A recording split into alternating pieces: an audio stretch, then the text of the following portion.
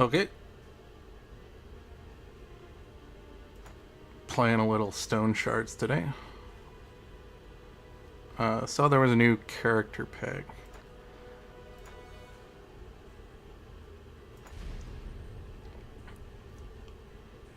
So I wanted to check out these new characters they added to the game.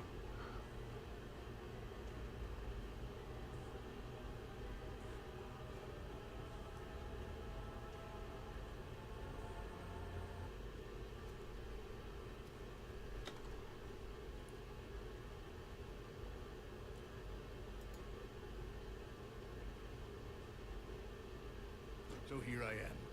The caravan is gone. If I knew I had to deal... I need to get back to Bryn. I'm not... So I noticed they changed some of these traits, as well as add in these 3 new characters. I was playing Velmir in my last game. Noticed they changed him quite a bit.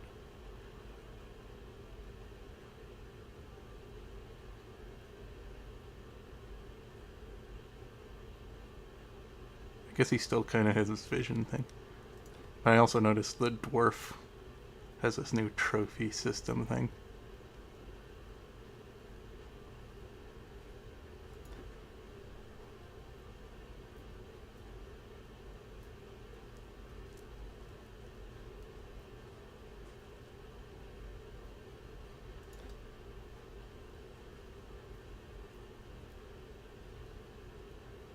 Huh.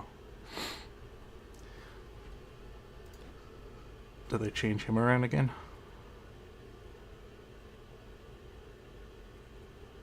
He looks a little different, but I was thinking about trying out this guy because he seemed like a spell sword.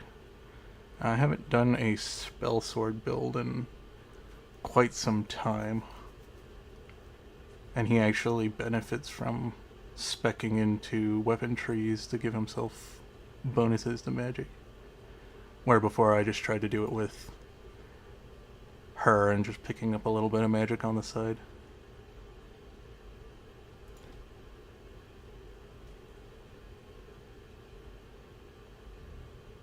Grants 1.5 magic power for each ability point invested in weaponry trees. And grants weapon damage for each ability point specced into sorcery trees. Grants 2% XP. Gain 2 max health and 2 max energy for each ability point invested in utility trees. Okay, so he still gets bonuses for utility. Interesting. Pretty standard spread of stats. Strength and vitality and willpower. Not bad, not bad. And he starts with maces.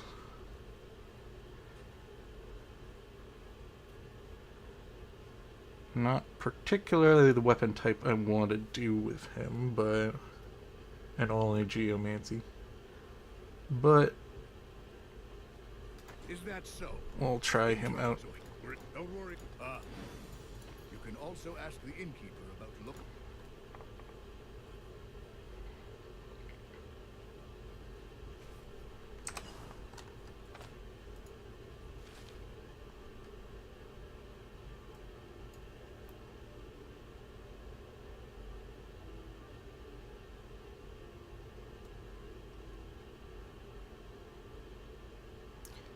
Yeah, it looks like since the Regs and Riches update, they've made most of the normal locations static. Because they look like they're spawning in the same location every time I play.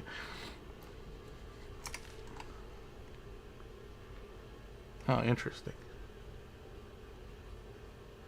He starts with the flame flask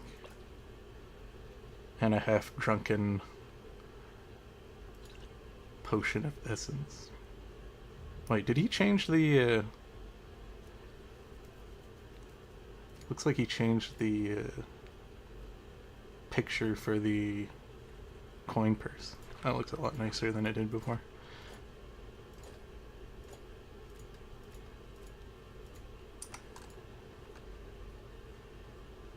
Okay. I think I'm gonna quickly grab a crossbow to start from,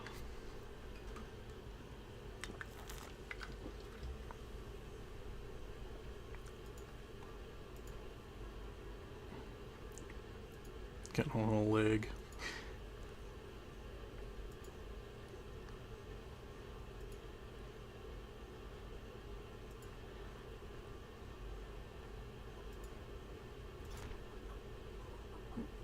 I think I'm gonna grab a crossbow from the garden here.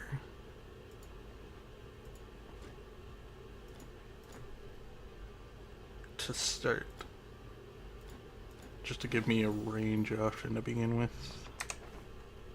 Since I don't know if I'm gonna plan on going that far into geomancy. I think I might grab the stone armor.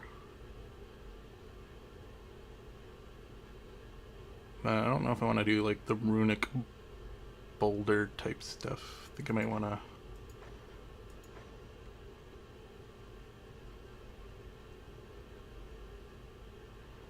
Did you make this tree bigger since I last played Electromancy? I can't remember. I haven't played Fire pretty much since the Troll DLC. Maybe I'll pick up that.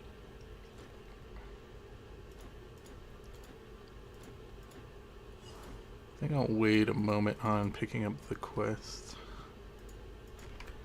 Just gonna see if I can snatch some easy stuff out on the map.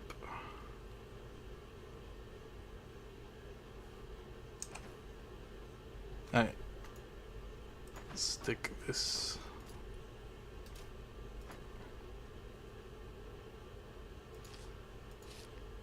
Oh, I didn't even look at my equipment. It's got a doublet. Pretty standard chest piece to start. It's got magic power on it though, which is nice.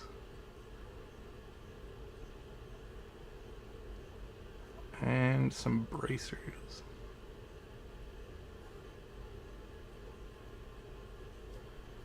I do like that.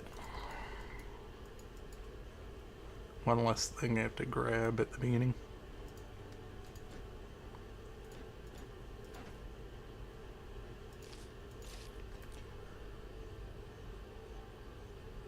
Did they add this pinkish color? I don't remember the scrolls getting a pink hue around them.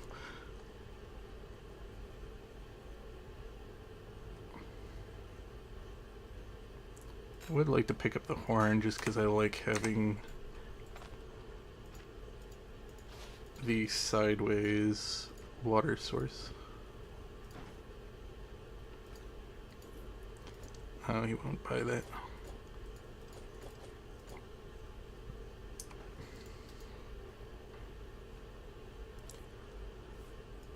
Pretty sure the innkeeper will, though.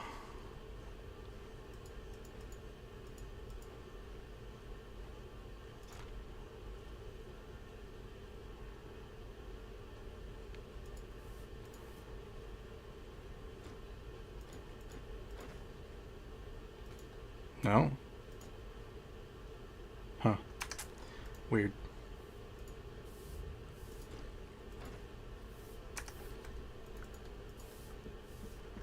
I'll just stick it in the shelf for a moment. Or chest, I guess.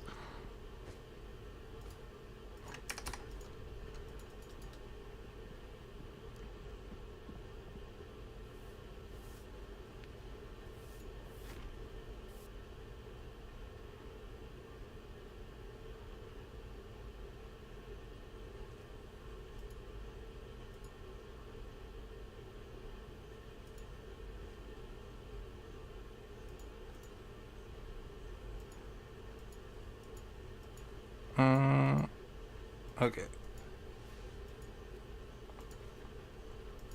So I've got a two-handed club and my crossbow, which I should load.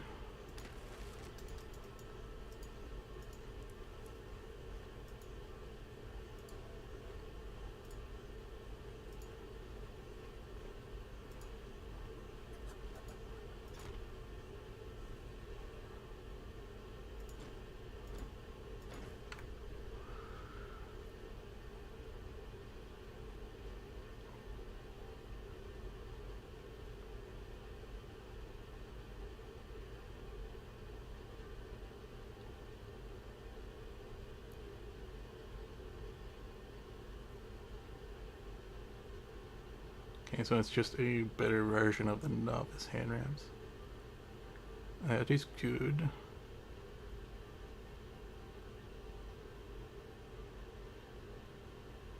I don't know why, but the picture makes these look like slightly damaged.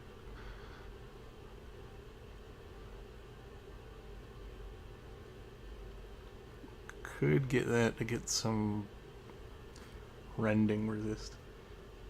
I think I am planning on doing sword and board strategy, so the block chance would be fine for later.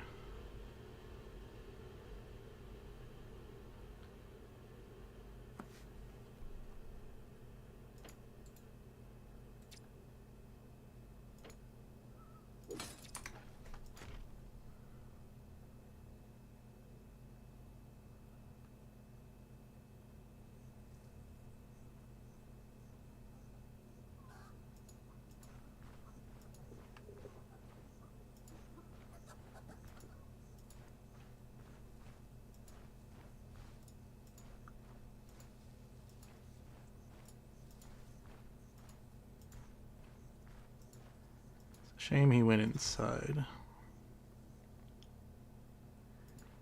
Hey. Alright. First easy quest to get done.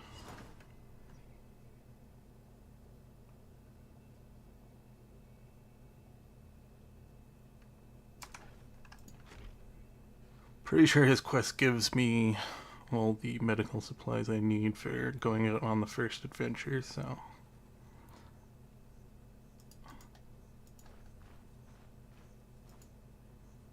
What was the quest again? Fleetwood, Spearmint, Argamon, and... yeah. Should be able to get the Fleetwood on the road just down here.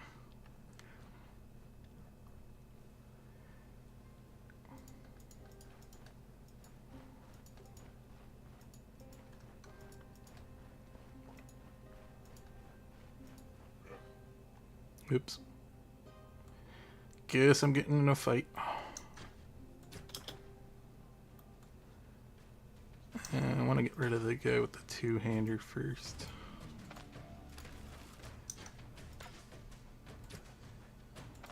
Uh-oh.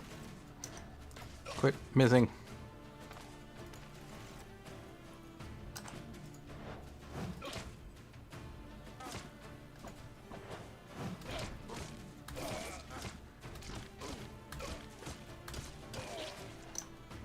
There we go. How banged up did I get?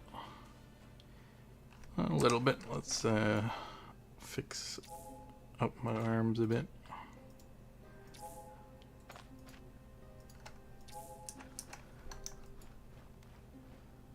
I'm assuming my club's better than the large club. I think the large club is just a... yeah, it's the basic version of the two-handed mace category.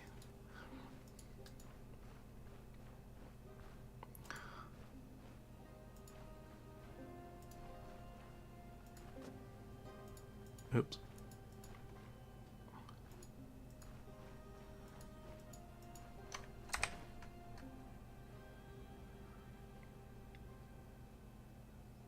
Yeah, Yeah, that doesn't do what it used to do.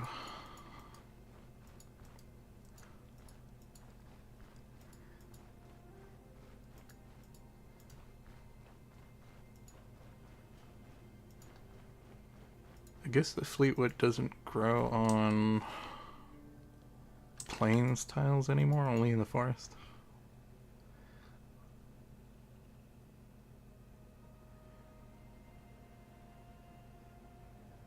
There we go.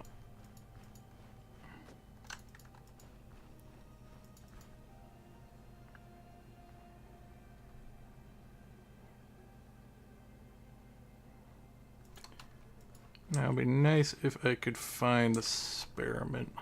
Might just quickly go check this question mark. Hope it's not something that I can't manage to take at the moment. I'm hoping it's just a bandit camp. But if it's also a one of the animal trails, that could be good too, just to get some early XP for discovering the site.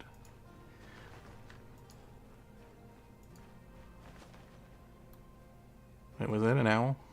Is that a new creature he added?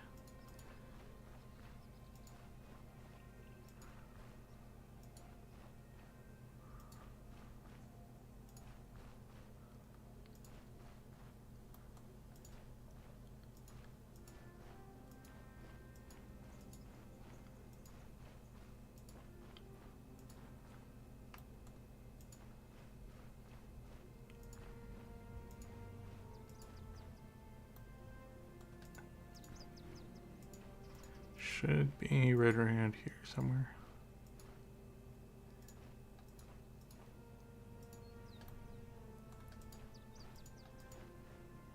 There, that looks like a clearing.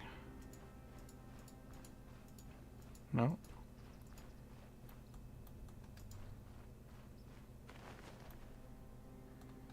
I think I'm in the center of the map. I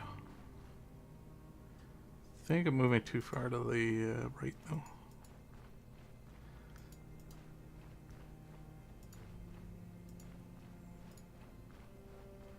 Yeah, that's an owl. Neat.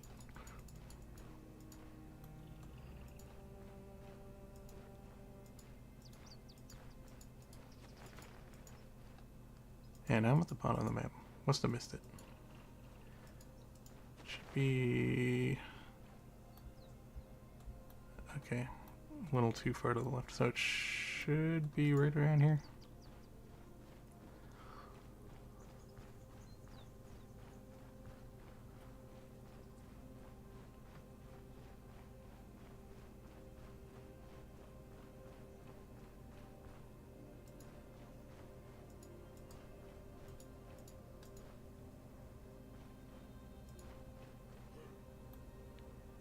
It is a bandit camp. 3, all with 2-handers. That should be a good place to choke them up a little bit.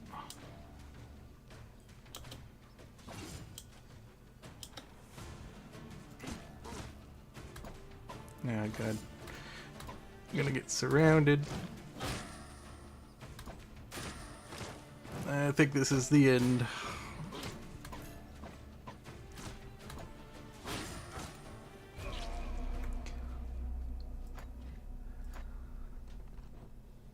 Back to the beginning.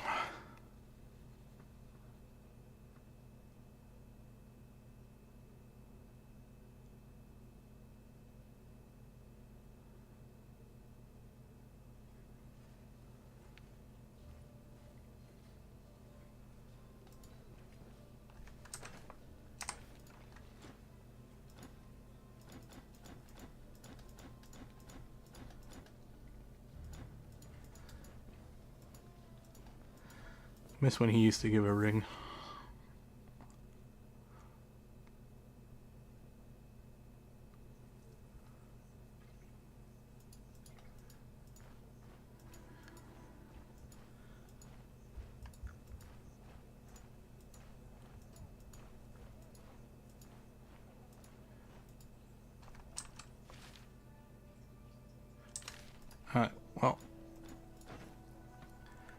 At least I can be more prepared when I go there next time.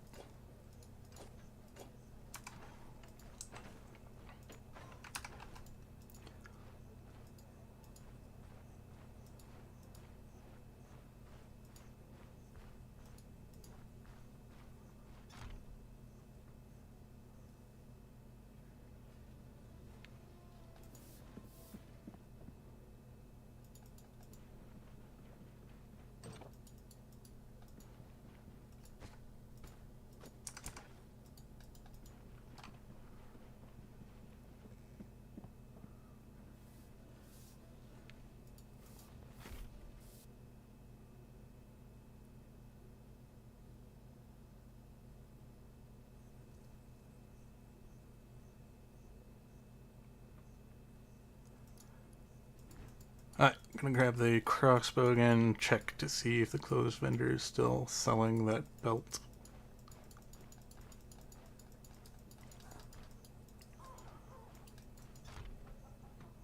Then I'm gonna quickly do the 2 easy quests in this town.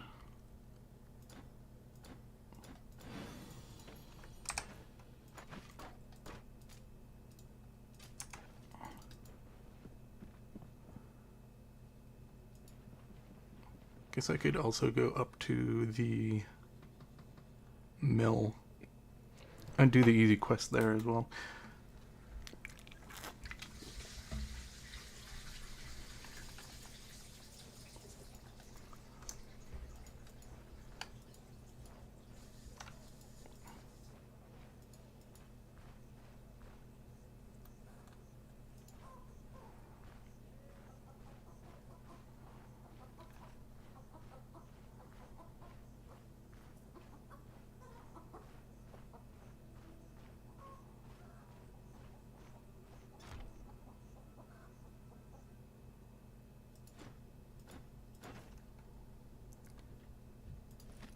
Okay, cool. He's still selling that.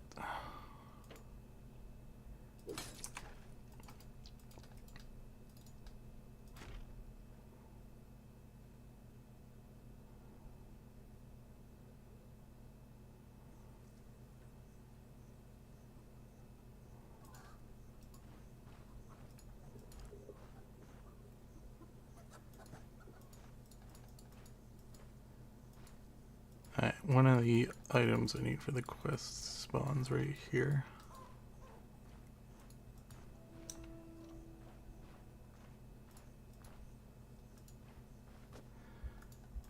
Sometimes if you get lucky you can get the spearmint to spawn on the map.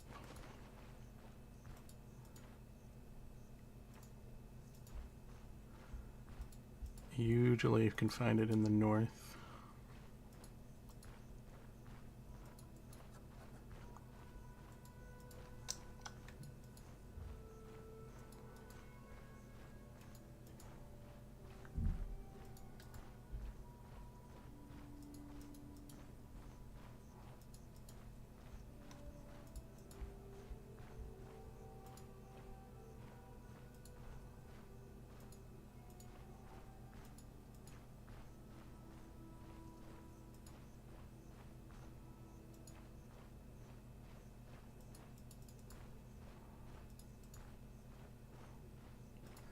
Might be a little bit unlucky this time. Rhubarb, horsetail. Yeah, that's Heelbane.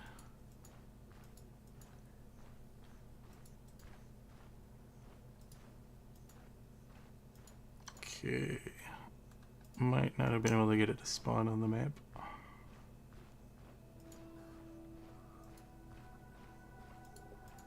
I have one time found it along here, but I think it's unlikely for it to spawn in the trees.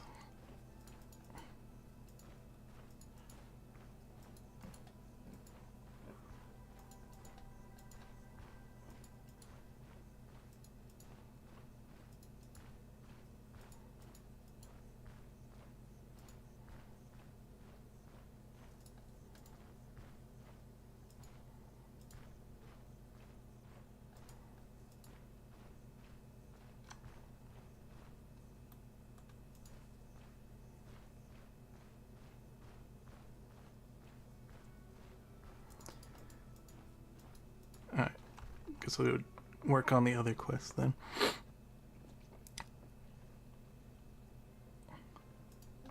And also quickly scout out this map and see if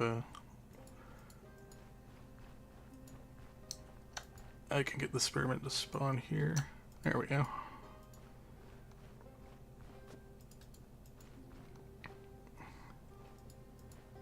Okay. Oops.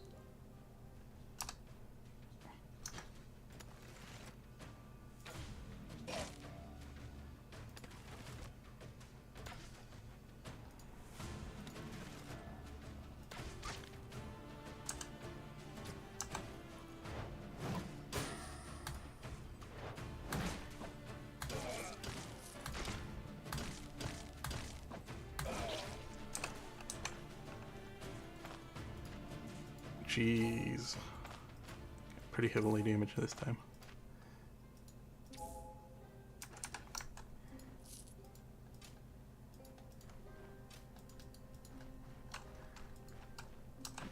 Okay.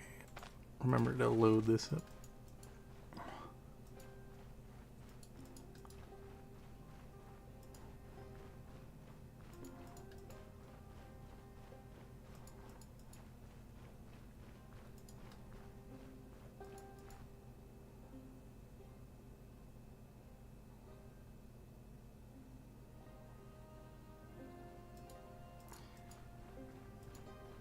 Okay. Easy first quest. Don't know if I want to tackle the other one because usually there's a bunch of bandits camping around the outside of the caravan on the road.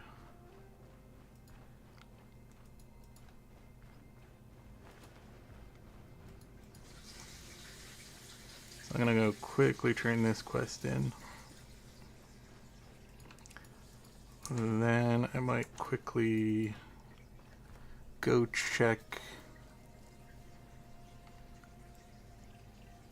the mill. Just do that quest real quick. Just to get some extra traveling supplies.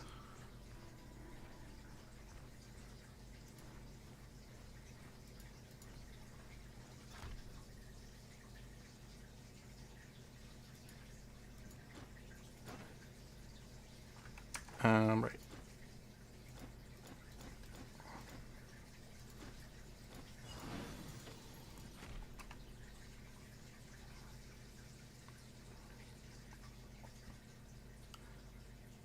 Actually, I should probably buy a couple more supplies from him. Since the early game is so hard in this game, we'll grab a couple more healing cells, 2 splints, get a bandage.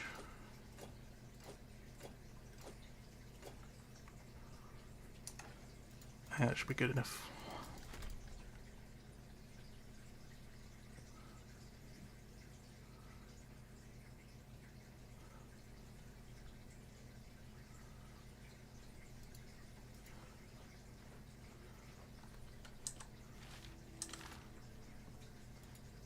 Oh, I'm getting such weird lag inside of the city.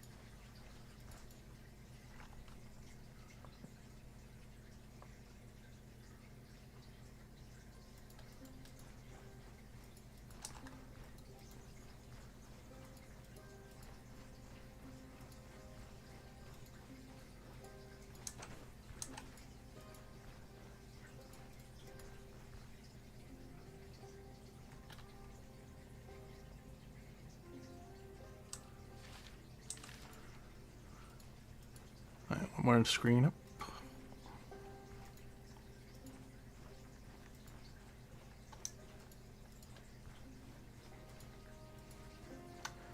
Just trying to stay away from the roads so I don't have random bandit encounters.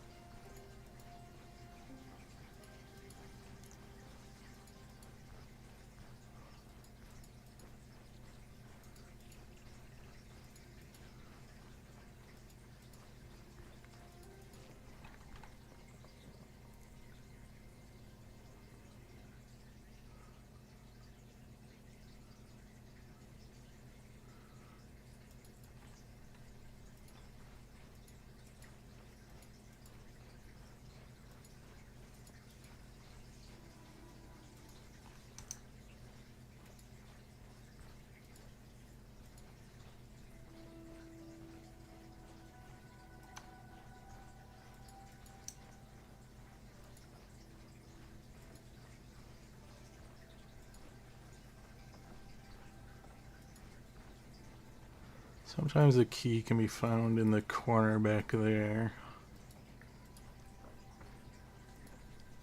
Last time I played, I found it up here.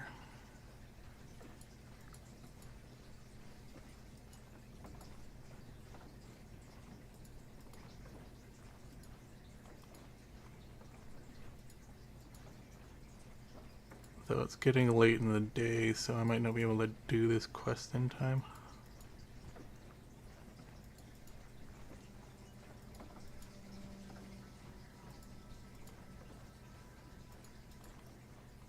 There's the key. Hopefully he's still willing to give me the quest.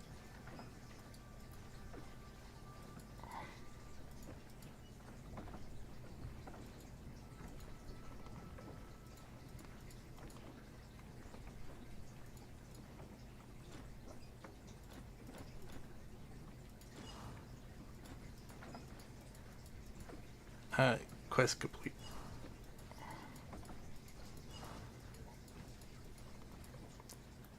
I think the shed's down here.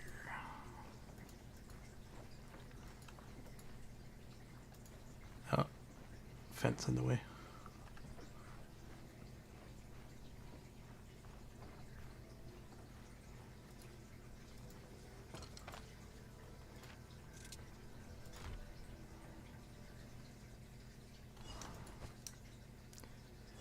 A bunch of vegetables.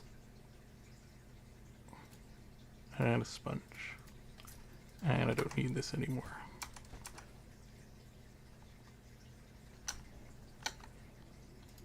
And might as well rest till tomorrow.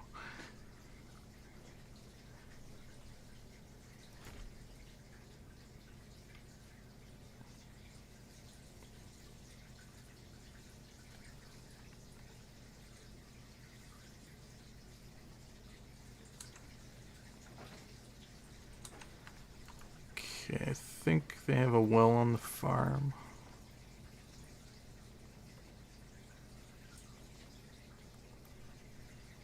No? Okay. Guess I'm not filling up my water.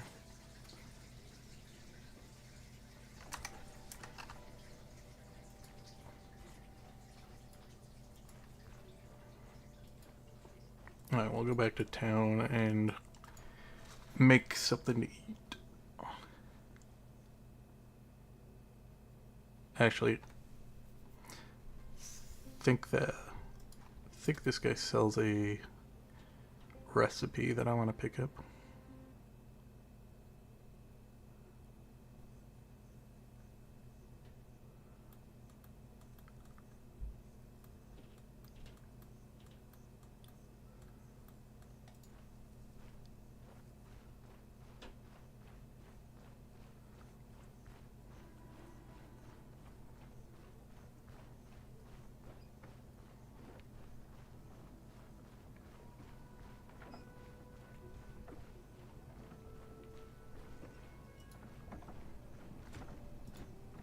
Oops.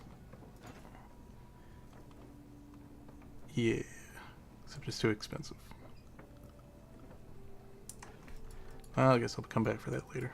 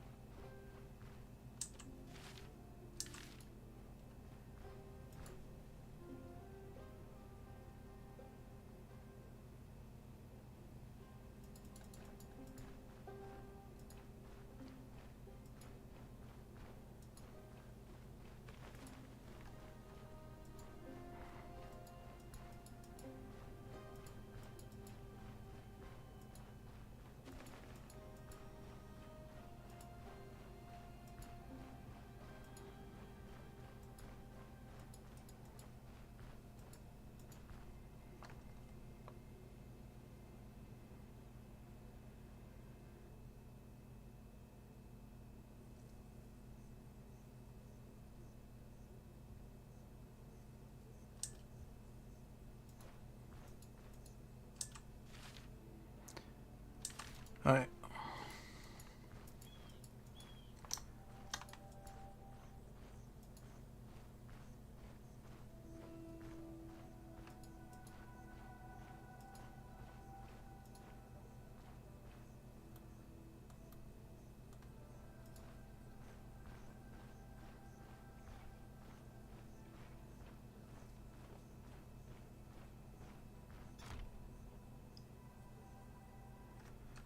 I think I can make a peasant stew.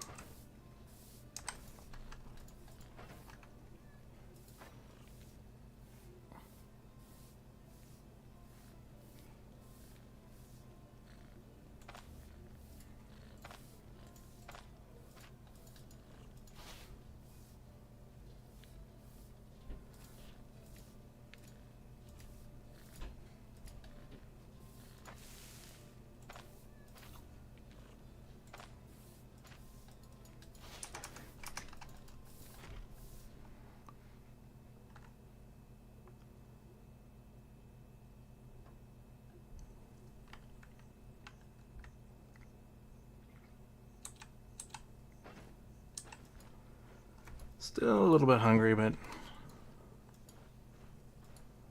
should be good for now.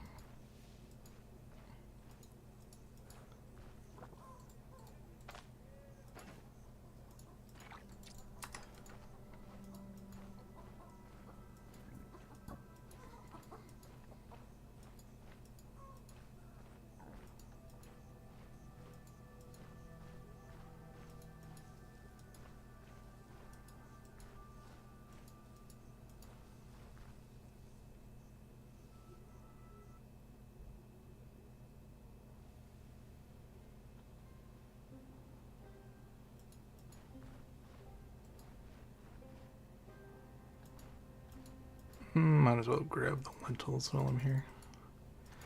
Make some lentil soup.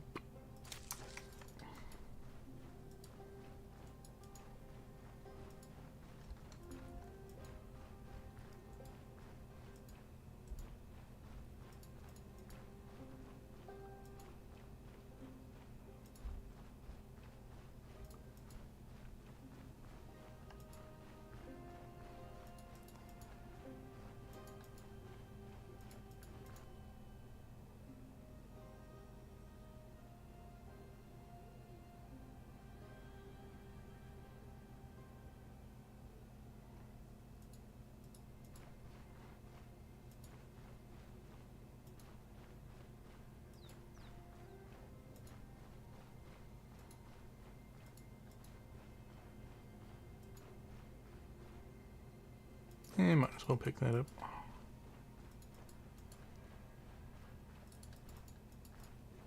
Yep.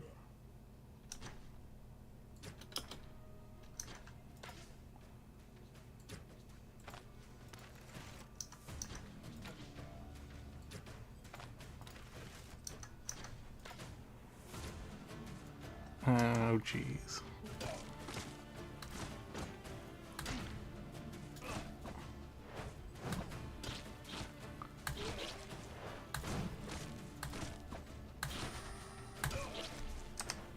Alright, not too bad.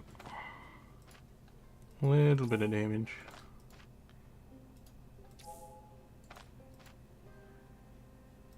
Let's deal with the leg.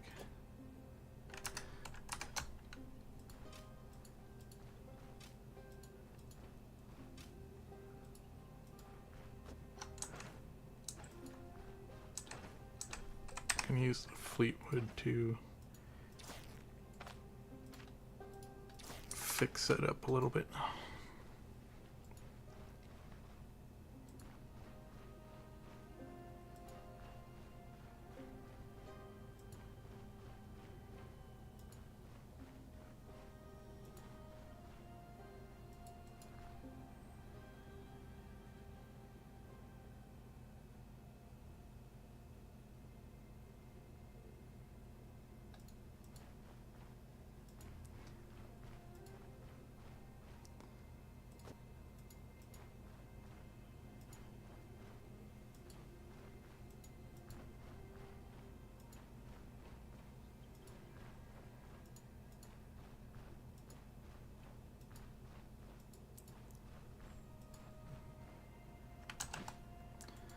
See if I can hit. Oh.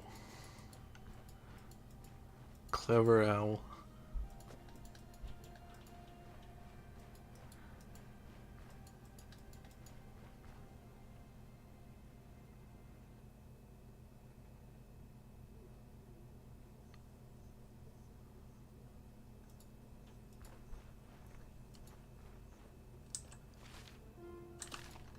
Okay.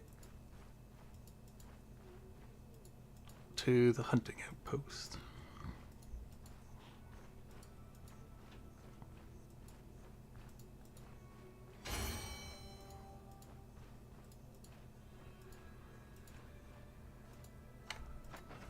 I leveled up.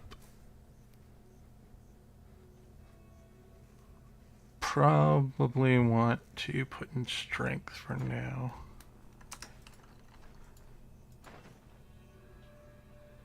Since I inevitably want to be doing sword and shield. And then getting magic afterwards.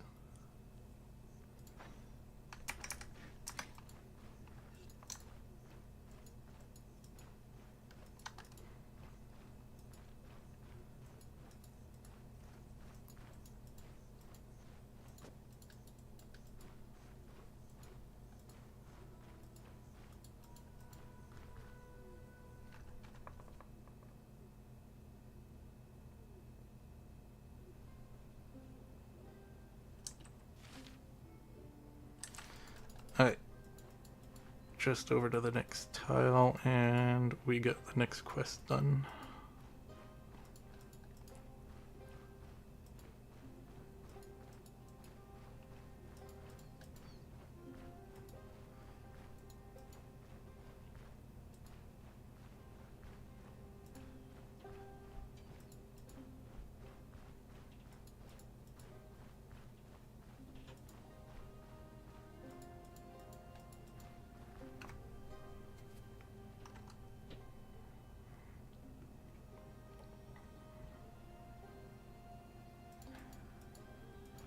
Usually it spawns pretty close to this side of the screen.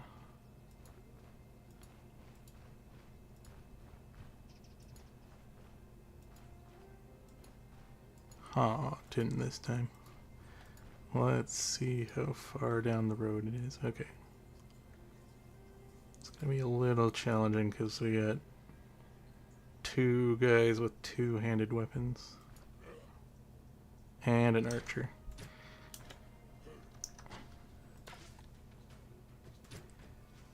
I need to hit. Come on. Well, at least their archer shot their own guy. And he missed. And hit his own guy. I'm gonna be dumb and move and take attack of opportunity just because this ups the chance the archer will hit his own guy.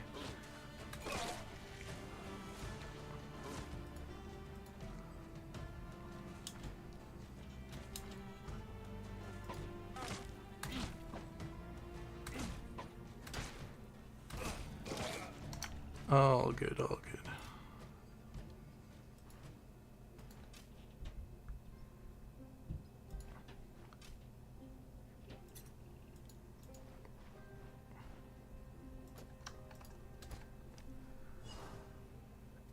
Okay, decent amount of junk. Just read that to get some XP.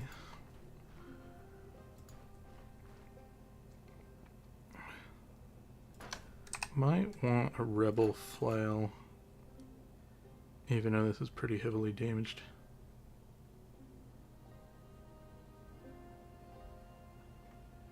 Just for when I switch to... I kind of want a sword.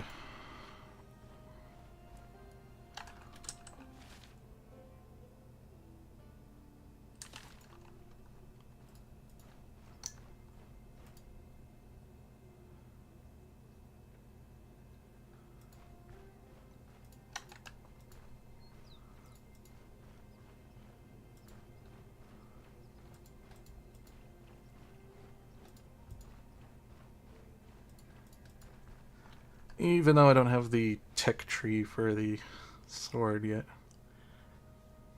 Hopefully there's somebody in town that teaches it.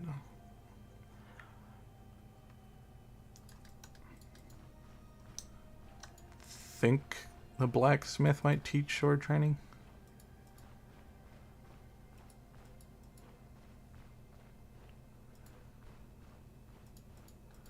It's gonna cost me a pretty penny, but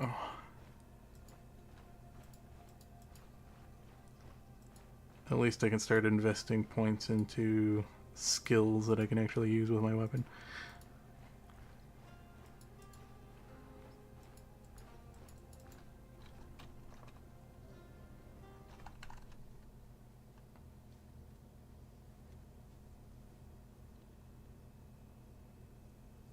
Should probably switch back to my crossbow.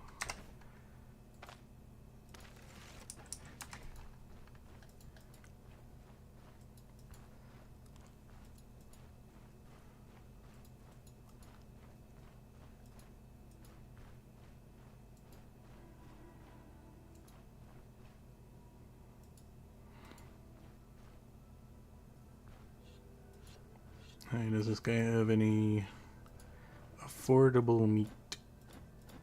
Oops. Just a duck. And overpriced medical goods. Let's see what this guy has. Just money.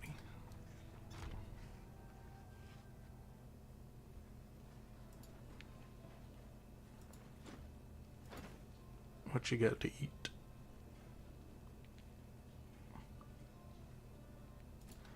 I'll do that.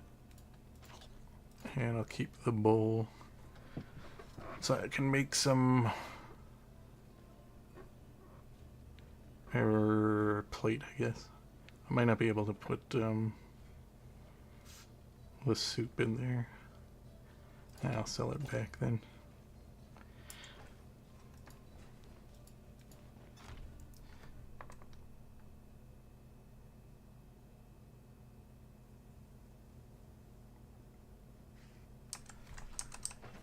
Also got plenty of food I need to use.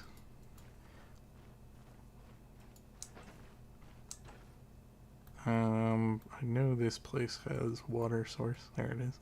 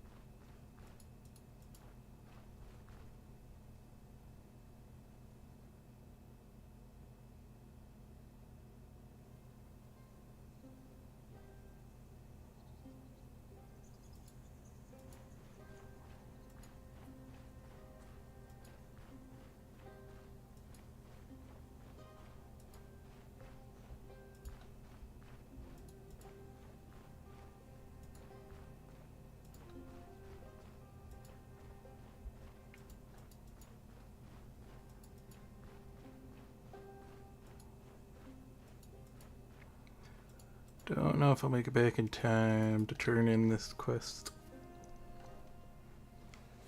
before all the NPCs go to the inn.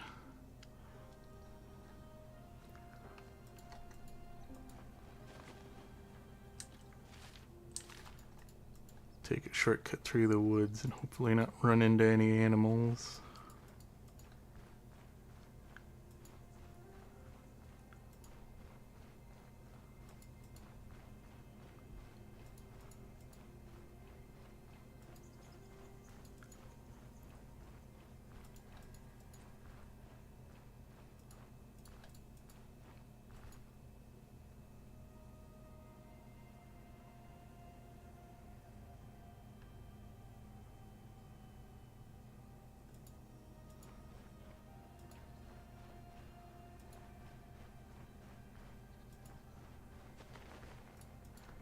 Oh, perfect. A leak.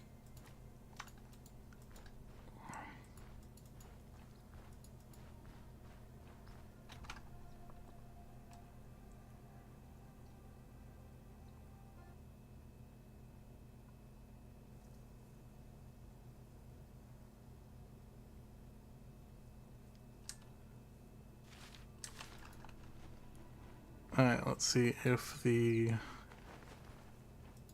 Fletcher, or woodworker, whatever he's called, he's still here, so I think I should be able to turn in this quest. Oops. Here's your plane.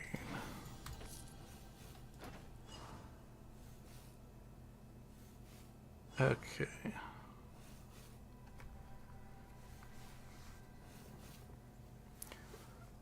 think that's going to be my early game shield at some point. Still need to get my hand on a one-handed sword.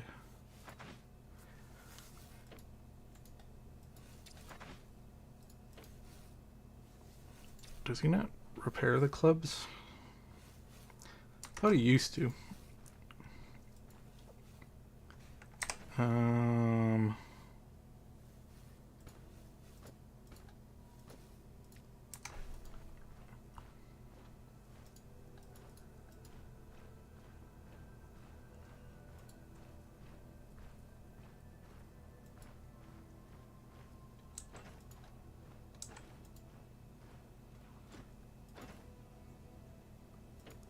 Hopefully I can get all the repairs done before I set out again. Before the sun sets.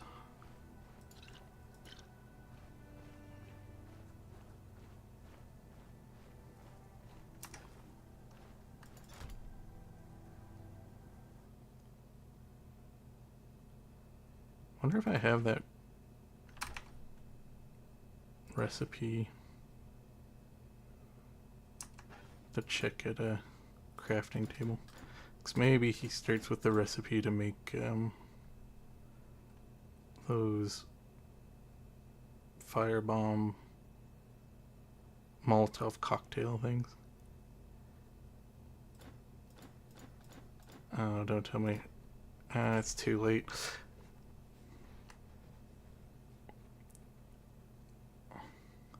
Didn't get to him in time to repair my stuff.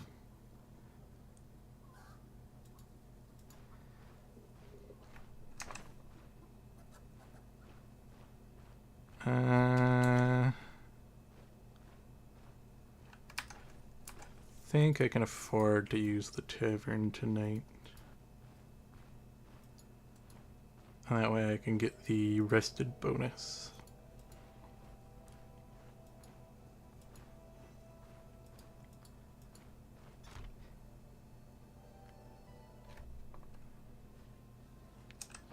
I did get this liquor from the quest, so should be able to pay.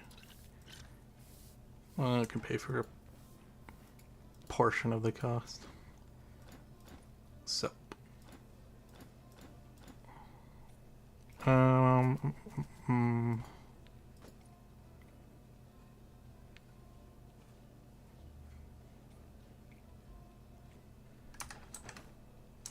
Let's eat the cheese.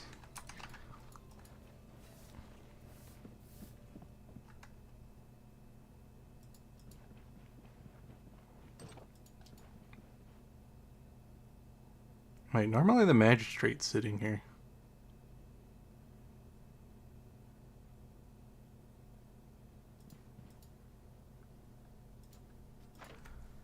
Wonder if I have the quest to, like, rescue him.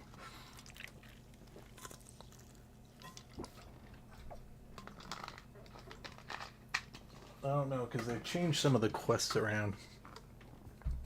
In the starting town, there used to be a chance that it would grab a random villager and stick them in the jail cell for the bandit dungeon. Oh, he changed the picture for vigor as well. Neat. Don't know if I like that new one.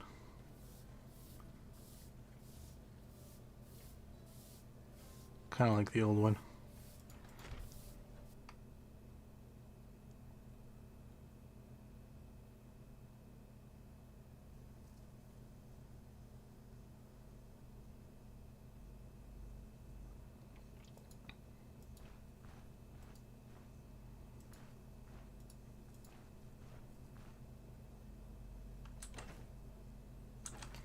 Okay, I need to get my thirst up.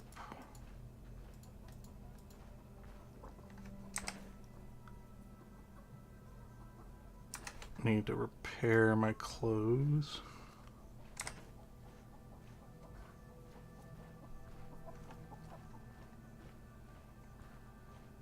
I forgot to put some of this stuff inside of the chest. I need to go back in to cook anyway, so.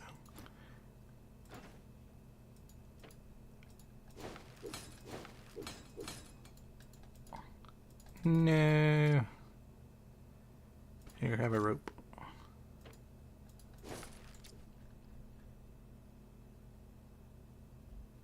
And you can have another one, because I'm going to need money to buy a bowl from the Idkeep.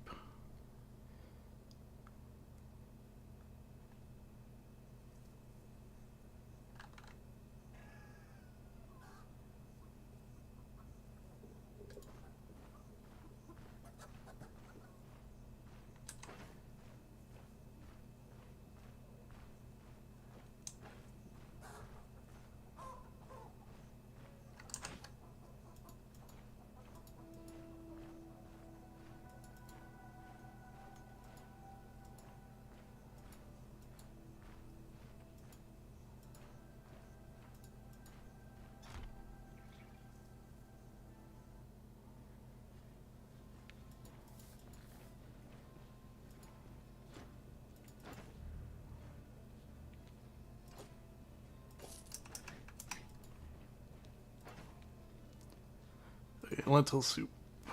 2 lentil. 1 vegetable. And we need water. Cook. Purge.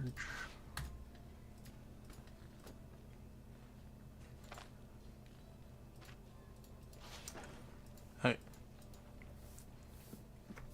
Before I forget.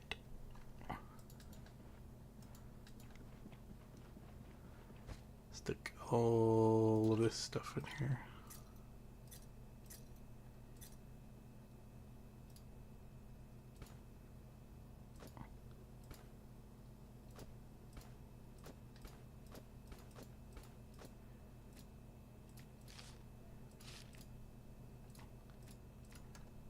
Wonder if I can sell the note. Don't know if the general goods shopkeeper will buy that, but can't harm checking.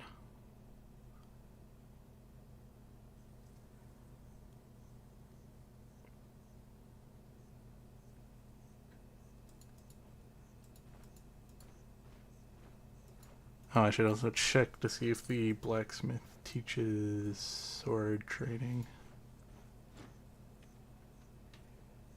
No,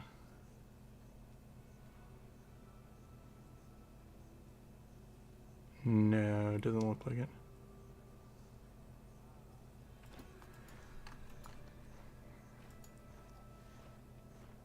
Maybe the mayor teaches it?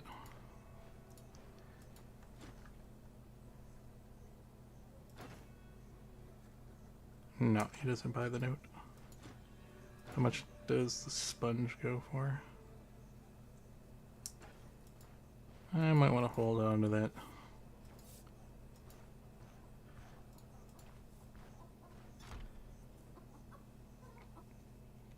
Check the guard. He might... Oops. He might have... I was hoping you could buy... Okay, he teaches spear. Do these guys teach anything? Got any rumors?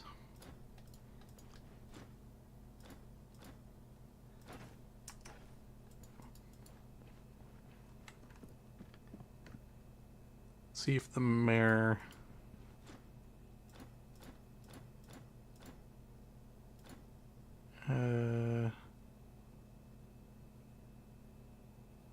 Nope.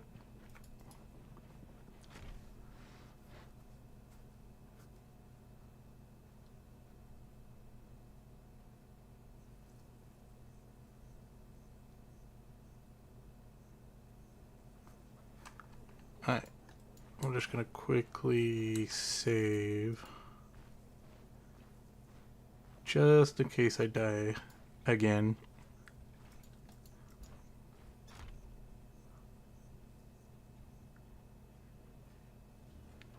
Just so I don't have to redo all of that.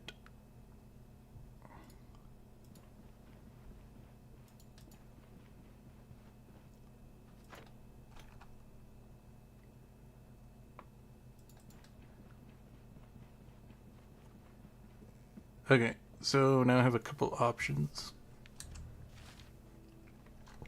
I could go up to there, because there's a bunch of loot that you can get for easy money. I can go here and clear out the couple of bandits, which is the first part of the quest that the mayor gives. I can check out this point of interest.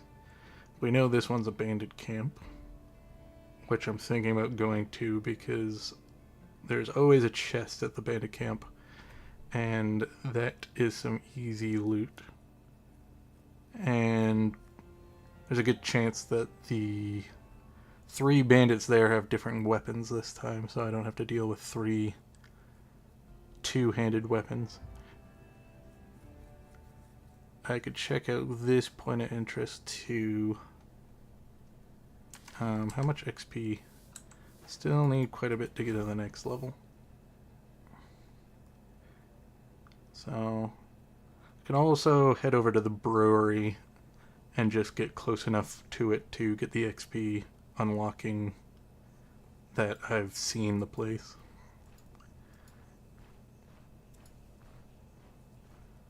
But we're wanting to get a sword, so I can switch to sword and shield. And I'll lower my overall damage, but I still think this two-handed club has higher burst potential. But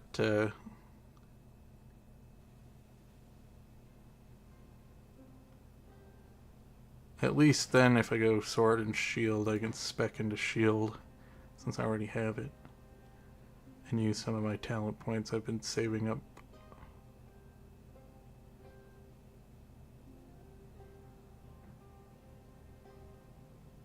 Where's shield bash? Oh, there it is. Then I could get shield bash, and at least I'd have a weapon style I could use.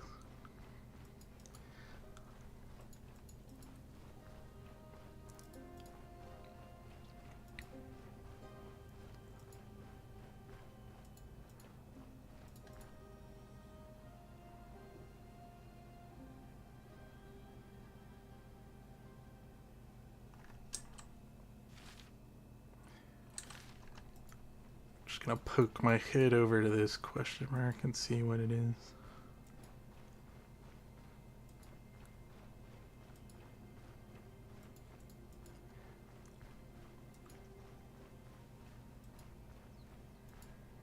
Oh, see an owl. Probably won't hit it, but yep.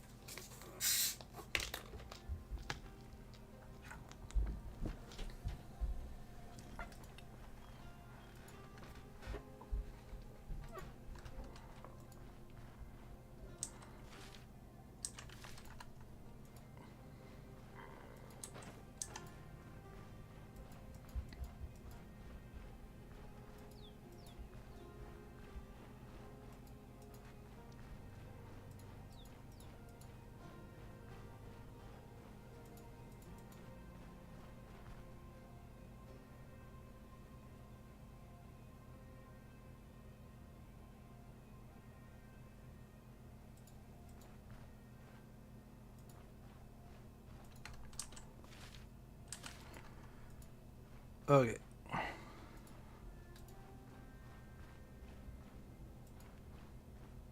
Gotta be more careful than I was last time.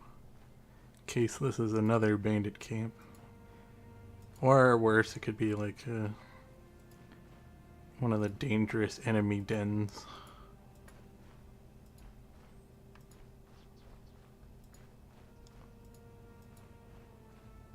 So I gotta be careful.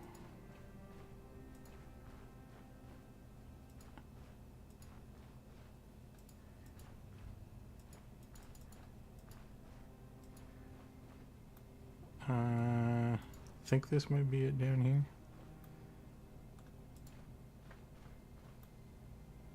No. Should be in the center of the map.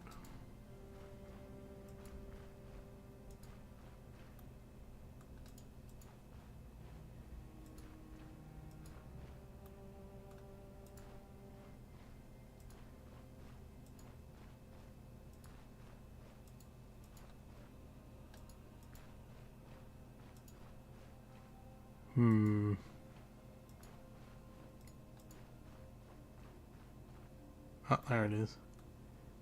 Is this a bandit camp? No.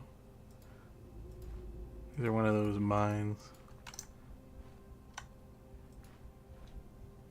Don't think you could do anything with these locations yet. Or at least not from what I've found. But, you know, free 50 experience. Not gonna complain. And I should be able to sell that for at least half the price of the item. Don't care about the bucket. Okay, so we're gonna go over here. And then maybe go up here. And that should be the rest of the day.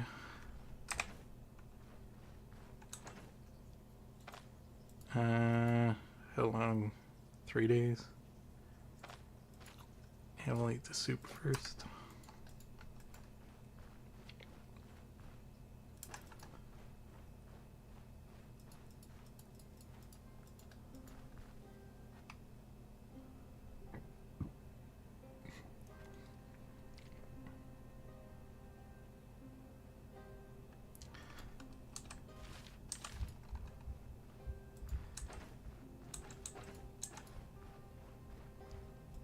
Still need quite a bit of XP. Probably won't get the level until... Well, I might be able to get it if I check these two. Pop my head in here. get the XP for searching this place, and then I think there's a letter here that'll give it a little chunk of XP, and then I'll probably have like a few combat encounters on the way.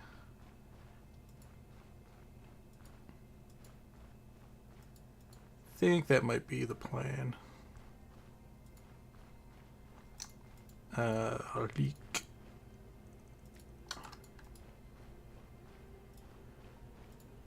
Just need 2 more lentils and I can make some more lentil soup.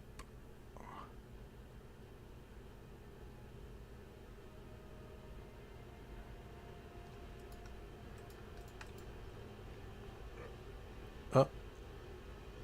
Combat encounter. Focus down the guy with the 2-hander first.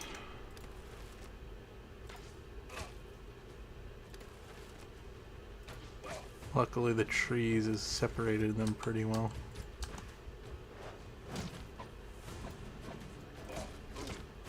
Yay, he missed his special attack.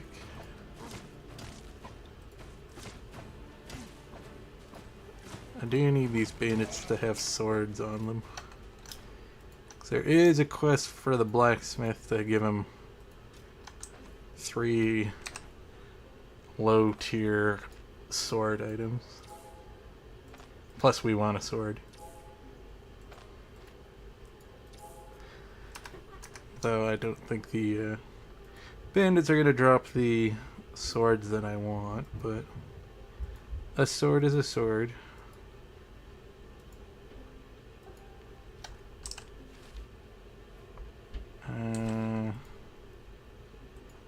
Should the bandit camp should be right around here somewhere. Gotta be careful though. We know there's probably gonna be 3 bandits at the camp.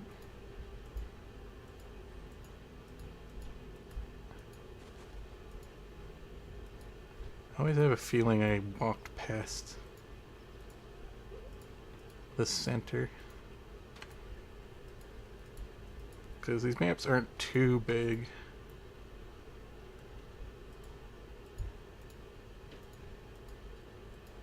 Yeah, see, I moved. Somehow I missed the camp. Oh, there it is.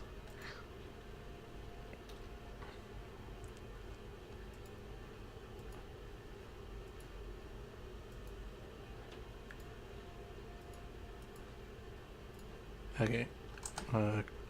Crossbow out. Loaded with an arrow. See if I can pull them. This is a much better angle because I can funnel them in here, and then they have to like take a long way around if they want to flank me. See if I can pull them one at a time.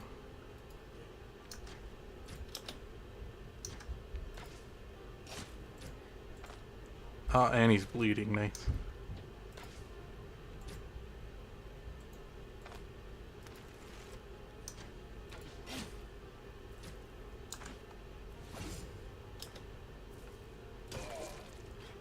Alright. Much better this time. Didn't get accidentally walking into them. Did only one spawn? I think now there's a second one.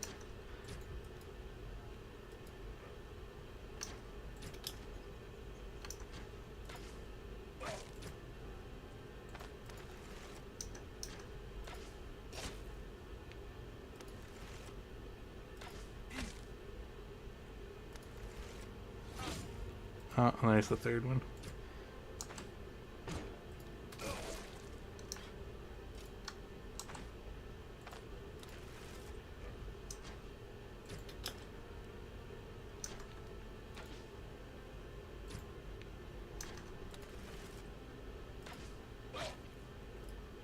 Getting really lucky with shooting them.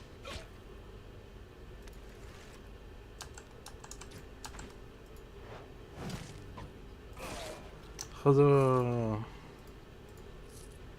He missed his big swing. I don't like when they hit those because they have a high chance of stunning and dazing you.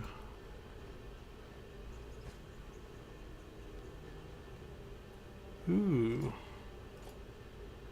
always nice to have an early pot. And these things don't sell for much.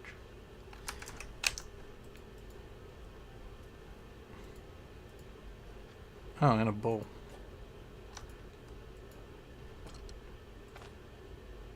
Oh, what? This guy doesn't start with lockpicks. That's bad. That means I'm gonna have to head back to town before I can...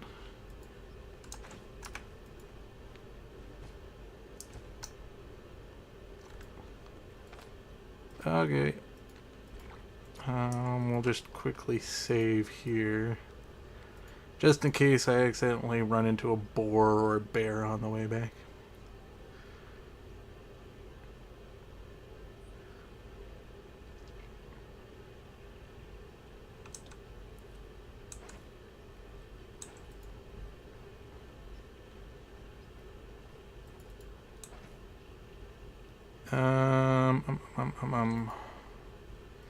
Yeah, see, I got a pretty decent chunk of experience.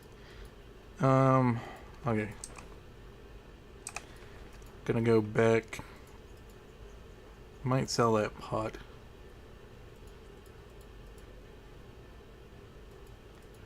Cause I don't know if I really want to lug it around with me.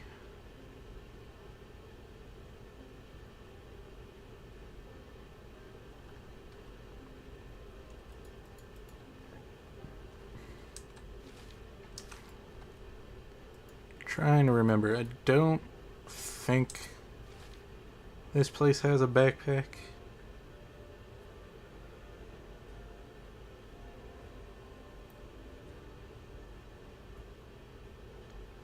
Trying to remember. Where do you get the backpack?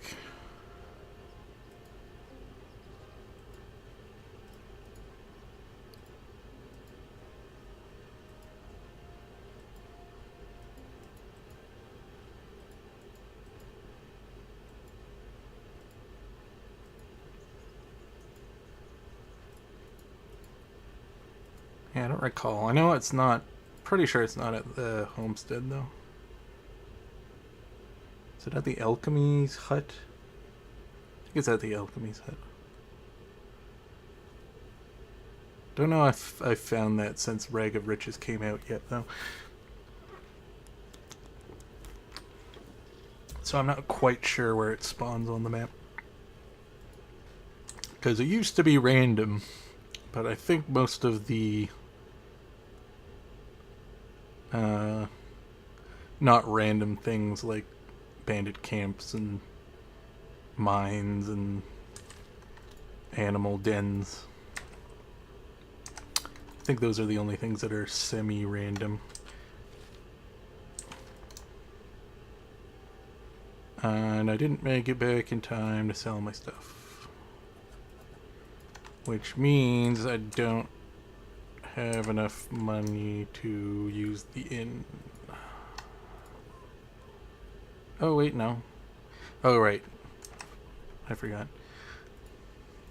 Alchemist healer guy always goes inside at certain periods of the day. Wait. This is a new weapon. I don't remember seeing this before.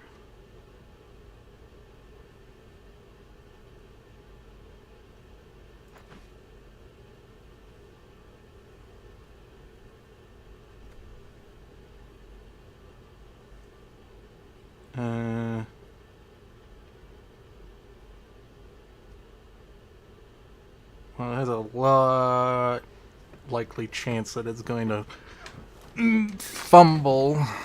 Slightly better accuracy, so it'll hit more often. And it looks like it has really good status effects on it, but comparable. One more damage isn't that big of a deal. And I need lockpicks, so I think I'm gonna sell the pot.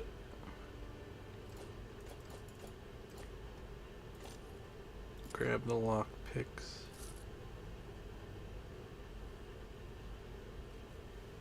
Gonna hold on to the horseshoe because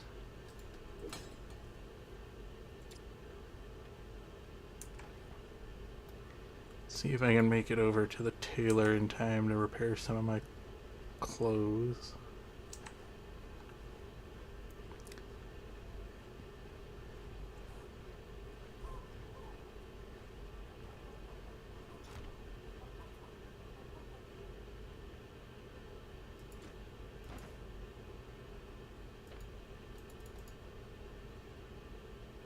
I can't repair my chest piece, which is what I would want to repair the most. Well, I guess we can just repair those for now.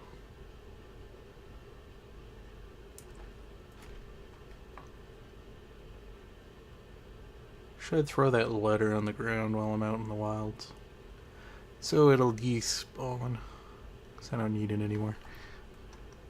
Or we can just have it permanently sit over here. Because I'm pretty sure items that you throw down in town don't disappear.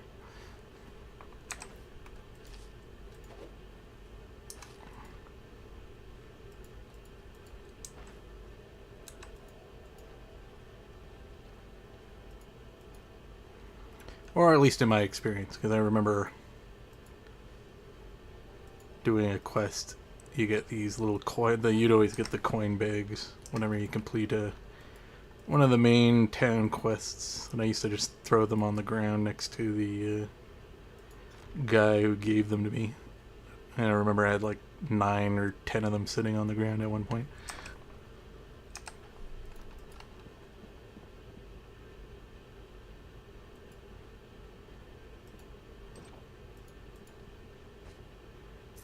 Alright. I'll put a bowl back in here. I don't think I'll be cooking while I'm out, so I can probably just keep that there for now. I'll put the leek in here for now too. Okay. Back to the campsite.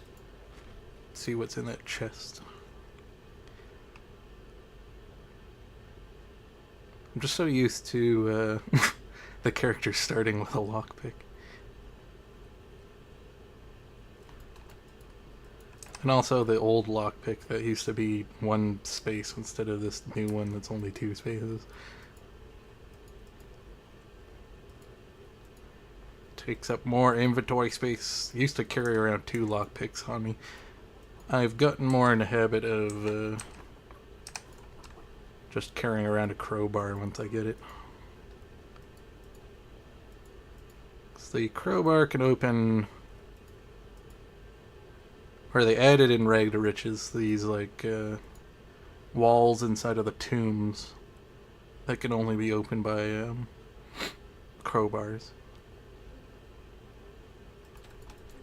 So lockpicks have gotten a lot worse, being that 1, they take up 2 spaces instead of 1 now. And there's an additional thing they can't really interact with, which just makes the crowbar a lot better. And if you're managing the crowbar uses appropriately, the disadvantage of a crowbar is that every time you use it on something, the durability goes down by 1. And then once the durability gets to 0, it has 10 uses. The crowbar gets destroyed, but if you repair it when you go back to town, or think I haven't screwed around with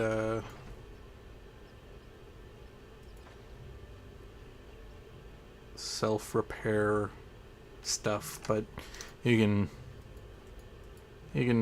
there's ways to repair your own weapons.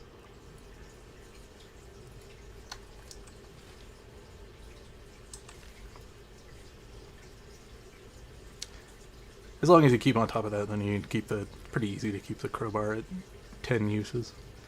If you just use it, 8 times or whatever, and then you go back to town and don't forget to repair it. The advantage of lockpicks is every time you lockpick, it just opens it unless you fail, and then it takes 1 of your uses. But can't open up those stone tomb walls, so then you'd have to carry around lockpicks and a crowbar. Might as well just carry around a crowbar with you.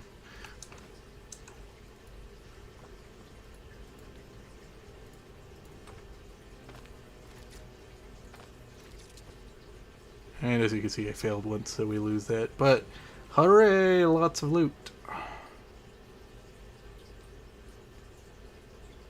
Wonder if it's worth slightly lower damage. It is up in the corner. You can see it's a 2 instead of a 1 like my club.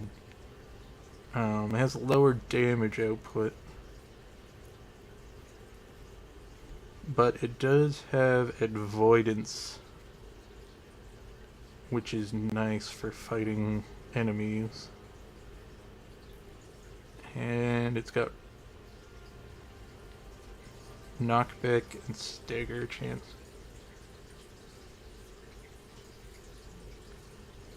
And it works with spells. And it gives fatigue resist.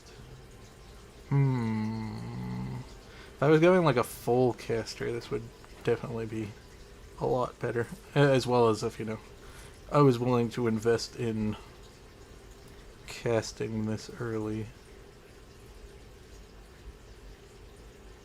Fumble chance. Is this leather? I think this is leather. No. Cloth. I might use this.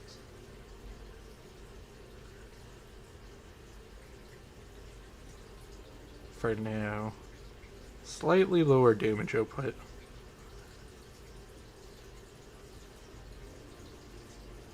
I think the avoidance would just be good enough. Oh right, I have the crossbow there. Yeah. And it's always nice to have a shovel. Big thing is its durability is already kind of low though. So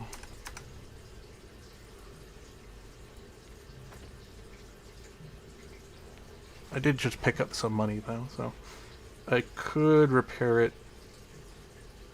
back at town.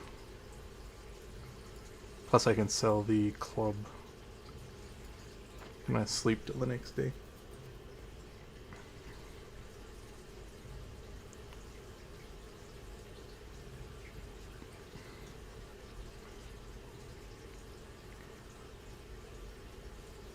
Oh no, it's raining. Okay. We'll eat the bread. And we'll drink some water.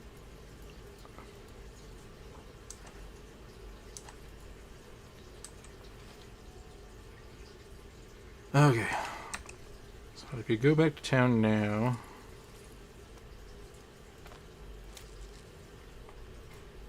sell the club, repair my staff.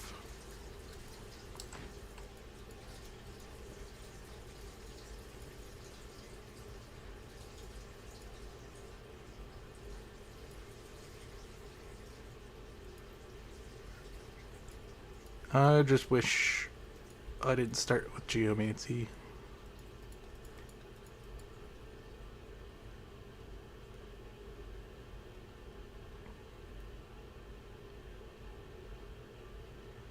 But he's kind of doing the more of the sword and board style. I could grab this because this is always useful.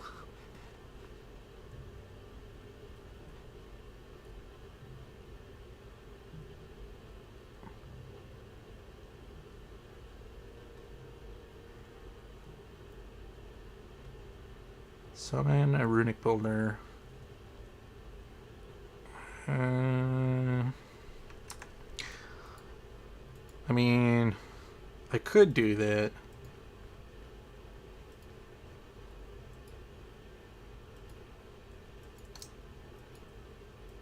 Lentils.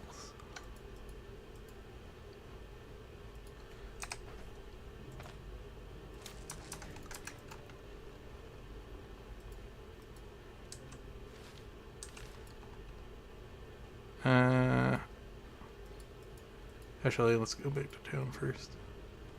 Let's gonna check out the question mark first, but better get all of my repairs done.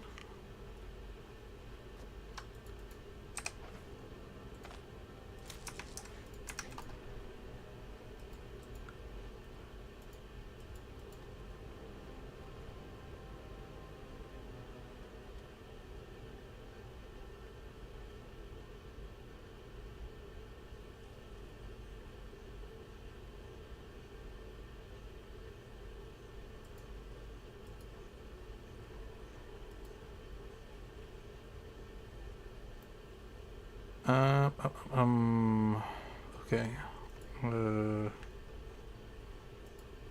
Should be able to sell the club to this guy.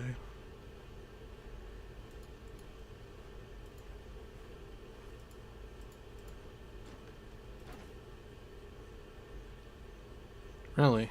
I guess they made it so that this guy only... Does this guy buy staffs? Okay, he does buy staffs.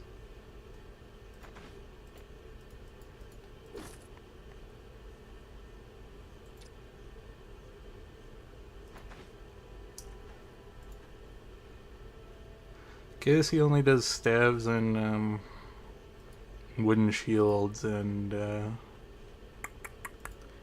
archery equipment.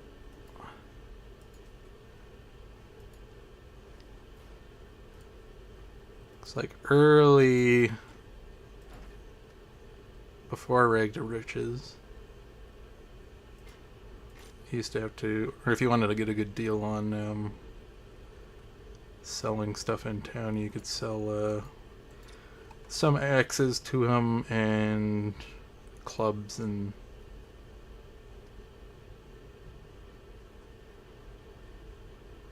maces and flails and stuff.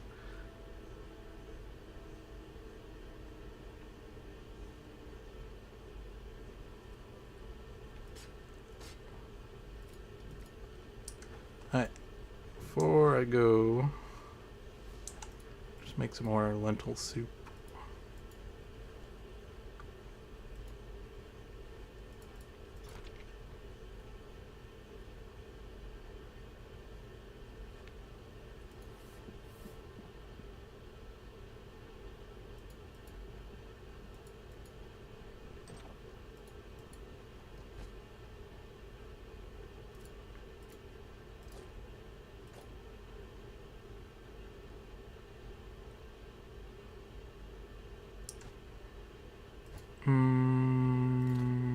Oh yeah.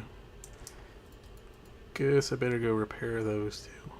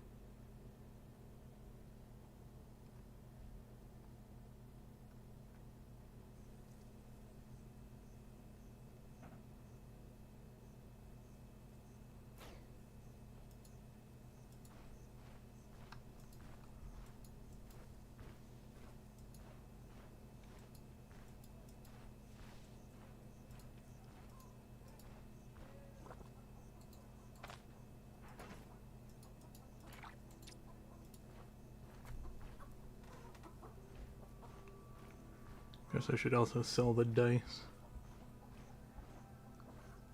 And if I have some extra money, I should buy another healing salve.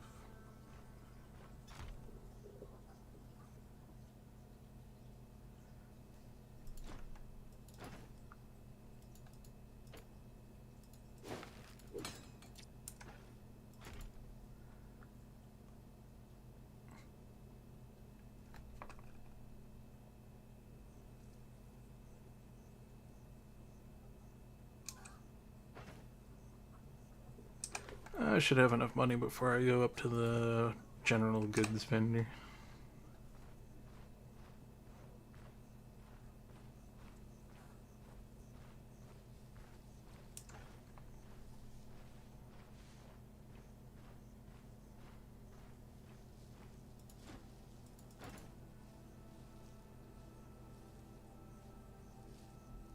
Oh, 40?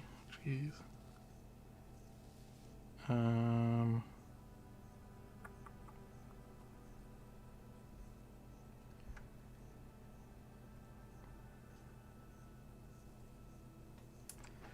I'll go with it, I guess.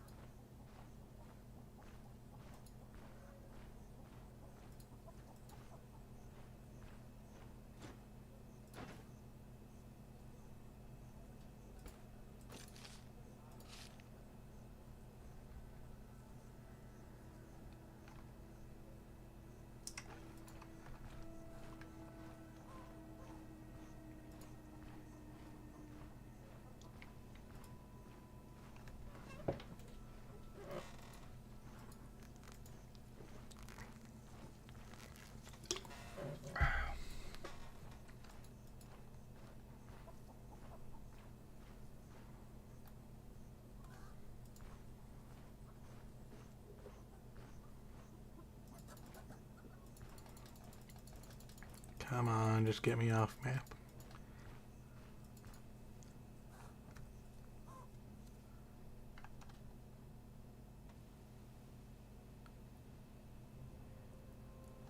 I hope that this isn't super dangerous.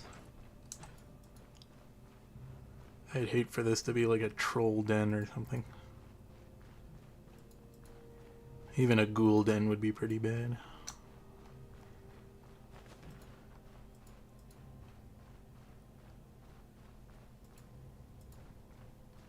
I don't know what the odds are of it being that, since this is kind of like the low level area.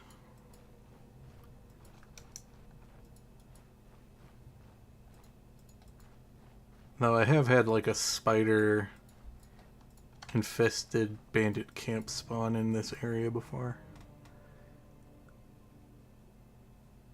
which is still like pretty mid to late game.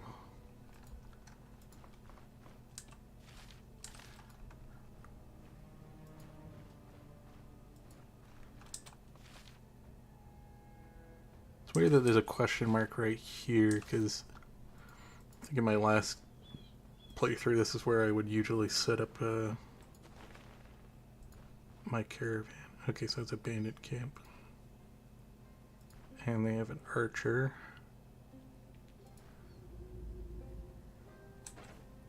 Which is fine.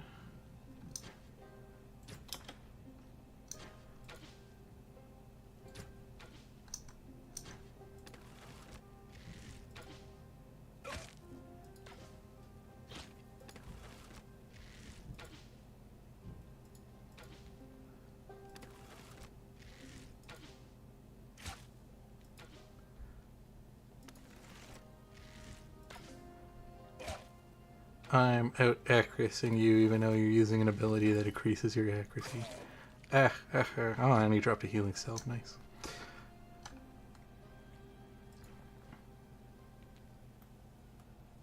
Ooh, he has a sword. Nice.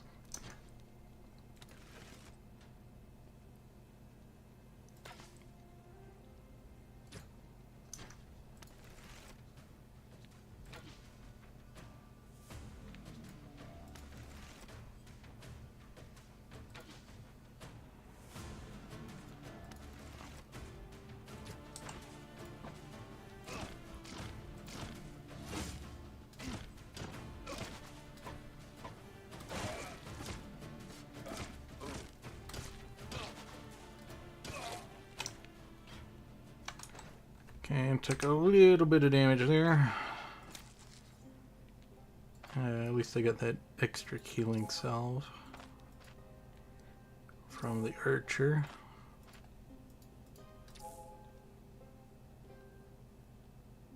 I'll just let myself naturally heal the rest of that.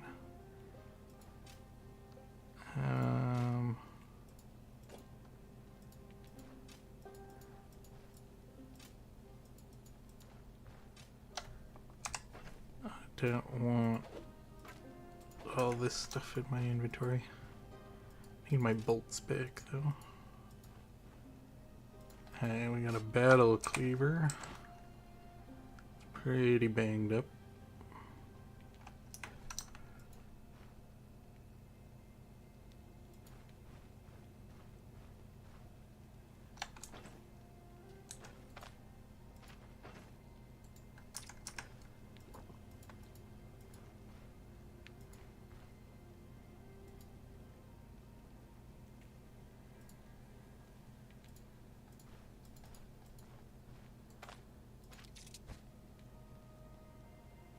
Ooh, another salve.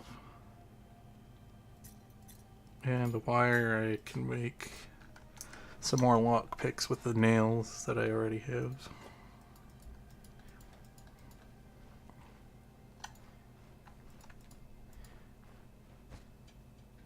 Ooh, some decently sellable stuff, though I don't have a lot of space.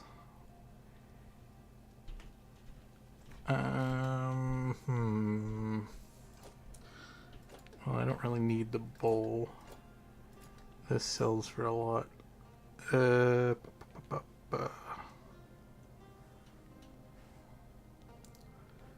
Maybe I should leave the shovel back in town. I guess we can use this stuff to help the healing process. Because that's sold for a decent amount. Alright,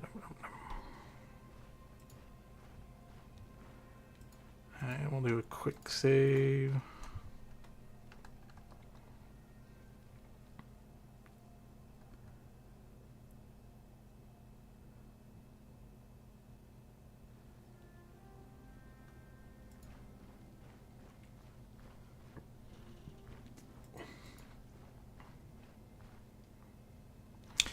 Could grab all these arrows, but I don't have any room. They do sell for an okay price. And in the early game, every little bit of gold is worth it. Now, I could go up there and kill the bandits outside of the dungeon. That would almost get me my level. But if I do that, then I'm not going to be able to get back to town in time before it's nighttime. And if, you know, they drop anything good, then I'm going to have to try to make room for it.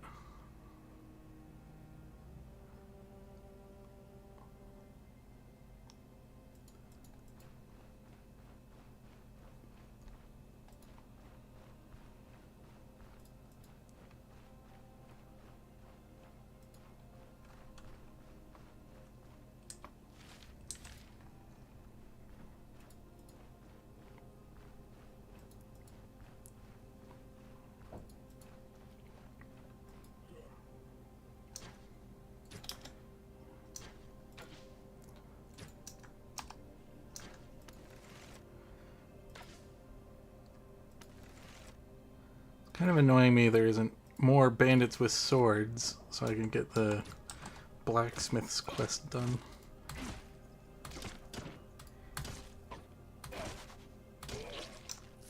Gonna have to probably wait until Jesus, a guy with the axe. One of the most deadly early game bandits.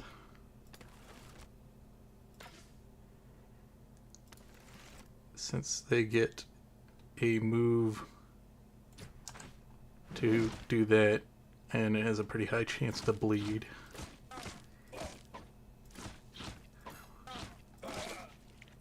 Oh, they've changed the picture on second wind as well.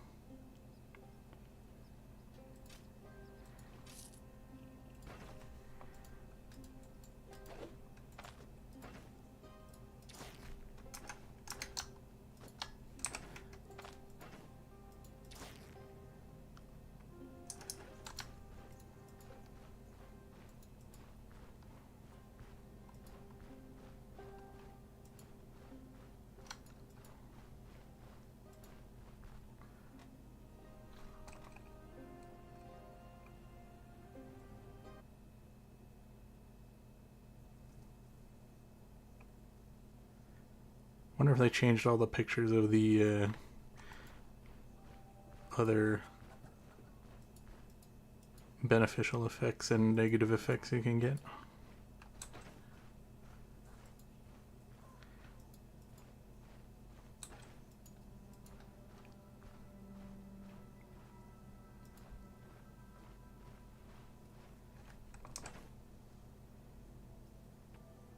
Alright, I want to keep that. We're going to want to go to the general goods vendor. We can sell this and that.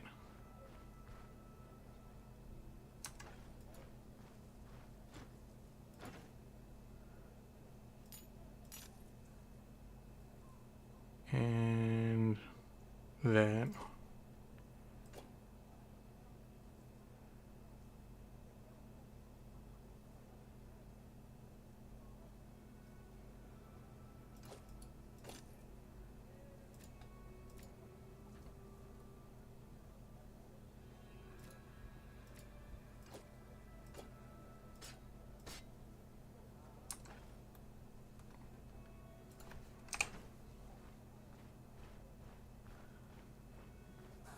I have enough medical supplies on me.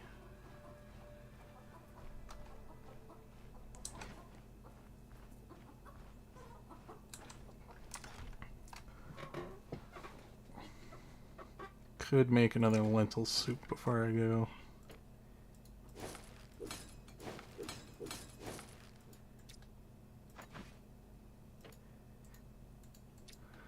Sell this. I now have a decent amount of money.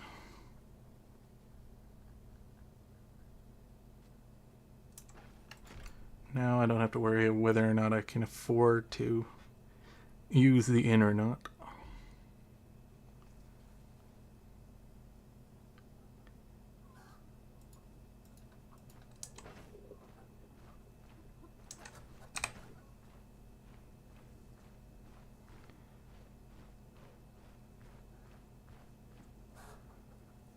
Go get the nails.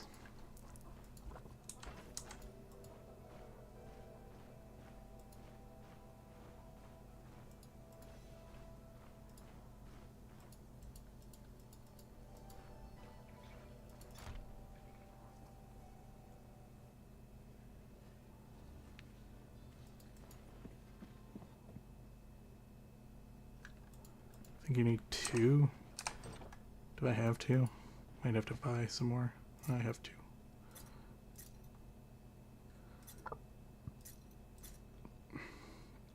Now I'm wondering if it's worth just sticking the shovel here for now and then coming and getting it if I find a random grave to dig up.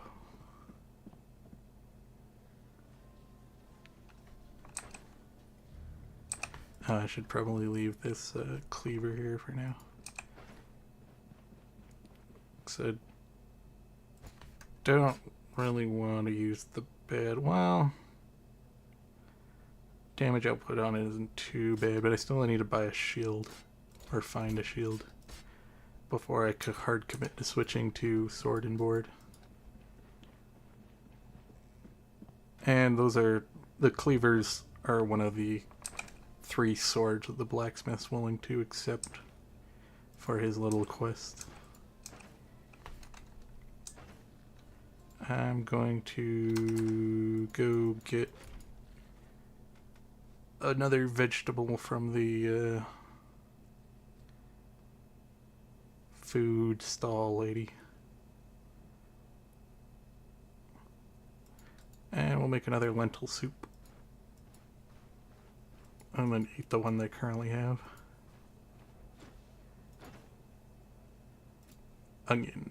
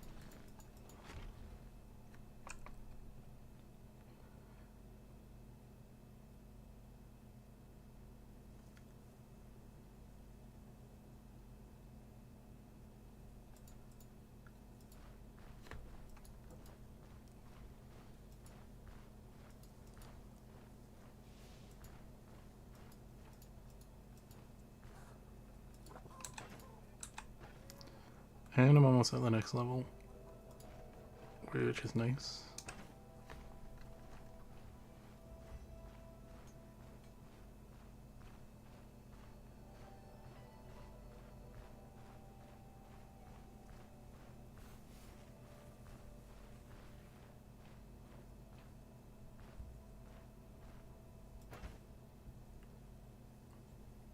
Oh, do you need a recipe for it? Okay. Guess I'm not making the lockpicks.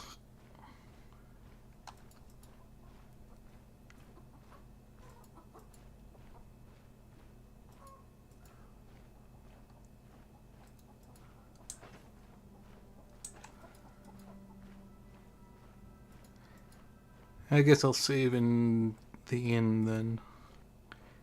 Then we'll head this way. And I'll level, if I didn't kill anything on the way, I'll level off of seeing the Oak Brewery. Then we can go to the Lone Farmstead. And that will be some more money, if I recall. I think the only thing that... I know there's a chest that spawns there that I think has random loot inside of it. And I think there's a pot there, so that sells for like 17 gold. I think there might be a bolt of cloth that spawns there always.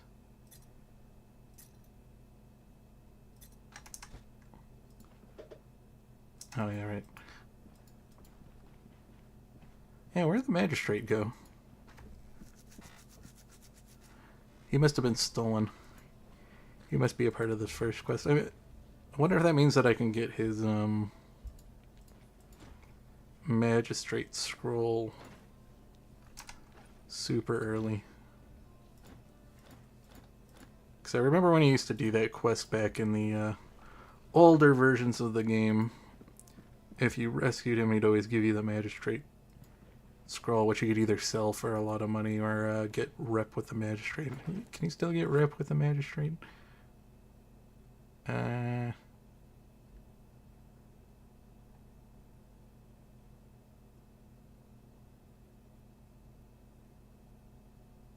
Yeah, I don't. There used to be a reputation for the magistrate. I guess he got rid of that, so I guess he doesn't give you that anymore.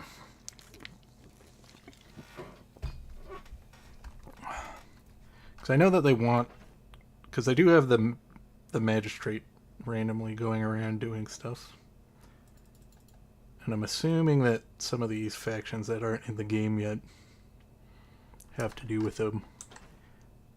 But earlier in the stream, when I went to the mill, there was some of the members of the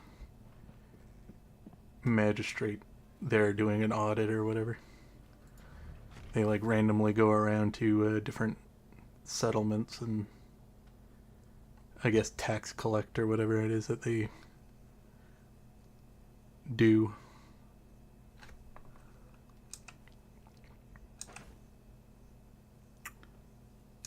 Okay, so I'm saved. Got my vigor for resting. Whoa, what the?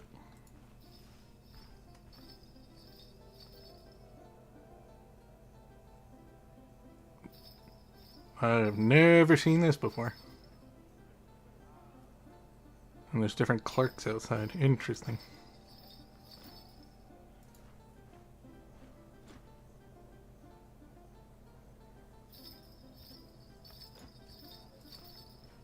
Huh. You sell like higher level gear or something? Oh, you do.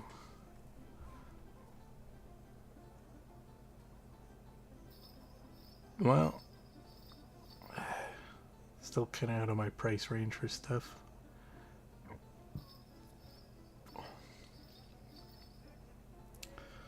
Not that I really want any of this stuff.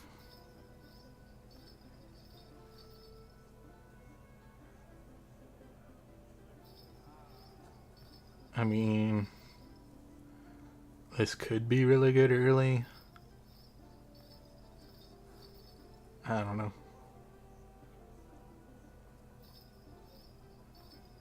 I could get this. Ups my survivability a bit.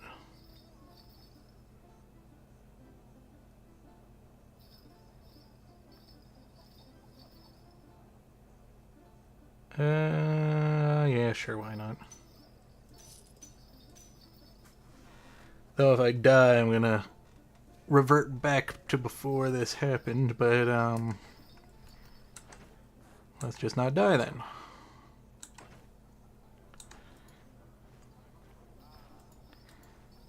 I just have to be careful when I go by the,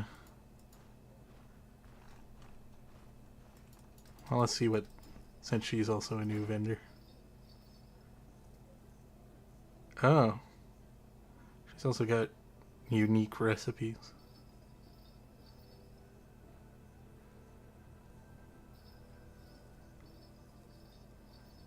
Which sucks because I don't know if I'm ever going to see this event again. I don't know if this is brand new. I don't remember seeing it when I've played like 2 games since Rag of Riches have come out.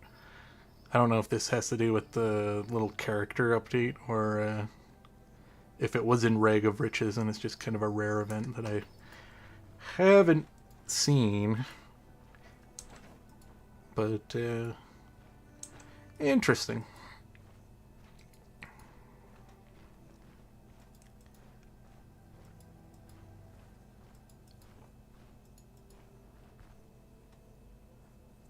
I could buy one of those recipes, but don't think I'm going to use the, or I'm going to be able to get my hands on the cooking ingredients for those particular recipes early on, so I think it'd just be a waste of the 80 gold in the early game, where gold is a little bit of an issue.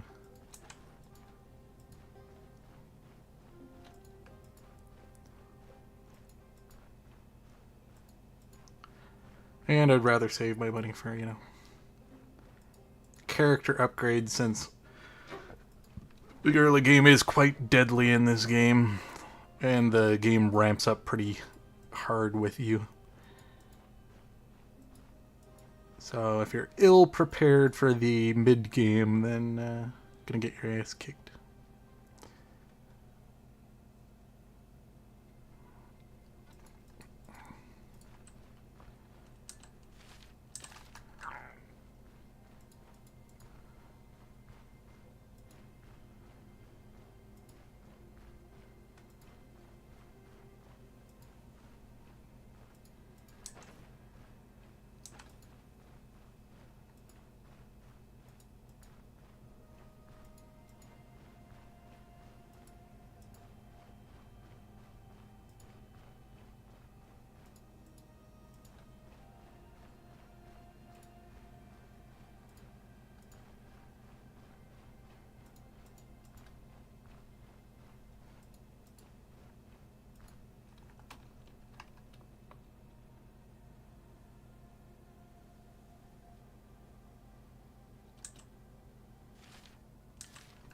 Alright.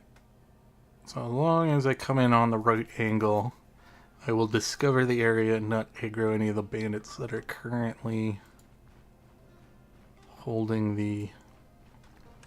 Is this a brewery? Yeah. A brewery, which is the second part of the... yeah, there we go, my XP. Which is the second part of the quest to get out of the first town after clearing the first dungeon.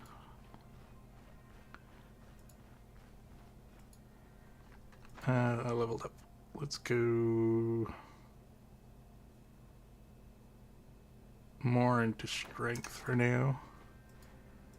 We're just gonna hold on to our skills for now, because I'm planning on switching my weapon types.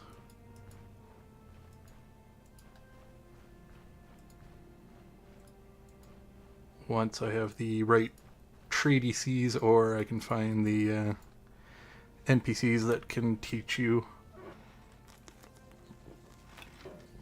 how to do this specific thing. Don't recall who the sword trainer is. Maybe it's the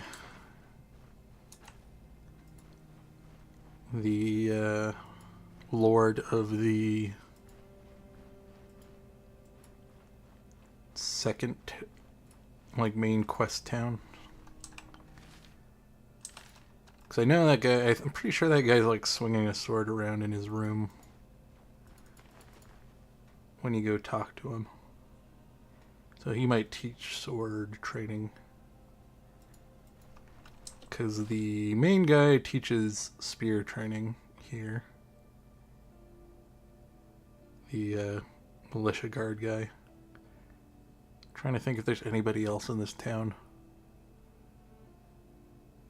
I think the Fletcher might teach something, but it's probably like staff or axe training or something, which is not what I'm looking for. Let's go check this question mark out real quick. At least it isn't in a forest. Enemy. Ooh, he has a sword. Nice.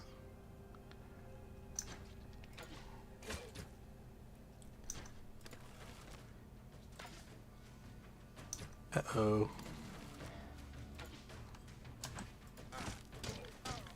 Second bandit with a spear.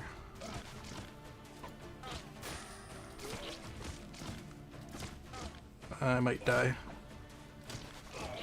Okay, saved by second wind. And one more battle cleaver. This one's really banged up.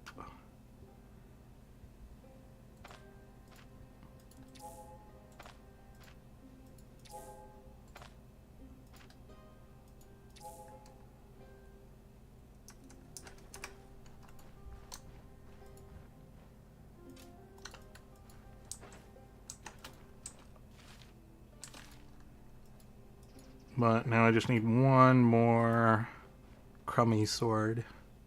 Whether it be the like homemade sword or another battle cleaver.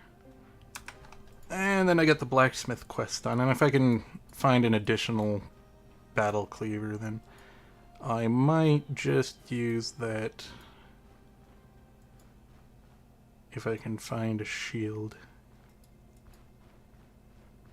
And then I'll switch to sword and shield. Grab some lentils.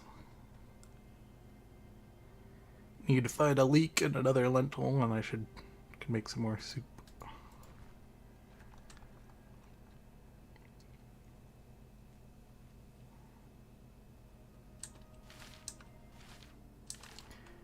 Alright.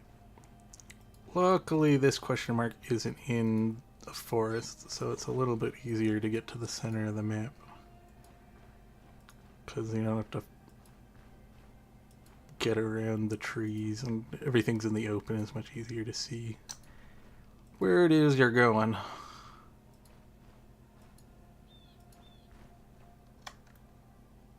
Alright, we got one with a sword, so there's a good chance he'll drop a sword. And we got a two-handed club, which is one of the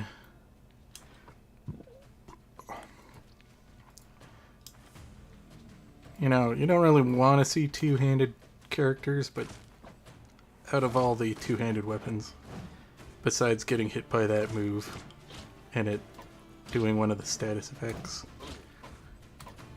Uh-oh.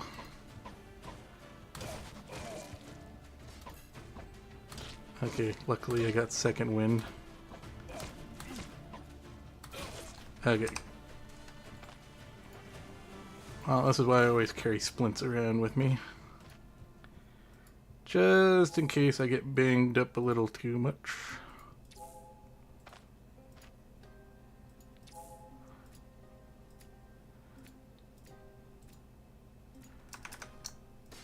Okay. Is this one like... Yeah, this one's pretty banged up. Got a lot of damage on it. But now if I go back, I can get the quest completed.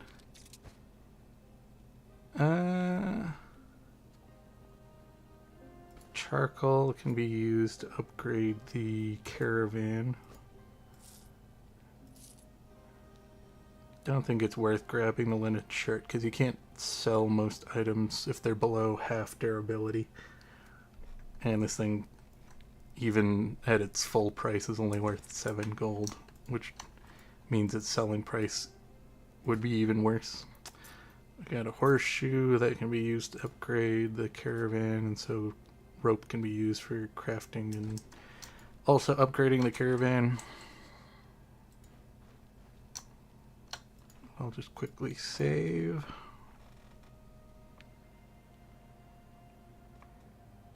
So at least now I can guarantee that I won't lose the ring and have my swords for the quest complete. This sells for a decent amount.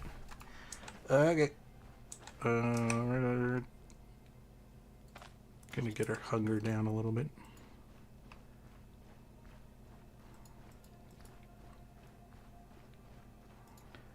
It's a snake.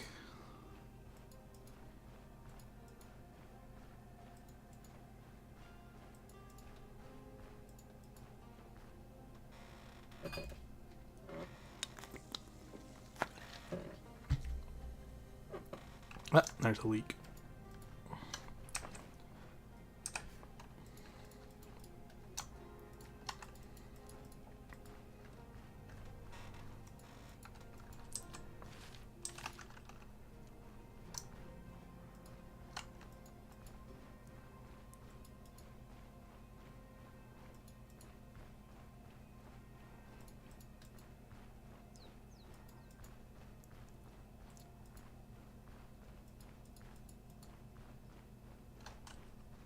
Oh, there's some more lentils. Should be able to make the soup over here because I'm pretty sure there's a pot in this location.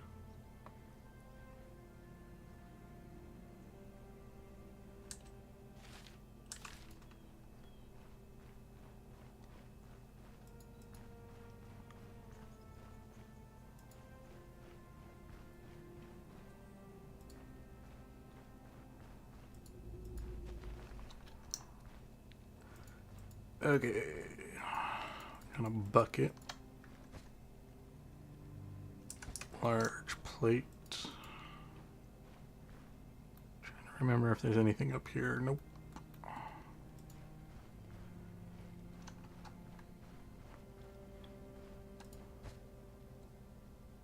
Straw can be used to upgrade the caravan. Spool, I think, also is an upgrade. This is also an upgrade.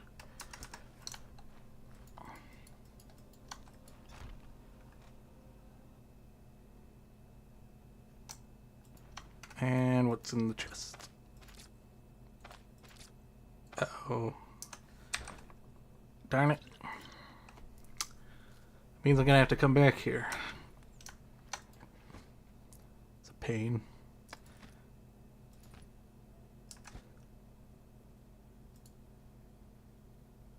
Well,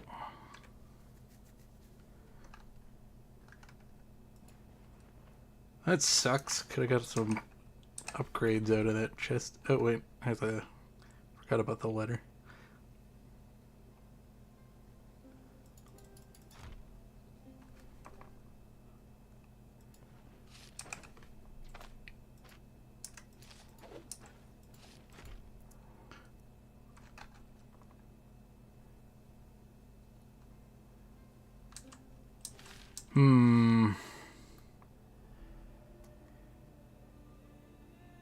Well, I don't see any question marks around here, so it's going to be really not worth coming back this direction. Unless there's some hidden down in this area. But I guess we can explore later when I come back with some more lockpicks. Sucks that I needed a recipe to make lockpicks, because then I would have had an extra lockpick on me.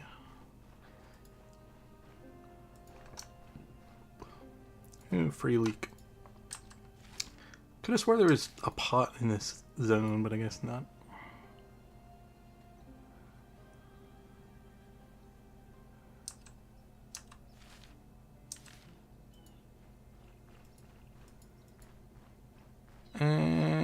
Okay. So how much experience do I need to the next level? Quite a bit. Think I should be set enough to beat the boss of the first dungeon.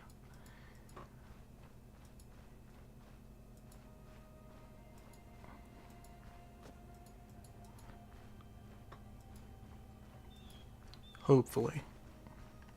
I think around level 3 you can do it. The big problem is I don't have weapon styles yet. I could... Do I have Warfare? Yeah, I do. I could grab C's Initiative, which is good enough of just a usable skill in combat to kind of edge out the early game.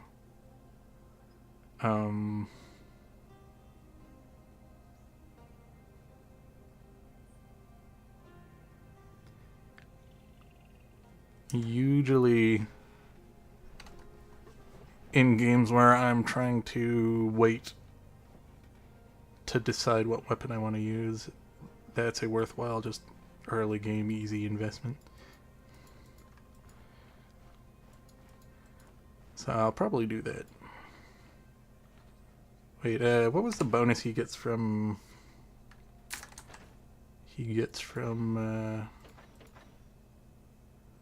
Speccing into utility. Grants 2% XP gain. Oh, that means I could have been getting more XP if I had already invested in it. 2 max HP, 2 energy. Well, might as well get it now then.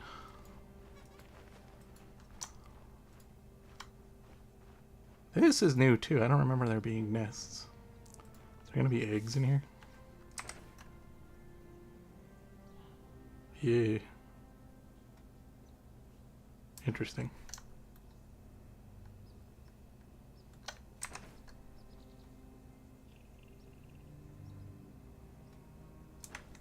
Can't wait till he adds the ability to have like I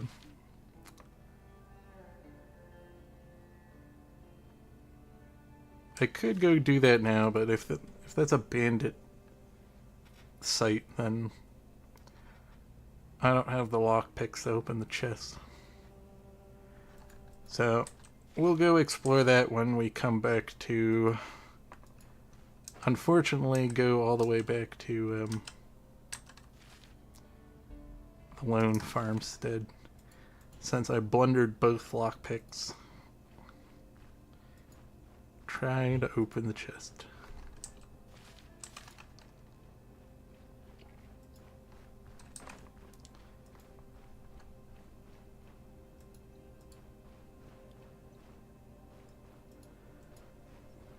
And maybe I'll have a crowbar by then and I won't have to deal with a failure chance.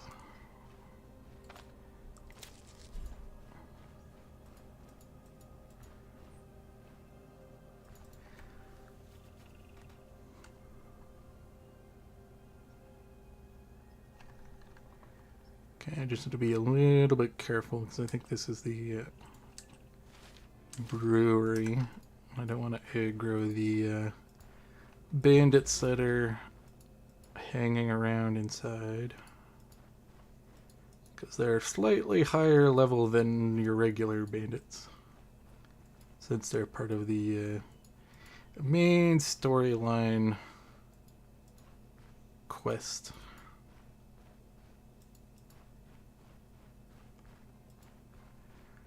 Kinda want to wait till I'm slightly higher level before I tackle this. Probably like level 5.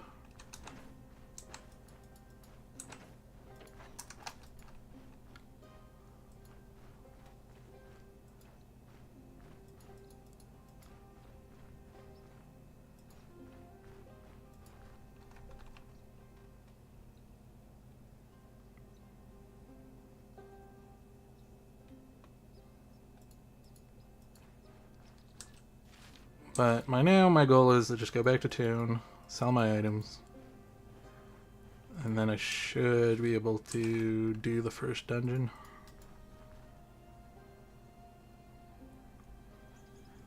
As long as I don't aggro multiple enemies in the room at the same time. And don't have a place to like kite them back to like a linear hallway. Which the designer of the game tried really hard to get rid of the linear hallways when he redesigned the new dungeon layouts, but he did leave a handful of side rooms that are only one tile wide, which is nice because it's not fun being a one person dealing with three at the same time in this game.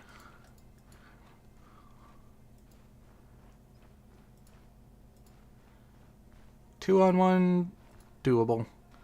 3-on-1, if they're not, spaced properly, quite deadly, especially if you don't have the damage output in the early game to kill the things in like 1 or 2 hits.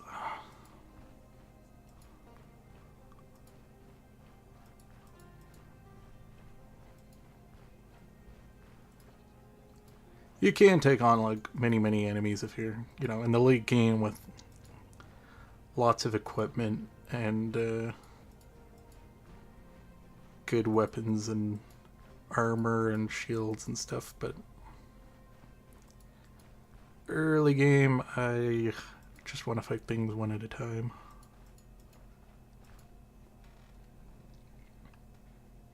Because even one at a time they can be pretty challenging. As we saw earlier, I almost died to a handful of 2v1s that kind of went a little sideways because I was missing a little too much.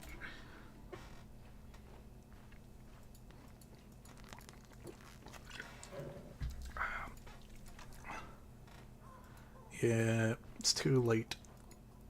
The end guys already left. Well, at least I get to see what it looks like when these guys pack up shop.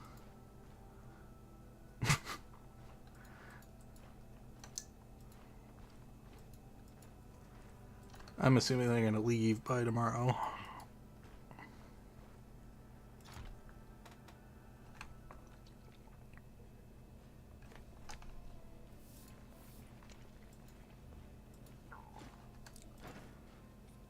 Okay. We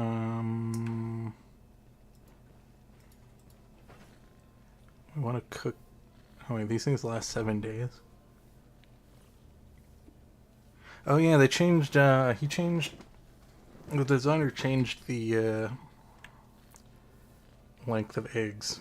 So remember they only lasted like 1 or 2 days, but the chicken eggs you get in the chicken coop for your caravan, I don't think they have a date expiration on them anymore. At least until you cook them. Maybe he added them again, I don't know. But maybe he just had that as a thing because, the eggs just kind of randomly spawn in the chicken coop and then you like walk away and you don't want to have a bunch of rotten eggs out of nowhere. But I can cook these. It's just I'm pretty sure that they're going to go down to like 2 or 3 days when I do that.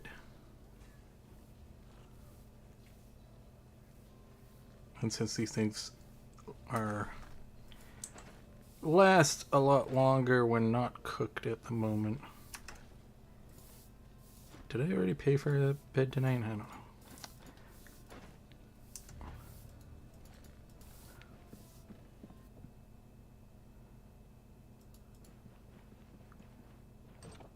Okay.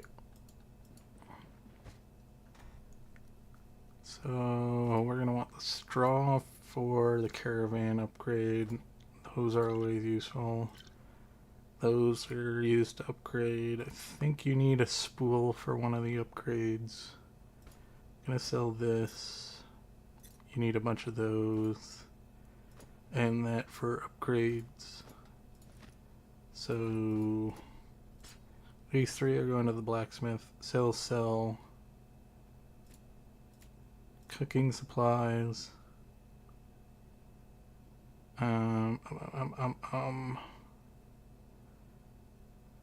If I had one more lentil, I could make another lentil soup, but I do not have that.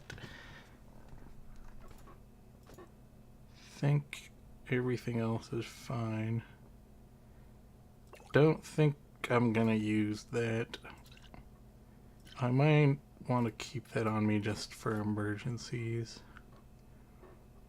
Though I'm pretty bad at remembering that I have it on me. Okay. Sleep till morning.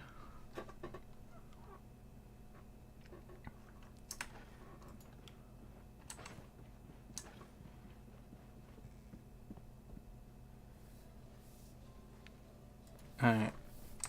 So these give as much nutrition when you cook them as...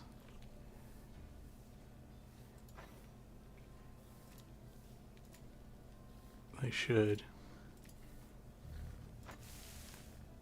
Yeah. Then we'll make some soup as well.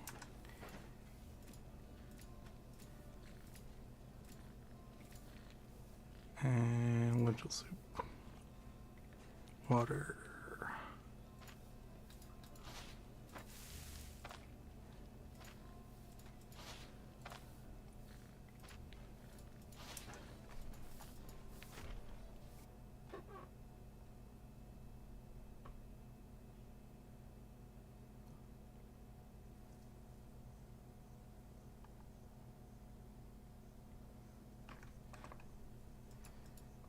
Okay.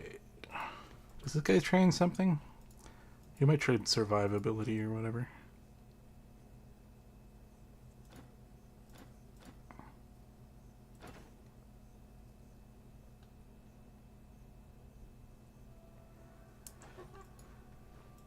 Does the drunk do anything? I know he has a quest to bring him booze. Oh, they're still here.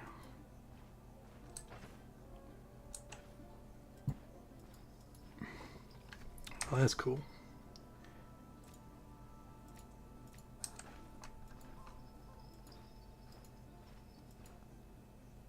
I think it's funny. The regular shopkeepers are just hanging out.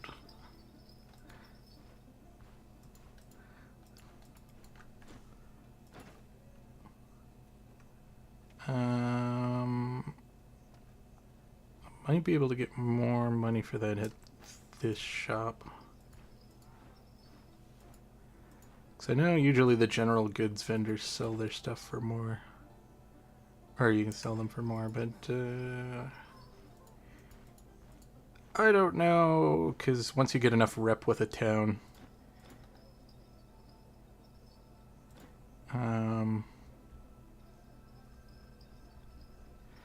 I could just pick up that quest just so that I know, because it doesn't have a time limit on it. But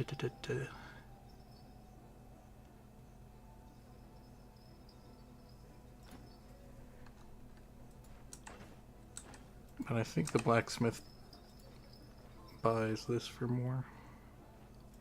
I think he was buying it for 24 gold instead of the 22. Oops.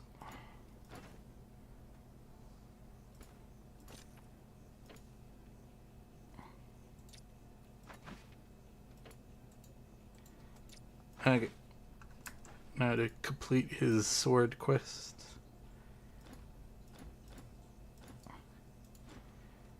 I think he gives 150 gold for this. Yep. I was correct. Okay.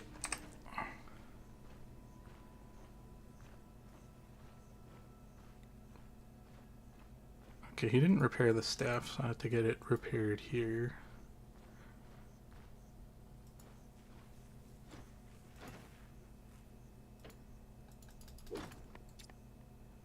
How many? Still have 17. Reload.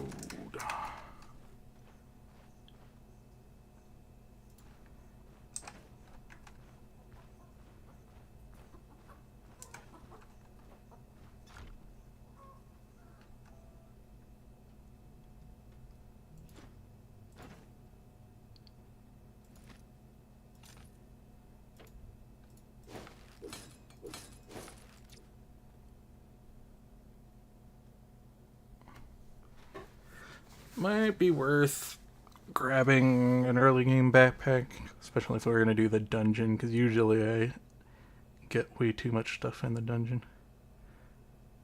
But I will be losing like a little bit of stats for it. And and then I also have to invest the 90 gold into it early. I think it's worthwhile. Gives me some extra space.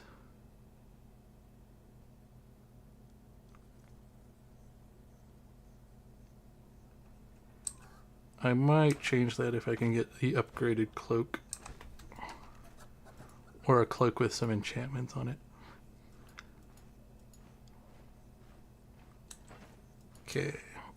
And get some medical supplies, go back to the inn, save, and then we're gonna go tackle the first dungeon.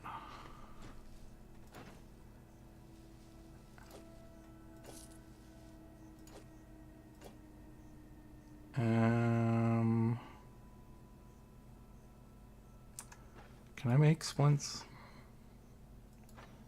Yeah, I can. And I do have the rope for it. So that'll cost me less. I'm going to be pretty poor until I'm done. Oh, I'm going to better remember to pick up the quest.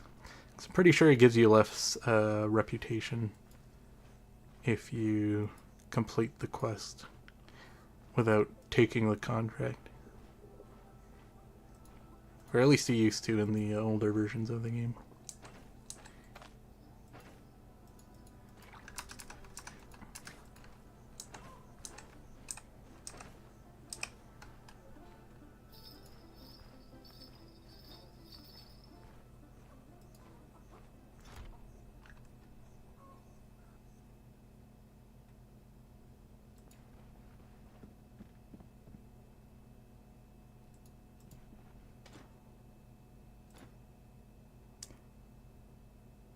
Yeah, there's the emissary.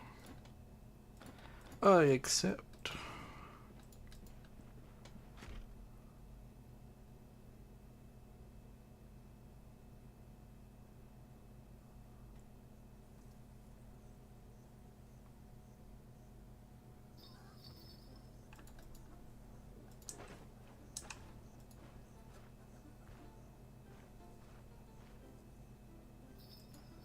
Did they change their stock?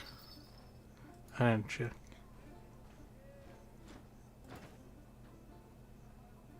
Oh, he did change his stock.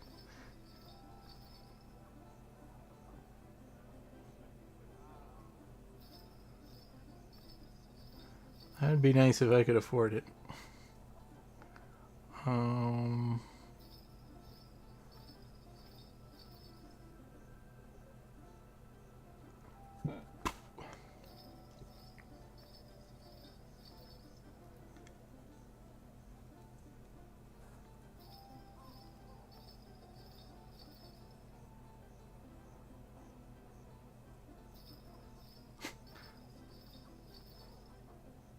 It's funny, my starting chess piece is comparable to this.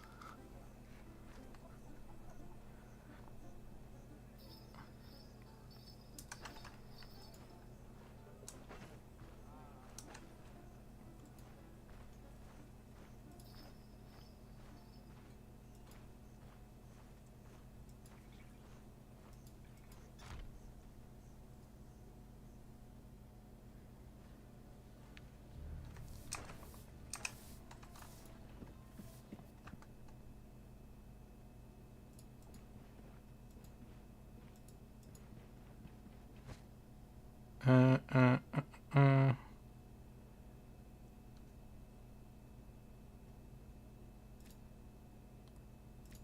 think I'm fine with leaving that behind for now.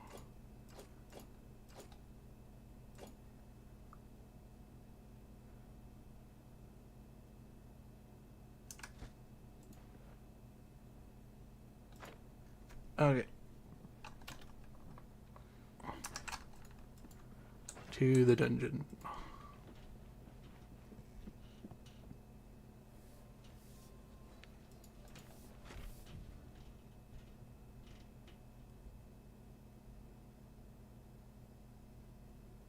Oh, that's something I could figure out. Um,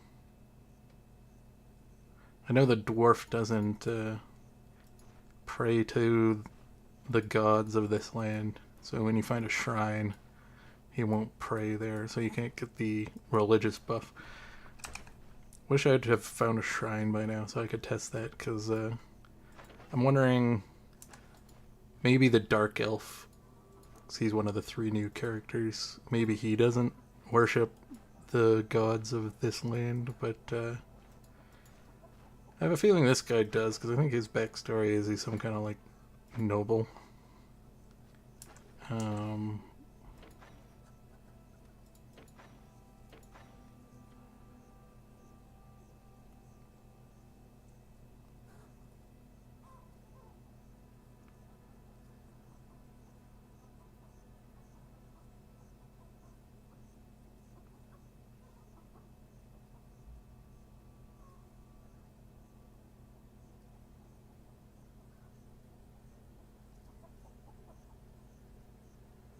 the only thing is I don't know if he's like from a different kingdom and he's just adventuring in this realm.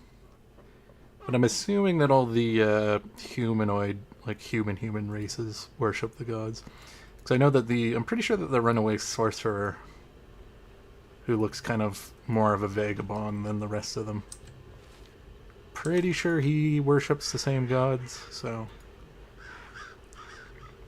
And I think his backstory is that he was some kind of slave or something, I'm not sure.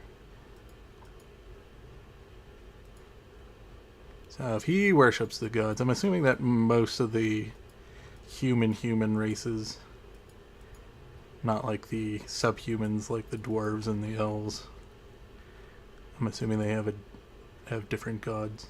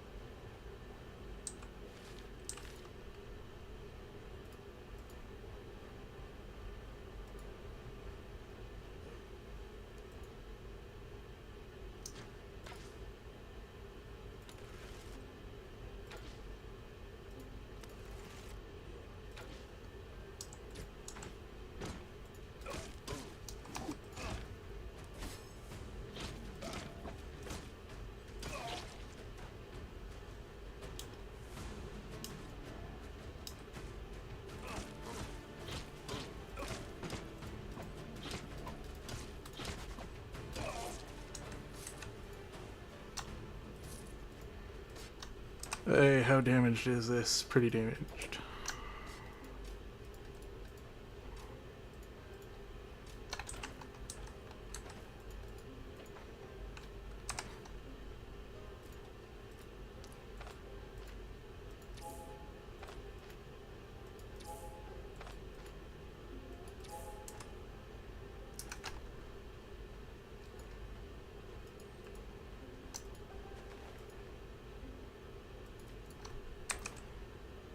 Well, if the dungeon has a cooking room, which sometimes it does, especially in the bandit infested dungeons like this one, then I might be able to cook another lentil soup.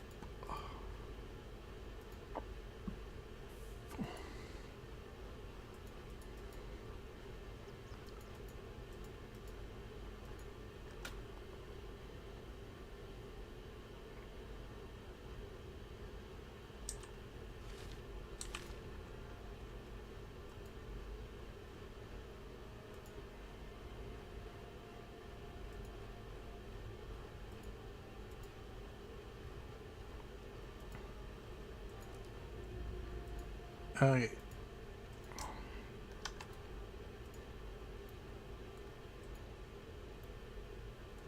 Got a sword. Should be one more, but I think that I only aggroed him, so these should be good one at a time, one at a time.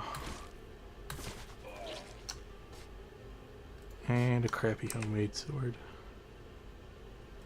And it's super damaged. Okay, where's the other guy? Oh, he's also a sword.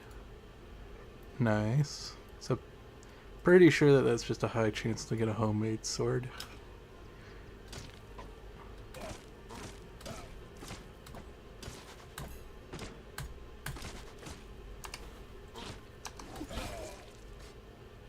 Oh, no, battle cleaver.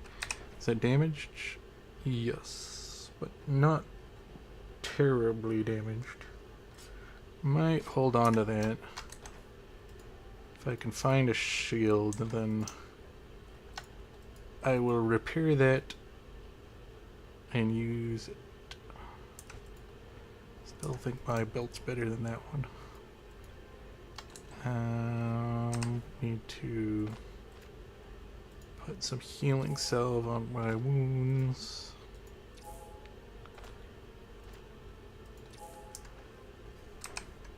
It's not the greatest already, only down to 2 before I go in the dungeon.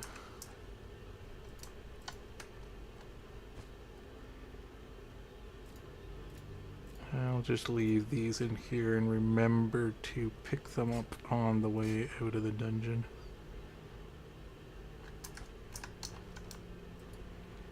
And there's always a chance I'll die and then I have to go back to my save file, which is at town, but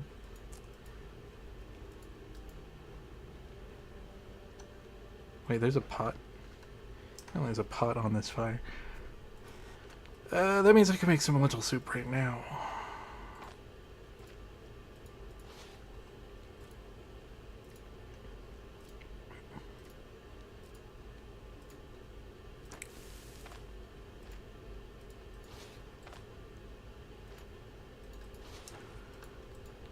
Well, I'm gonna take that pot too if I have enough space to bring it back. So I think one of the upgrades for the caravan requires a regular pot.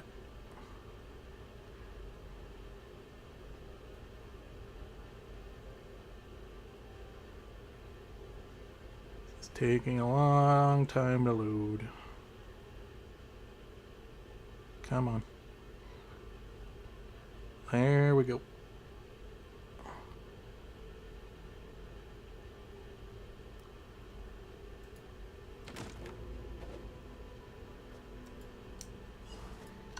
Alright.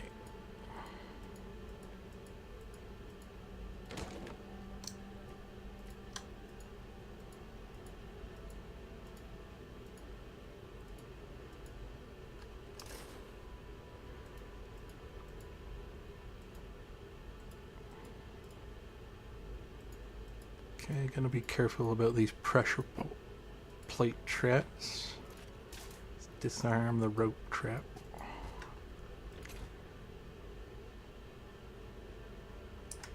Don't have any plate armor, so I can sell that. Identification scrolls are always good. Especially since I'm probably gonna find something. Fig. Uh-oh. I don't want to fight this many at once. I've kind of got one lagging behind a little.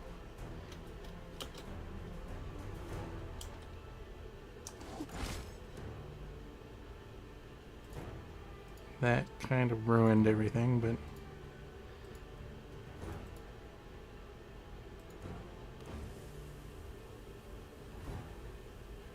that also kind of ruined some stuff, but I guess we'll just fight the axe guy then.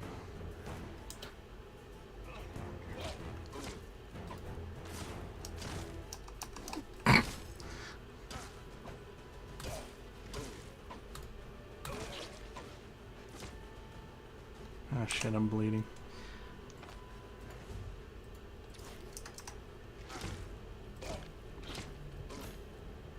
Ugh.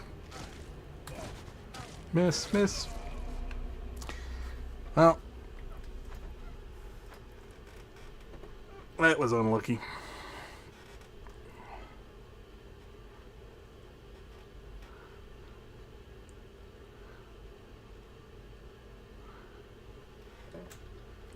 At least right at the beginning of the dungeon rather than later on in the dungeon.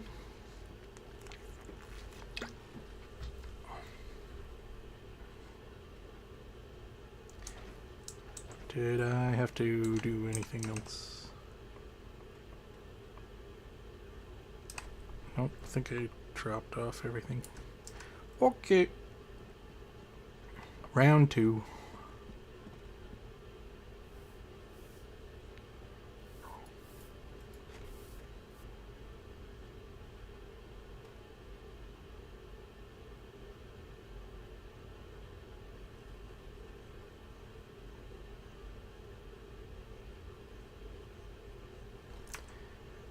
Wondering if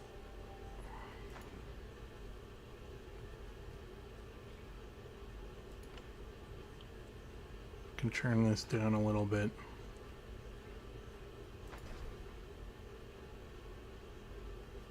Just so I get a little less lag in town.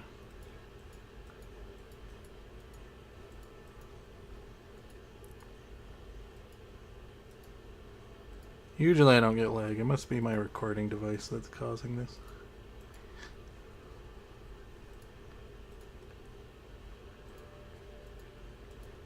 Maybe I can fix it in the recording device.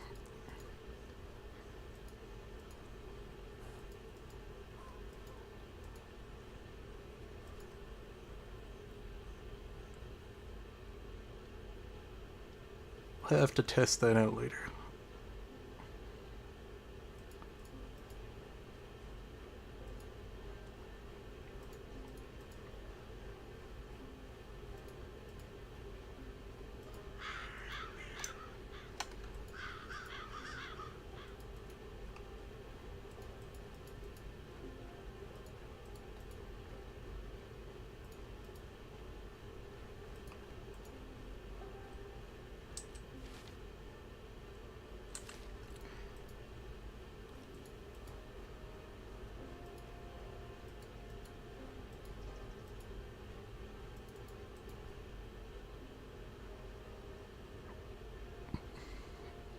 I'm hoping that the items don't randomize in the cart outside of the dungeon, because the bolt of cloth from last time was a good find.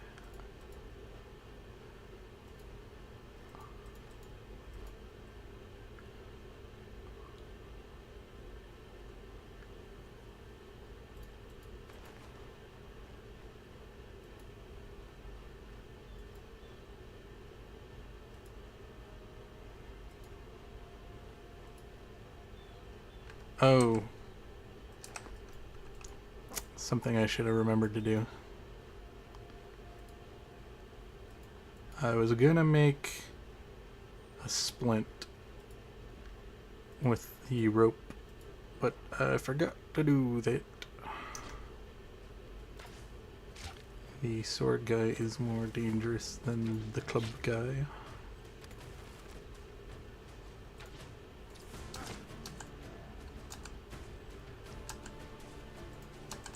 Why isn't it letting me? There we go.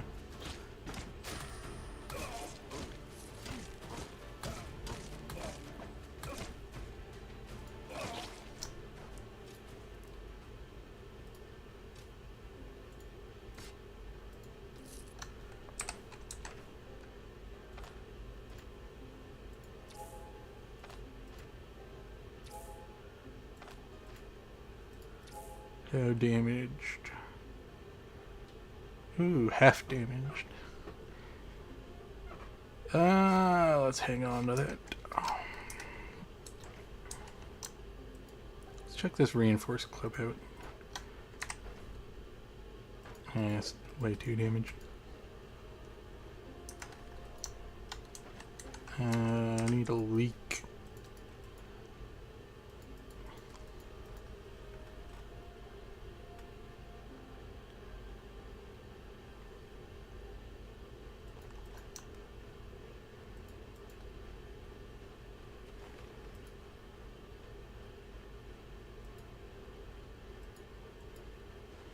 Do we have lentils?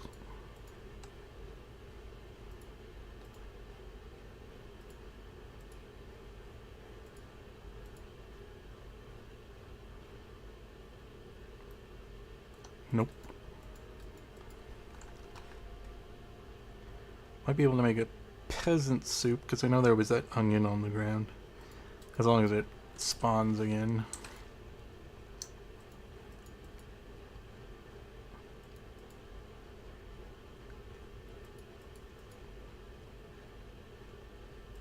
You only need 3 veggies, I think, for the soup. Well, there's a rope.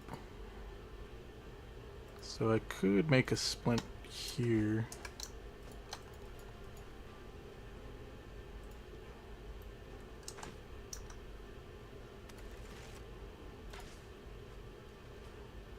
I don't like that I aggroed both of them, but hopefully I can put some...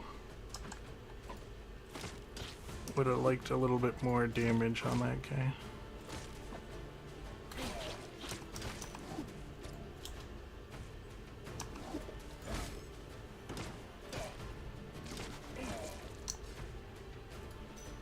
Alright, well, he dropped a copper ring.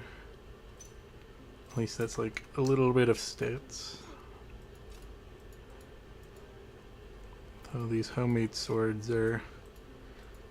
Well, I did get that, I did get this one from earlier.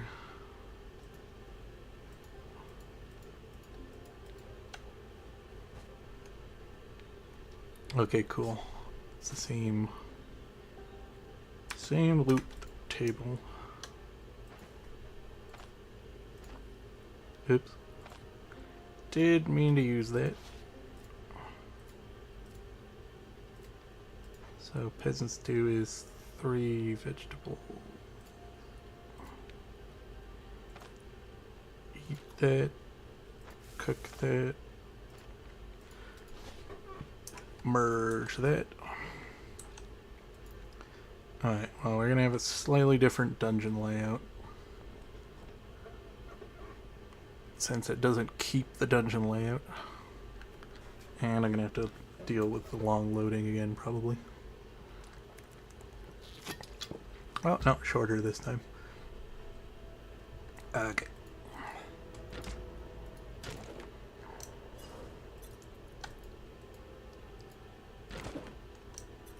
Nails. Search. No traps. Search. No traps. Okay. Which door do we want to check first? This one? Oh, jeez. I really needed to get lock picks. Crap. Well, if I don't find any in the dungeon, this door is going to be locked. Oh, no, it isn't. Alright. So it's always nice to look for these, like, one tile entryways in dungeons, because he forces all the enemies to single file fight you. And they do, if they do get really low on health, will like swap with each other, but oh,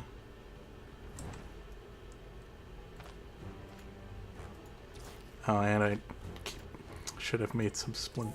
Could have went and got some sticks to make some splints. Okay. Hopefully we can find a lockpick in the dungeon so that I don't have to go back to town, because there's always a chest in the final room and it's always locked. And I could bash it open, but I think when you break open a chest, there's a high chance that you're going to damage the loot inside.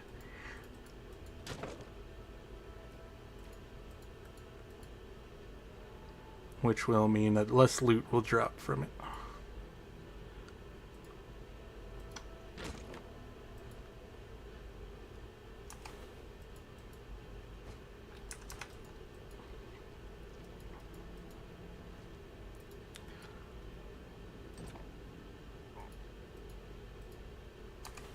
And there's a chest already that I can't open.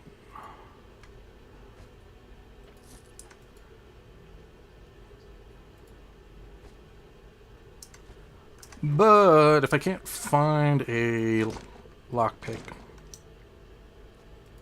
I can at least clear a portion of the dungeon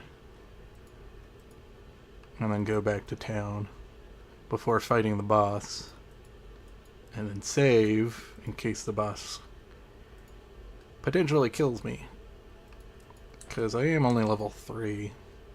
I usually like getting slightly higher level before I tackle this dungeon, or at least, you know, have a weapon specialization already. Well, there's a shield. It's the worst shield in the game, but it is a shield.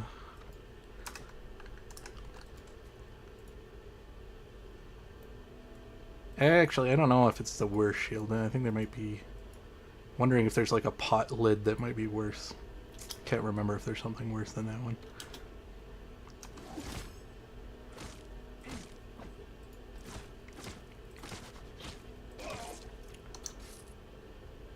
Another battle cleaver. Is this one better than the one I had? Nope.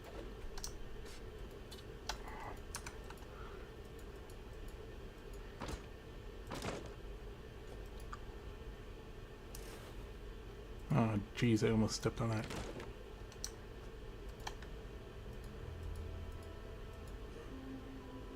Hello.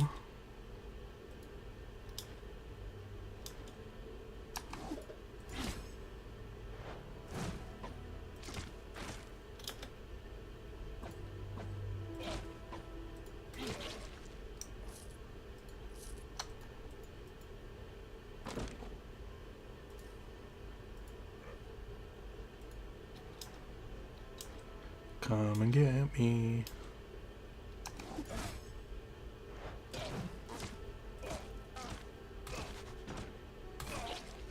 Should probably wait till the turn after he charges after his attack to use the seize initiative, so I get one more turn of the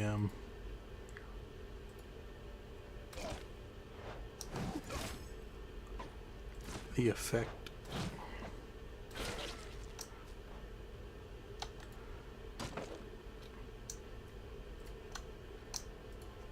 Some salty stewed meat.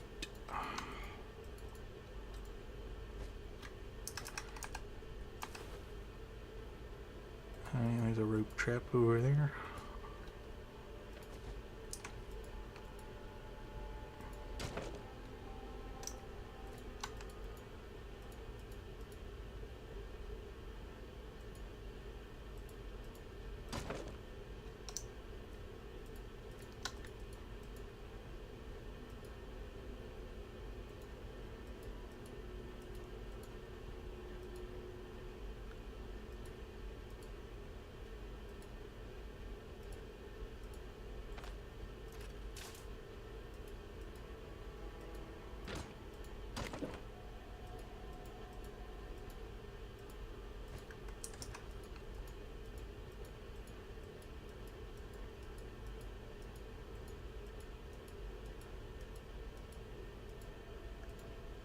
Percent chance? 25?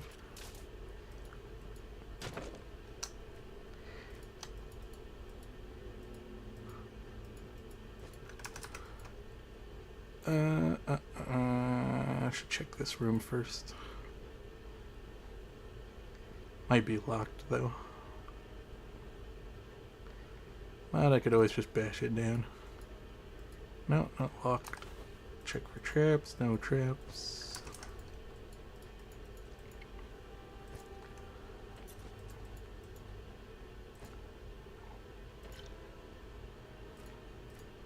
You know, it might have just been advantageous of me to forget the lockpicks, because looks like I'm going to be getting a lot of stuff that I want to keep. Oh, a weapon rack. Ooh! That's a slightly better shield than this, I think. Well, comparable.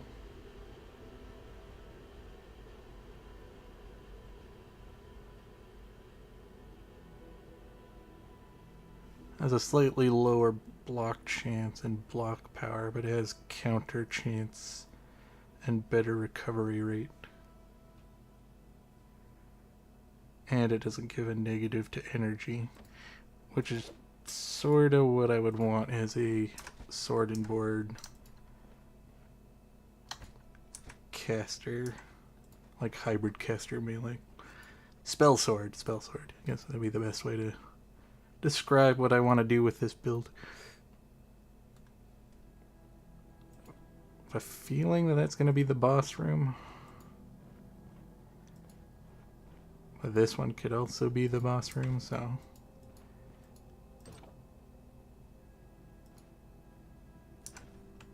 a two-handed guy.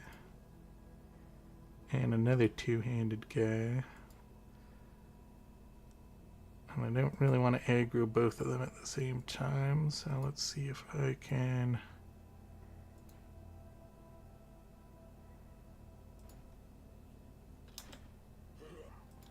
got both of them. Kite them back to the one-tile room. Cheese the enemies.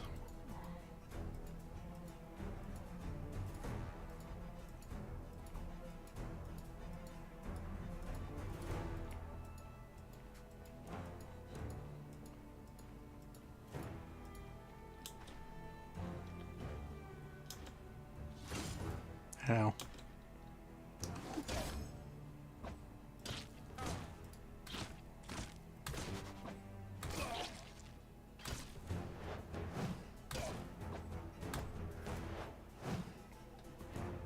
Oh, you didn't change the picture on this one.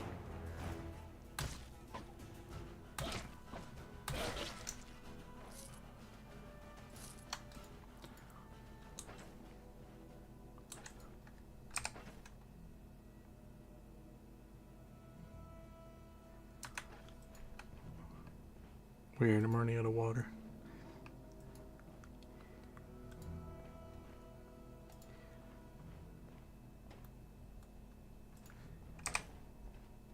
Well, is this the cooking area? Sometimes they have a cooking area.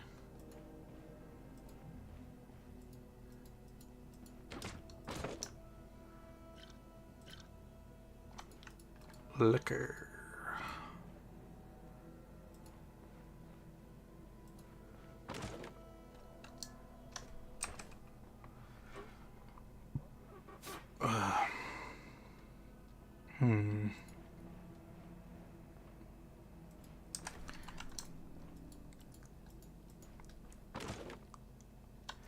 Potato.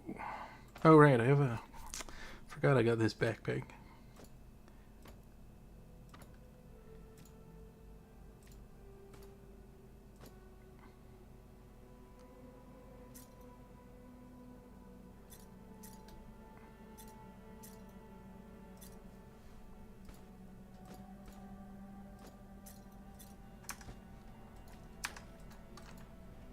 Uh-oh.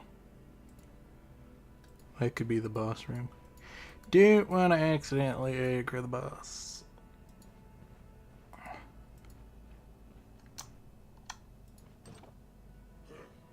Oh shit.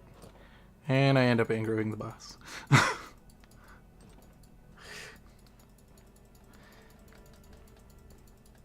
That's okay, that's okay. I'll just leave the dungeon.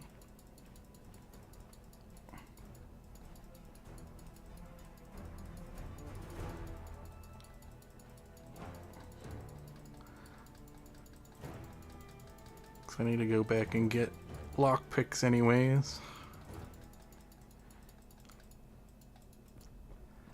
And then he'll reset his position and then I don't have to deal with him. And it's really unfortunate because that's the harder of the, well in my opinion, the harder of the two bandit leaders. Because there's another like big guy with a two-handed mace. Or maybe it's a one-handed mace, I don't know. but the rogue one... The rogue one has some skills and has a high chance of bleeding when he attacks you.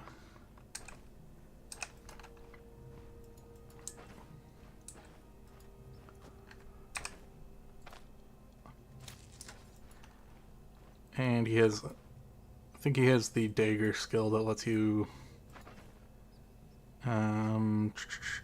daggers...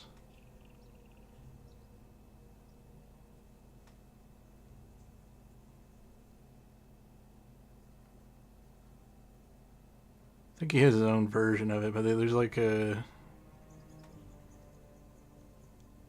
dagger skill that like swaps deadly trick. Yeah, I think he has like his version of deadly trick, which like allows you to swap places with the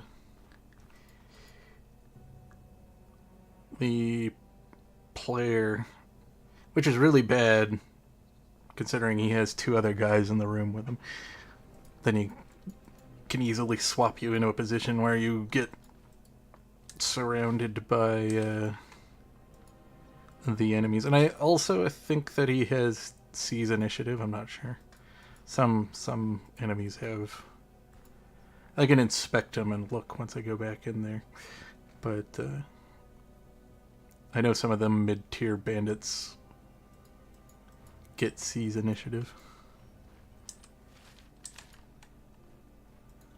I'm not sure if the bosses count as mid-tiers.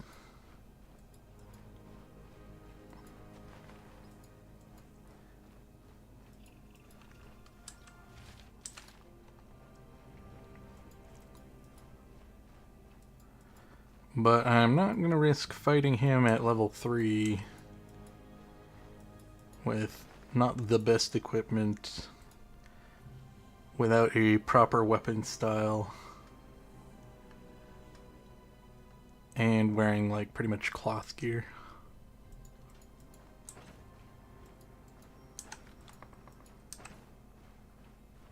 Alright, I need to... Okay, there's a forest on the other side of town. I need some sticks. Oh wait, there's a forest technically on the edge of the town, so I can grab some sticks from there. I need some sticks so I can make some splints.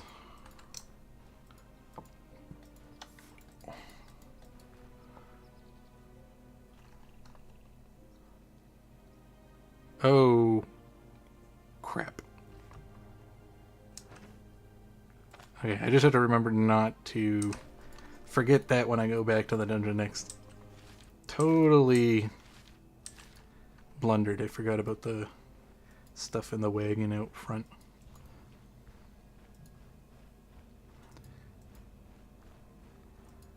Because had I not forgotten that, I could have switched to sword and board.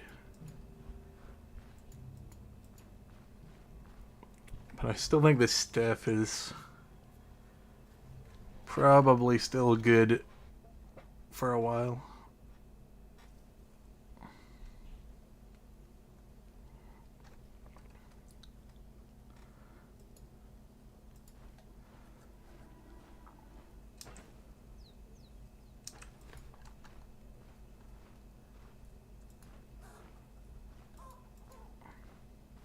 Alright, how long do I have on this quest? 3 days?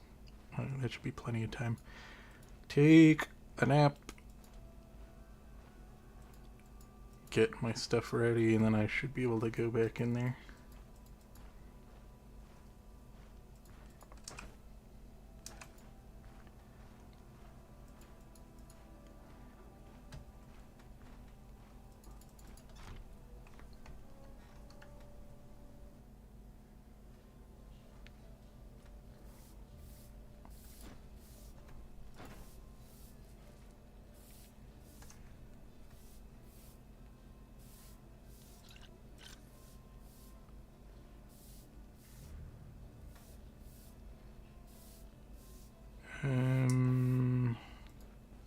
You need a recipe for the meat soup?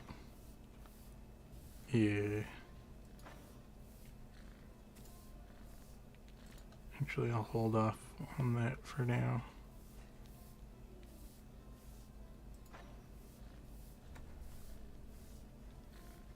Oh, but I could make the meat skewers. I'll just eat an apple for now.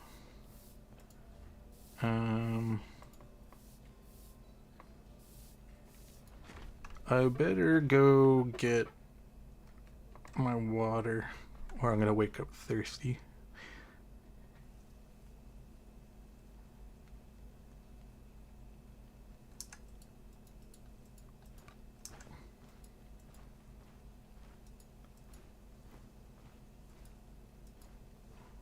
Geez, they're still all in town. Maybe they like last for a couple or for a week or something. Strange.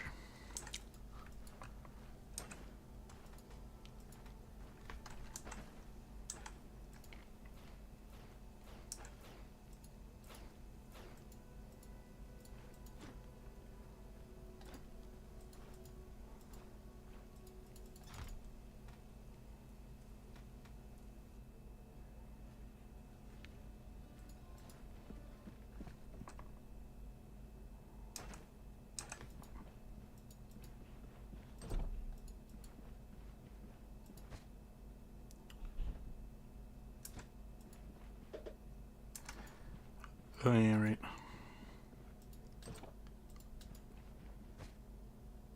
Stick my extra stuff in here.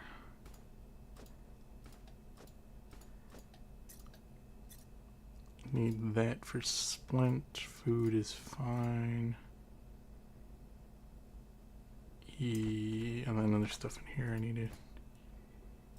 Okay, shield I'm not going to be using immediately.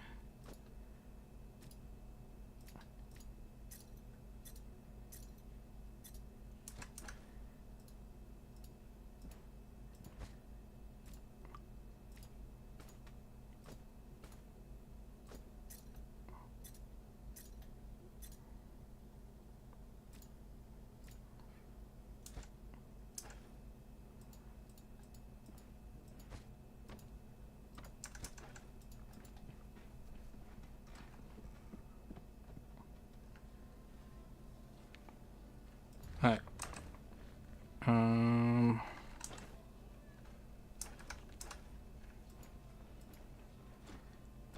Room for the night.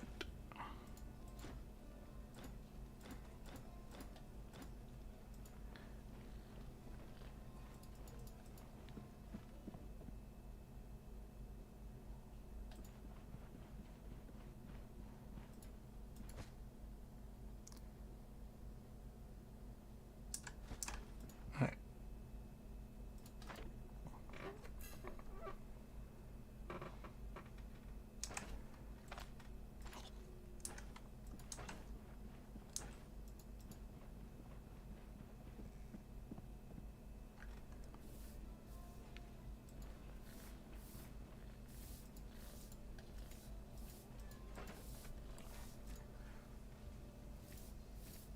Vegetable, vegetable, vegetable.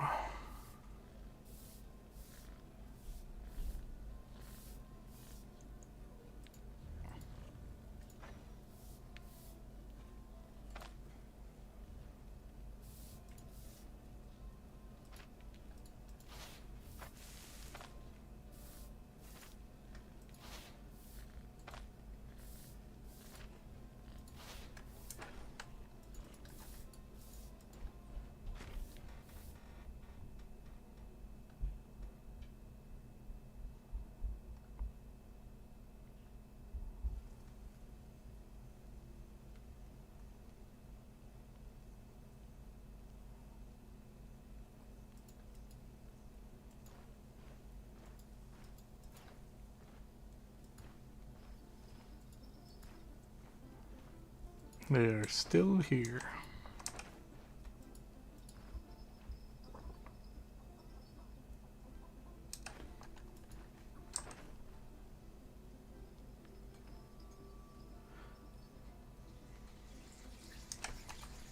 Right, I need some sticks.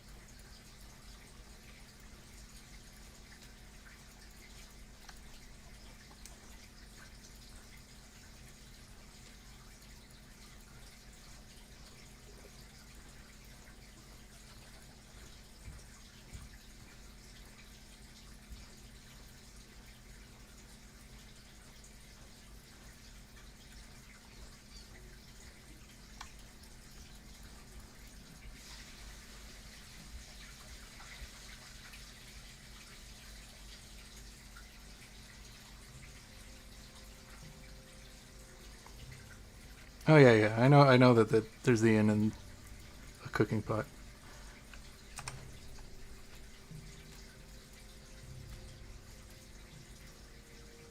I'm looking for sticks to make some splints because I'm trying to get the first dungeon complete, and I'm just trying to. There's a couple things I didn't prepare adequately when in. I had to escape because I accidentally walked into the boss room.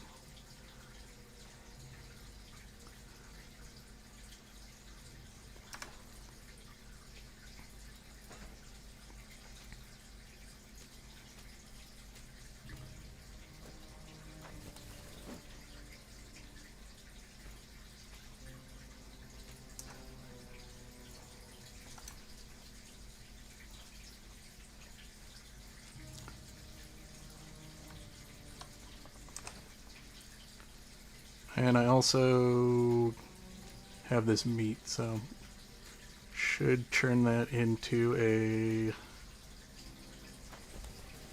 stick meat thing since I don't have the recipe for making. Yeah, yeah. I always forget about it too. I usually just buy from the vendor. But you know, in the early game, you're so starved money wise, you know, until you can get all the quests complete.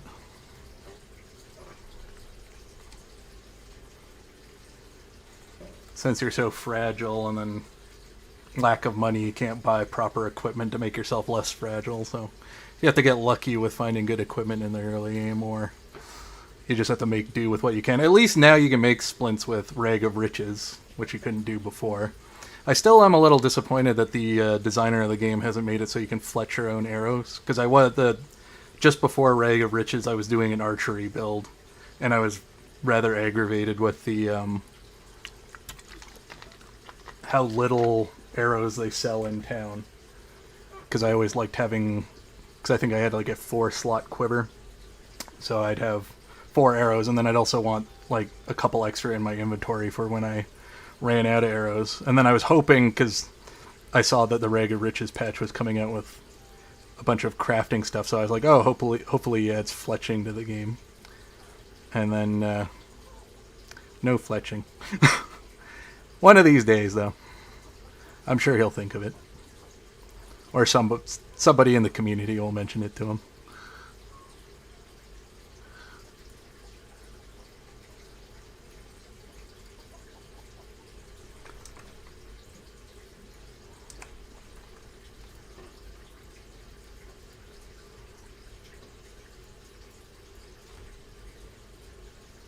I think he did make it so that you can buy more arrows than you used to, which is nice. Right. Let's make the meat skewer. Meat, vegetable, vegetable.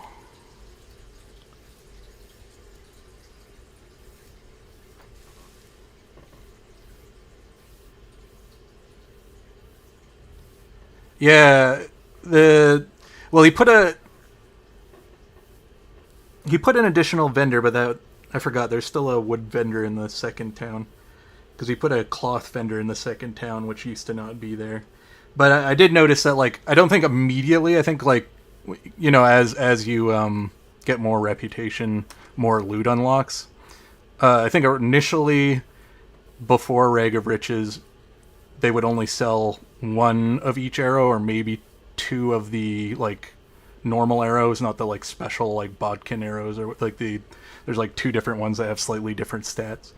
But I think now that, like, if you get your reputation like past the threshold where they start like stocking more stuff, then it goes up to like 4, and then when you get to the next tier above that, I think it's like 6 in a shop, and you know, it resets every week in the game.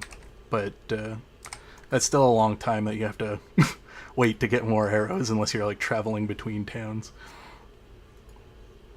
Like, I did like a full arrow build where I was pretty much just specialized in And I had two different types of bows. I had like one for long ranged and one for short ranged.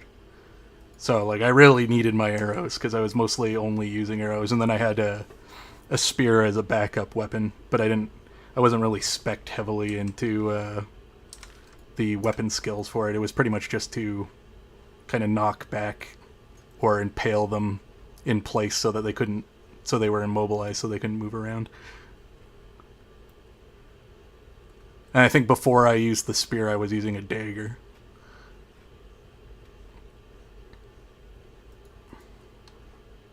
Because you have to kind of... Because the reason I was doing the archery build was to do more of a... I was kind of experimenting with the whole, like, hunter-gatherer thing, trying to skin animals and, like, collect meat and such. Because I saw that the whole cooking thing was going to be coming out, so I wanted to see, like, how profitable it was to do that. And that was my intention when Rag of Riches had come out, to try the full archery build. But then I started experimenting with the one playthrough I just did before this one, since I'm just trying this one out because of the new 3 characters he added in this little like patch. I wanted to try a Spellblade build out.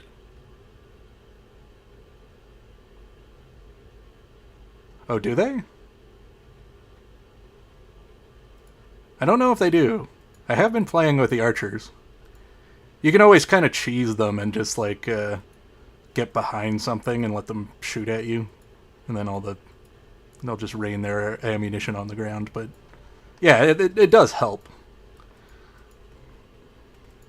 I just, you got sticks. Like you could just, real life you can just sharpen the end.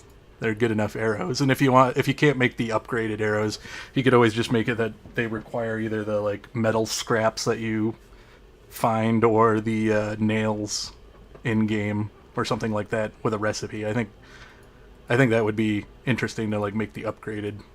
But, sucks that he didn't think about that when he made the crafting recipes, but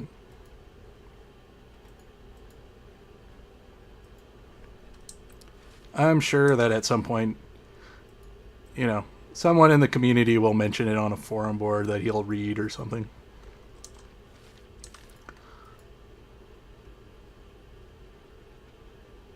Oh, that... I already started heading back, and I need the whole reason I went back to town was to get lockpicks.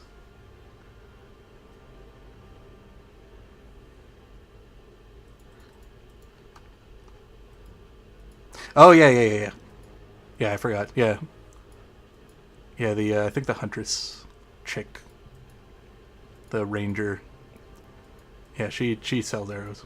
Yeah, there's definitely more arrows than there were in the base game.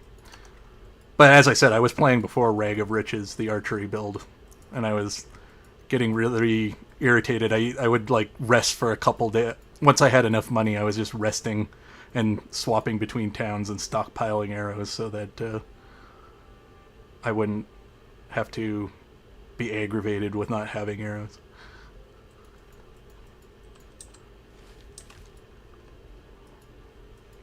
I also find it weird that with Rag of Riches he made it so that the main town, like the big 4-tile, I forget what it's called,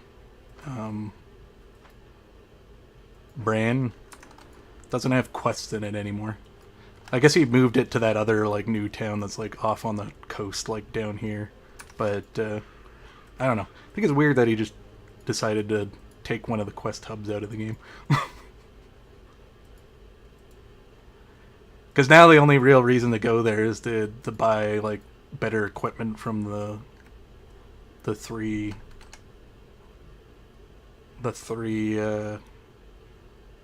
guys once you bribe them with whatever it is that they want, and to do like the main quest to like unlock the caravan, and I guess to get skill books.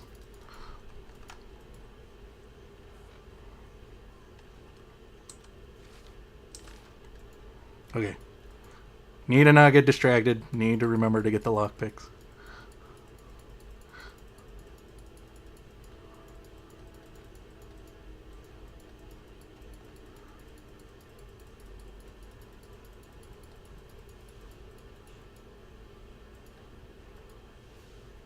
I've never actually used the bank.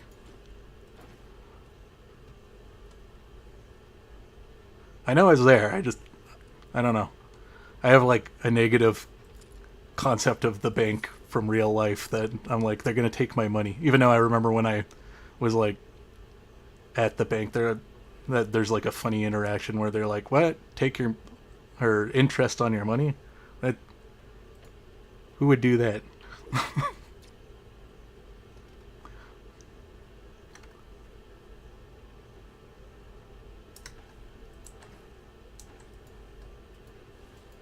Because they give you like banknotes, right? That you can like use to buy. I'm not sure if you can use those in other towns.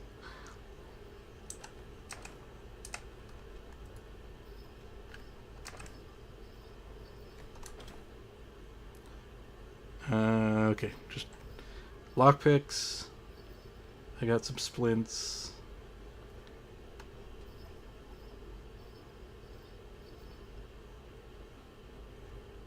Oh, you can sell the... They give you a better price for the old coins at the bank?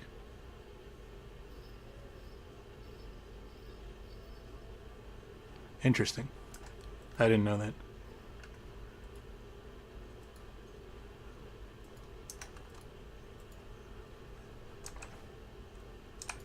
That's a good thing to know. So usually I just hoard them until I need extra money. I do like that he added the whole old coin thing. Kind of gives kind of a, you know, scale to the world. Makes it feel like, you know, it has some history. Yeah, I have my lockpicks. I accidentally... It sucks, because earlier on in the stream, I went all the way to the farmstead off in the corner. And I had 2 of 3 from picking, like, some of the picks around here. I had broken one. And I went up here to open the chest. And I snapped both locks on it. So that chest is still locked. So I still need to go back over there to open that chest. But then I forgot to buy lock picks since I did that. And then I went to the dungeon. I was like halfway in it, and I was like, forgot to buy lockpicks. Because usually I don't like carrying lockpicks now with the new update, because in the old game, before Rag of Riches, they only took up 1 space. And at that time I used to carry 2 of them with me. But now they take up 2 spaces for 1 set, which is much more obnoxious. So now, and because of like the way the new dungeons are set up, the crypts have the side doors that can only be unlocked with the crowbar. I used to not like carrying the crowbar around with me because it took 3 slots and then, you know, it only has 10 charges on it. Yeah. I personally like the crowbar now more than the lockpicks. So once I either find one or I can afford one, I usually grab one. It's just remembering to repair it so you don't break it.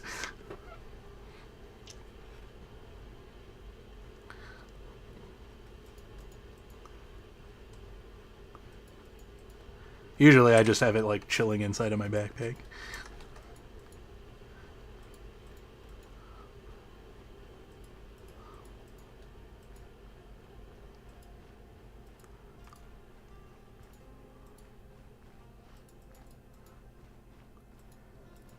I don't know if I'm going to be able to beat this boss, though, because I got the rogue boss, which I find is a little bit more difficult than the big guy with mace. Plus he has 2 guys in the room with him, so... Need to find a way to lure them out and leave him in the room.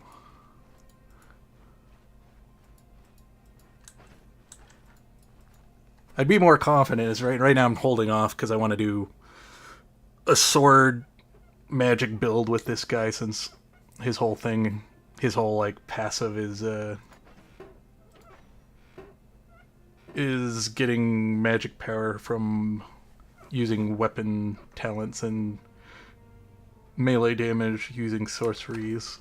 And unfortunately he starts with like 2 things I don't really want to do with his build when he starts with Geomancy. Yeah, I want him to do sword and board, so that I can do sword spec, and thinking about doing some kind of like. Originally, I was thinking about doing like just like one-handed and doing like down the, and getting right on target because you get the extra bonus damage for not having something in your offhand. But then I was thinking about maybe doing like a light shield in the offhand, because then I can also spend the talent points on shields, and they're considered weaponry skills. So you would be getting bonuses for his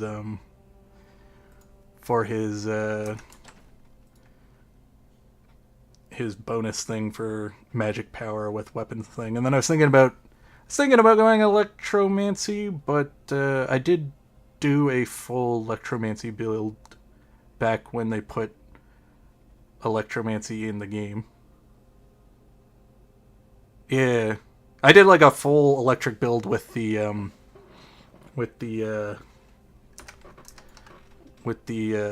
rogue sorcerer guy when he first put electromancy in the game. And yeah, it hits really hard. But I haven't done pyromancy since the troll got put in the game, so I'm kind of leaning on maybe trying pyromancy again because I haven't touched it in such a long time.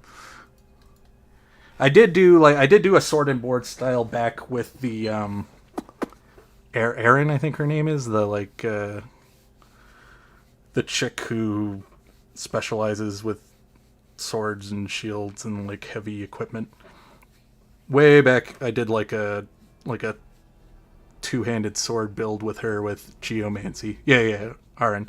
I did a geomancy two-hander build with her one time with like full plate equipment, but I haven't done that in a while. But because I did that, it's kind of, when I saw him, I was like, oh, it's kind of like my old build I did with her. Oh shit. Do I have a room back here to kite them to? Yeah, I do.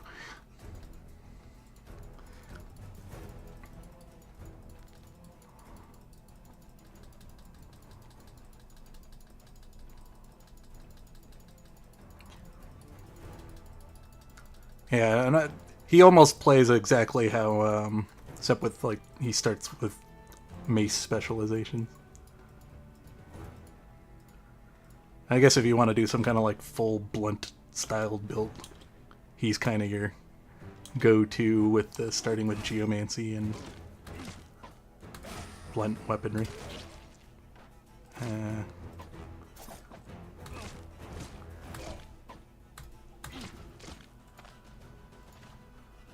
Okay, he's almost dead.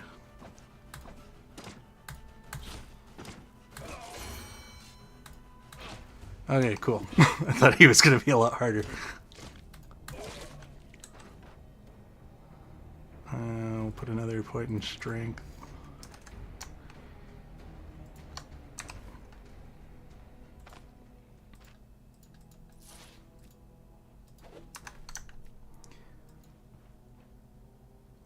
Yeah. I also not sure, but I thought he might have the, that's why I was really afraid, was I thought he might have the, dagger skill where you, like, swap places. But he didn't use that, so I guess he doesn't have it. I might be thinking about the, like, the rogue bandits. But yeah, that's why I'm usually scared of him over the mace guy, is because if he can get those bleeds on you, you can really dish out the damage, especially if you're caught off guard and don't do what I did and kite him back to a room and fight him single file.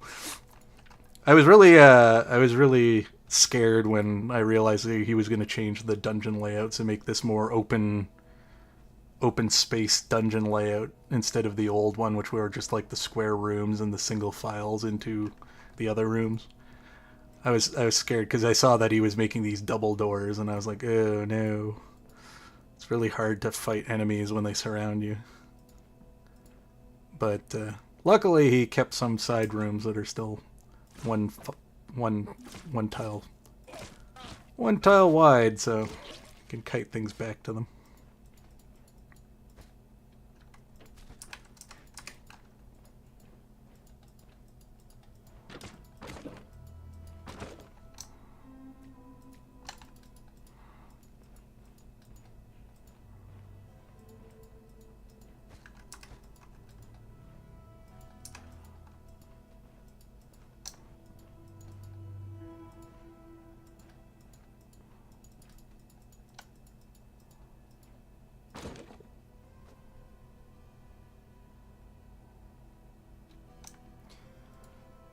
I would like the open layout if this game was more about like assembling a group of people to excavate the dungeons. Like you could bring in your caravan people as support. Like even if they weren't as good as you are. It's just, to be honest, the open layout hurts you as an individual in every way, shape, or form. It makes the gameplay more challenging because it makes the NPCs be able to swarm you. But, oh. This is the first time I've had a rescue mission. I'm used to them being held in the, like, inside of the, like, the like, prison grates that they had before. It's the first time I've seen the guys inside of a boarded up room.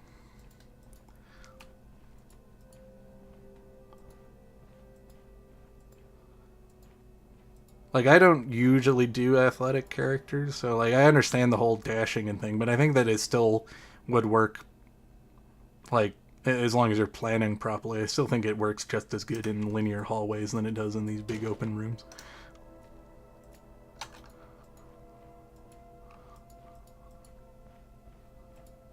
And then you always have the, you know, survivability of not getting swarmed by enemies. Like, I have tried to do, with the dwarf, I've tried to do, like, back when they originally added in the dual wielding styles.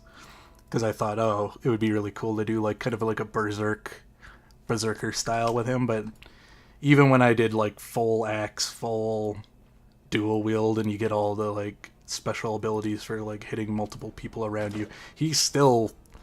And I was, like, pumping all my points into vitality. He's still way too fragile to be taking on, like, 3 or more enemies. Like, you can do it, but then you also have to have, like, extra items in your inventory, and then you're, like, wrecked after battle. What is this recipe? Don't think I've gotten this one before.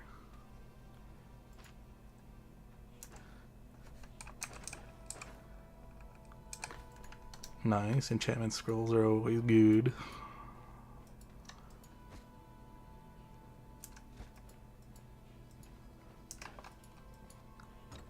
What do we get in the chest? Oops.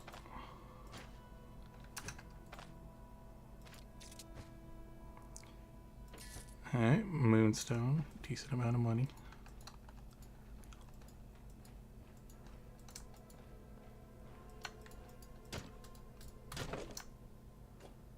Huh? Pot.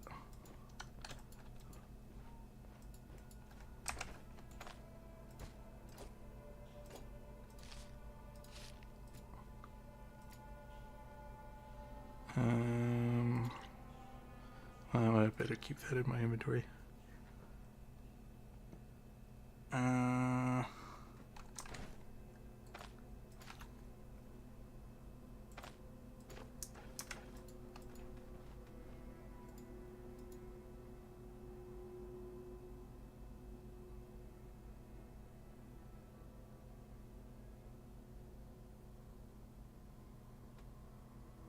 Oh, you're talking about like the zombies, like the basic zombies, like the ones that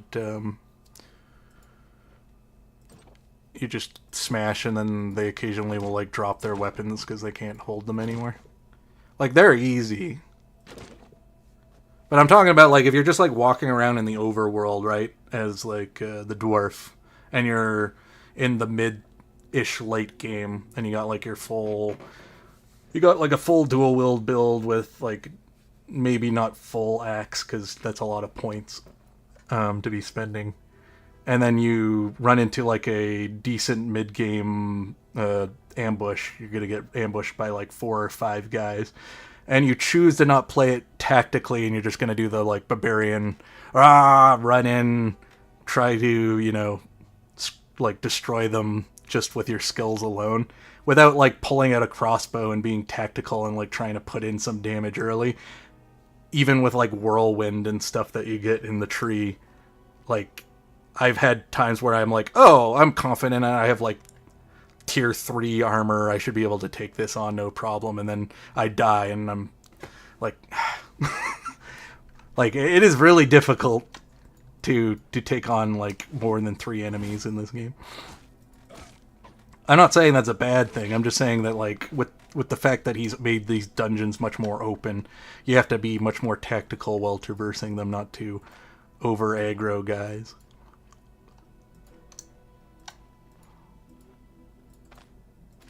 It's just that I feel like like with the change to the dungeons, it would be cooler if this was more like a D&D style game where you're bringing a party of adventurers in. Like, I wouldn't suggest, if I was talking to the guy who created the game, I wouldn't suggest that, because I don't think that's the avenue of which he wants to go with the game, and I think that would kind of take away from the experience regardless. It's just, I only would see this change as being a positive if that was kind of the intent towards the gameplay. Because the only thing this open area really like is advantageous to is the enemies, not to you as the player.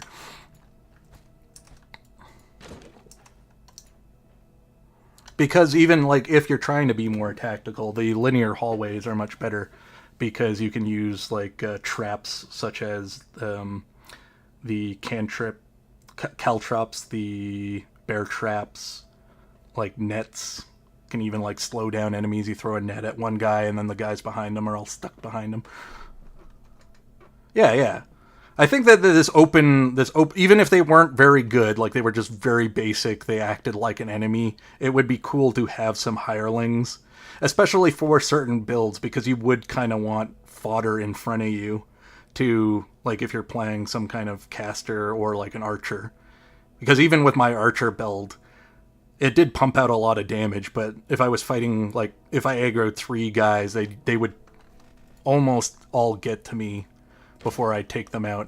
There'd usually be one guy still left with a considerable amount of health that I have to now fight with a melee weapon.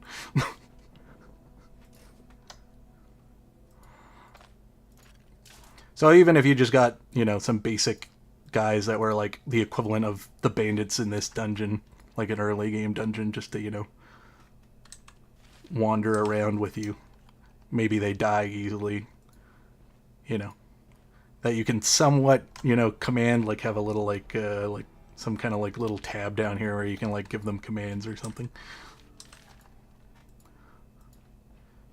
Or as I said, like even with the whole like new system with his caravan thing, it would be cool if you could bring the caravan people. Maybe that's what he's just thinking about doing. Who knows? I don't know what the developer is wanting to do with his game, but I wouldn't pressure him to do it if he didn't want to do it. I think he's just doing this because maybe he was looking at gameplay of people playing his game and he didn't like how easy it was tactically for people to just bunch the enemies up in a hallway and dispatch with them one at a time super simply, and he didn't see that as exciting gameplay, so he opened up the dungeons a bit to, you know, make it a bit more challenging for the players.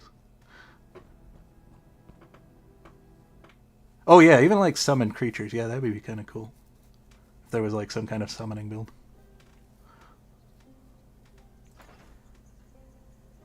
I don't think any of these magic trees he hasn't made yet sound like the kind of thing that would do that. But yeah, it'd be kind of cool if there was like some kind of like druidism or something where you like could call on nature and like summon in like wolves or such to like be your companion to help you out.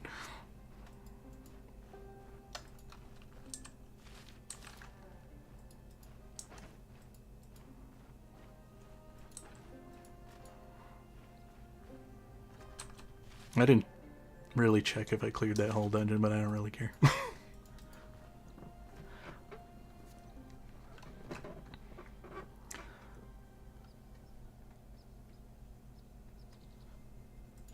Think I got it all.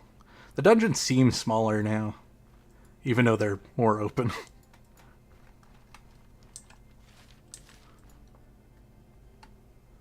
Though I have noticed he's made a lot more like 2-floor dungeons than it was in the old days. Yeah. Definitely with the runic boulders, wedging spaces better. But I mean, like, as I said, it just because it works better now in this system doesn't mean it equally wasn't as good as it was in the old system. And it functionally worked better in those dungeons because of the narrow hallways. Because you could literally block off a hallway with one stone. Now you can wedge yourself between two stones and like a back wall or some of the terrain to like give yourself some advantage. But as I was saying, it still generally was better for the player with the linear hallways than it was with these big open rooms. The only thing I can think of, the reason he made the big open rooms was he watched gameplay of people playing his game. He went, I don't like how people are basically just cheesing all these enemies down these linear pathways. How can I fix this? And then he went, okay, I'm going to open up the rooms and make them much more wider so that players don't cheese. And that's why when I first started playing in the new patch. Yeah, because you have there's still the linear hallways, you can kite them back, but now you're stuck in in essentially a closet. So it's do or die. You win or you lose now. Yeah. I do like that he kept the some of the linear back rooms, so that I do have the option to kite them back. It's like almost every dungeon I go to, I'll try to find one of those, especially some of the like later game crypts.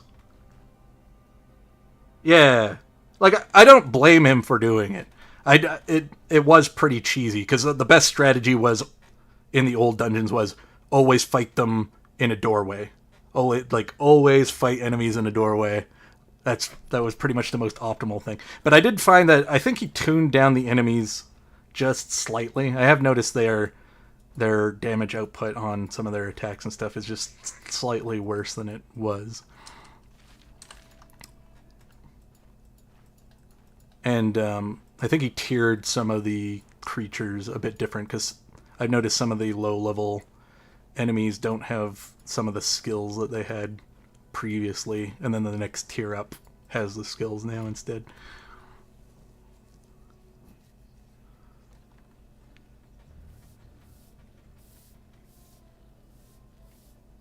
Yeah.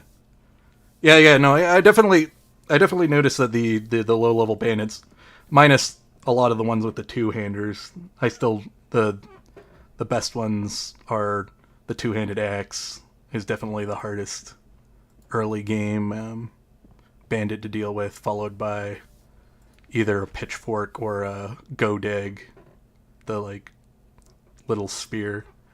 Those ones usually are the more difficult. And then the club, he can be if he stuns you or dazes you, and then followed by one-handed sword, I think, is the next hardest one to deal with.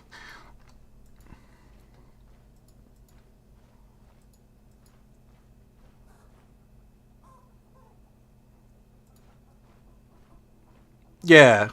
Or if you just which I was doing on my other build, because I was doing a spear build just before this.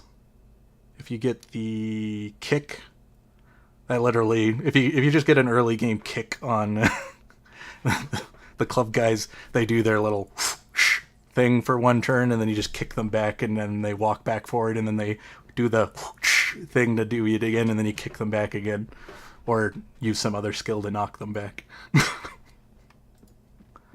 That they still can hurt if they get that skill off, but oh god, why is it nighttime?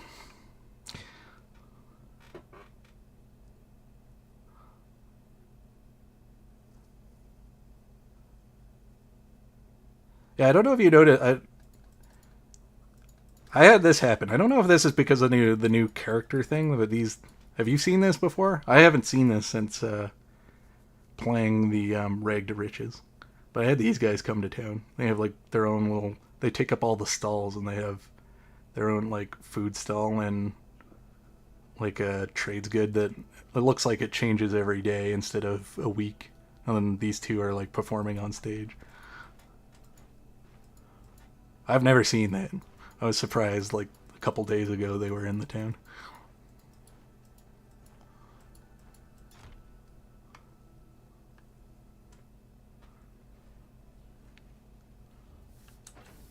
Because it could have been something they added with the new character patch, but I hadn't seen it. But then again, I haven't fully explored Rag of Riches, so. Oh, okay. It's one of the like settlement things. Interesting.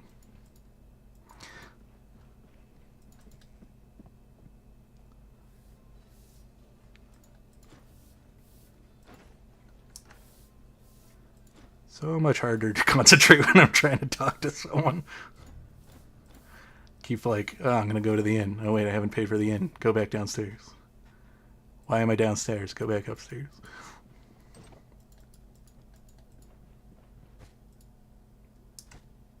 Yeah. Yeah, I know about the conditions. I didn't know that it was one of the special events.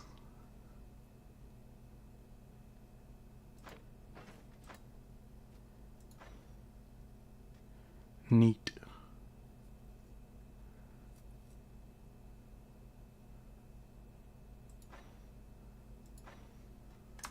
I don't know if he got rid of the because I remember when I first like the first day Rag of Riches came out, he had all those like new dungeon events, and I haven't seen it since. I was screwing around with a can't remember. I think I was doing the archer build because I was switching over. It was before I did my spear build. But I remember there was the dungeon event with the like odor that would like aura around the dungeon. I don't know if he got rid of that one because I haven't seen it since like there were two dungeons on my first playthrough that had that. But that one was so annoying.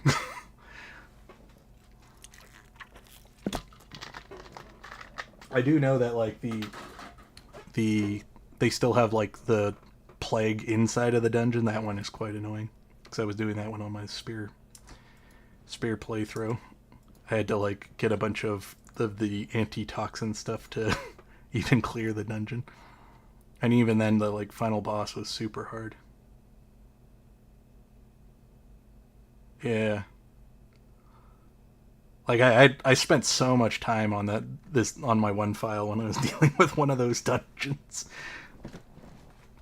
because I had to like deck myself out because I needed to go down to the second floor and there was like a pretty high level necromancer in a room, and I do not like those high level necromancers because they have like a spell where they like mass resurrect all the skeletons in a room. They'll like res like 4 or 5 of them, and they'll usually all be around you because you killed them, you know, all in like a condensed area. So they just freaking swarm you. So you kind of have to like play super cautiously and like shout at the skeletons and get them all to like come out of the room, but not aggro the necromancer. Kill them all, and then walk into the room but kill the necromancer when he's not around a bunch of skeletons. Yeah. I didn't find that one too challenging, but might have just been my build. And I like to carry like tons of band-aids on me. I've just always gotten into a habit of carrying 2 to 3. And then usually I like to have 4 of these or 6, 2 splints and 2 bandages. It's kind of my go-to thing. The one thing I always forget are like things that like reduce pain or antitoxins, because you know, when do you really get intoxicated all that much unless you're purposely trying to get intoxicated, like I did with my dwarf build where I was drinking liquor a lot, but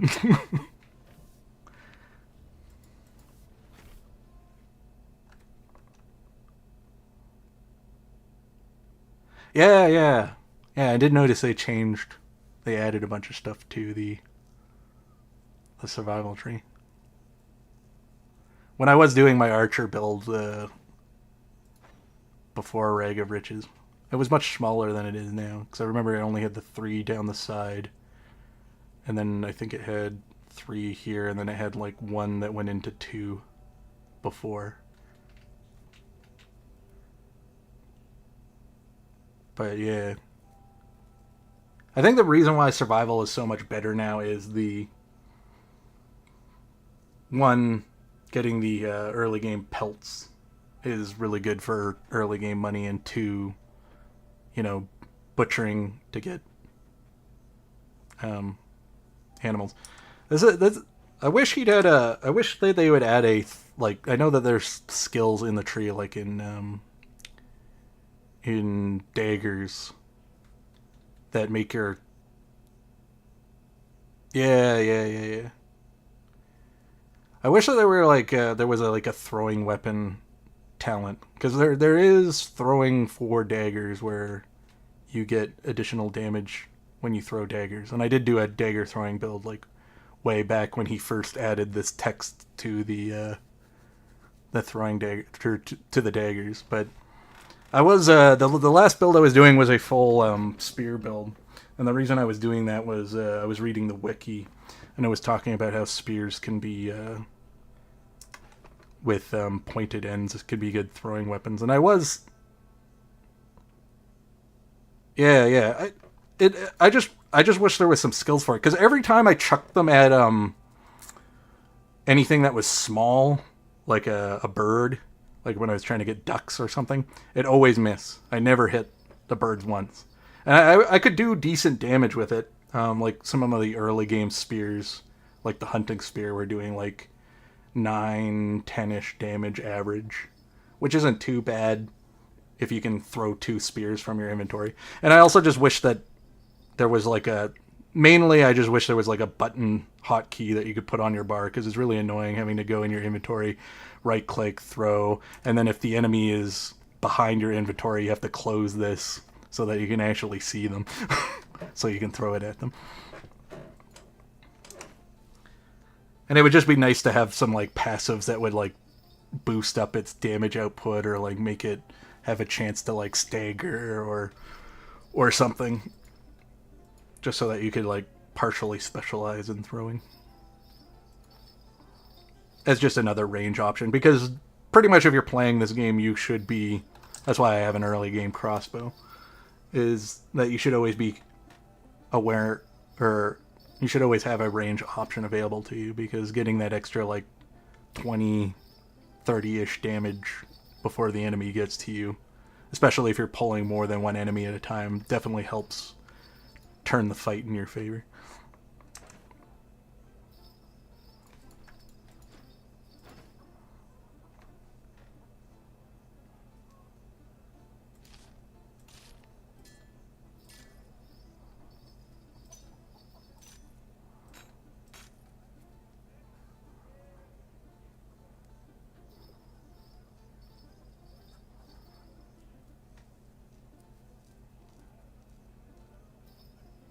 Yeah, like the archery skills, both the crossbow and the bow and magics, are all pretty good at hitting the animals. But I was just really disappointed, because I was chucking the peasant spear early, and then I got the hunting spear, which by its name should be good at hunting, but it was not. Every time I'd throw them at ducks, and they were always, oh, not even ducks. Yeah, it was ducks. Yeah, it was ducks. Cause I remembered, because like I couldn't get in melee range of the ducks for a lunge, because I had a lunge that could move 2 tiles, and moving one tile into the range of melee where I could actually charge the ducks, they would fly away. So I had to hit them with a range attack, and the spears just weren't doing it. So I would love to be able to throw the spears at them. Maybe there's other throwing objects like charcoal or something that you could like hit them better with, but spears weren't doing it. I don't know why. Maybe I was just getting incredibly unlucky, but I threw at least 20, 25 spears at ducks, and every single time they missed.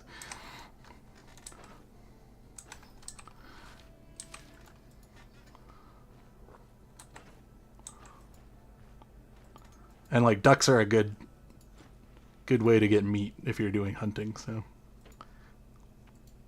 like I was able to kill a deer by catching it off guard and chucking spears at it, but that's in the medium category, so it's a little bit easier to hit that.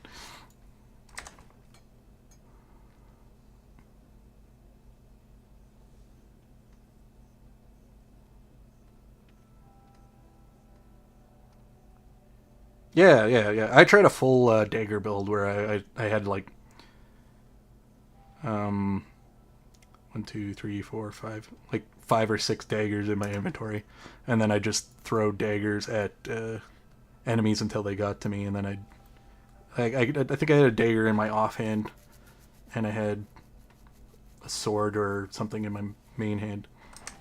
It worked really well. I do think that like if you're doing a throwing build, daggers is the way to go, especially since you get the bonus damage on it. Though daggers do have base lower damage than most weapon types, but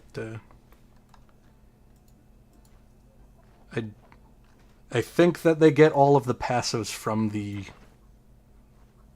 I think they get like all the bonus passives from the dagger tree applied to them when they're thrown. So I think they have, because I did notice that my daggers were having a pretty high chance of bleeding when they hit.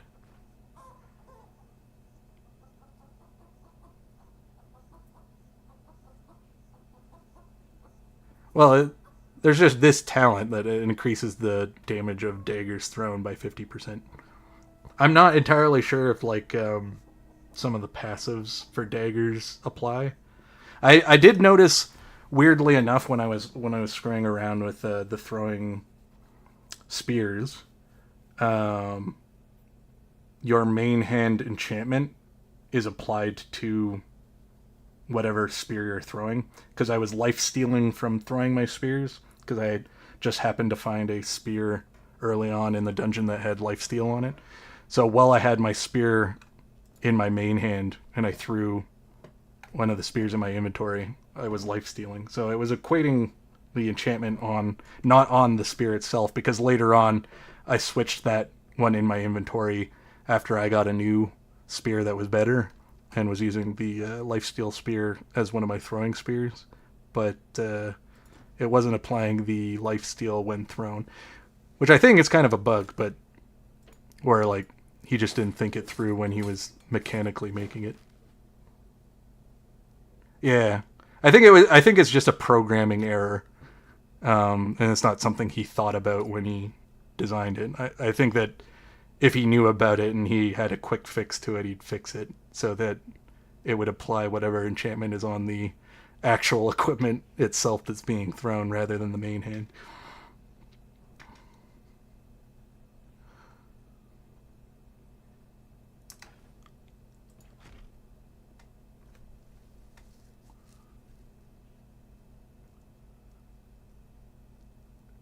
Yeah, it's the same thing with stealth. Because like I started playing the game pretty much as he was removing stealth from the game, which made daggers feel a lot worse at the time. Because I played I started playing this game right before the troll DLC was put in, and I think he had already turned. I don't remember stealth being in the game at the time, so he had already turned stealth off, but the stats and mechanics were still in the game for it.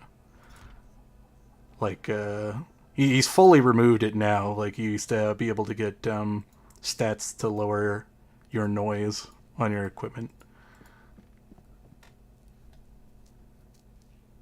because daggers was all about like being unnoticed and dealing damage to unnoticed things. But as soon as he took away the stealth mechanics, it was a lot harder to do that, which made daggers kind of shit for a while.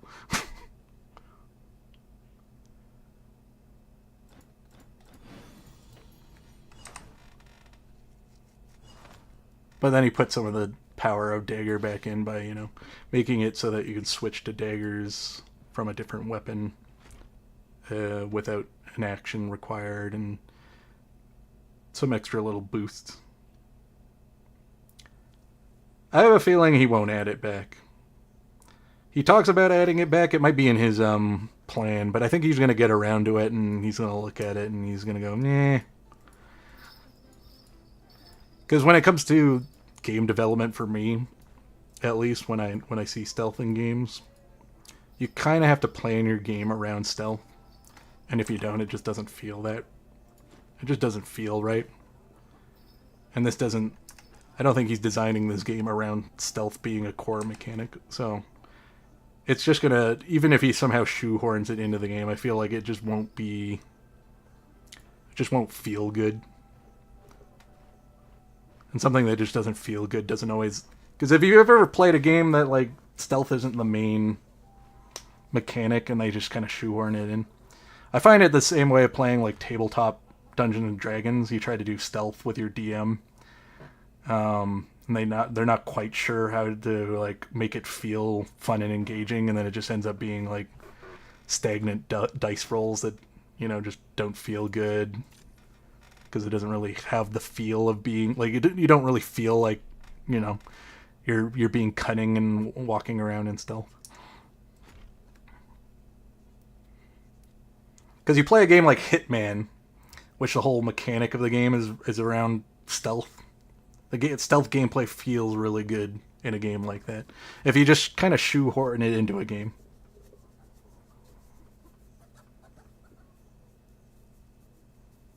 Yeah. Well, then it ends up like Skyrim, right? Like the stealth archer build was one of the strongest builds in that game. Where it's like, you aren't seen until you shoot somebody. Really strong. But because of how the stealth mechanics worked in that game, it was really hard to get close to people in melee. So you couldn't do a good stealth melee build unless you were like being, you know, hyper vigilant for like when they turn their backs to you and stuff. The hardest part in this game is if he does add stealth in this game, since I'm not sure how his like view, like how the enemies specifically view you, because I'm not sure if they have like, since your model is either looking this way or this way, you're not really looking up or down per se. I'm not sure how his vision works in them sighting you, because I do know that the back when noise was more of a thing, I did, or like even in the current build, if they are facing you, there is a much higher, like if their model's looking at you, there's a much higher chance that they'll see you than if they're facing this way. Even though if you notice, like my model, the edges of my vision, it doesn't matter which way I'm facing, it's still the same amount of vision range. So I'm not quite sure how his detection works for the mechanics in the game. That's why I'm not sure like how he's gonna work this stealth problem out. I was excited for him to eventually put it back in the game, but the more I thought about it, I was like, I don't know if he'll end up putting it back in the game. Especially since he's reworked the dagger tree to essentially work without stealth. I think it's perfectly fine. I would love... Yeah.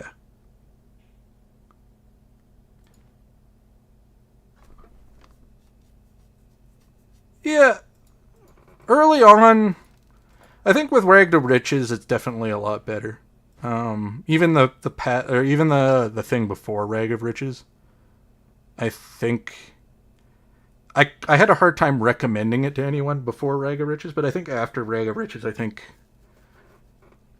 the game's still missing some juice. The main storyline definitely needs to be developed. Like, we need to start looking for the stone shards. He's taken a long time, actually, adding that part of the gameplay into the game. But overall, I do like the way things are developing at the moment. Though, it's slow.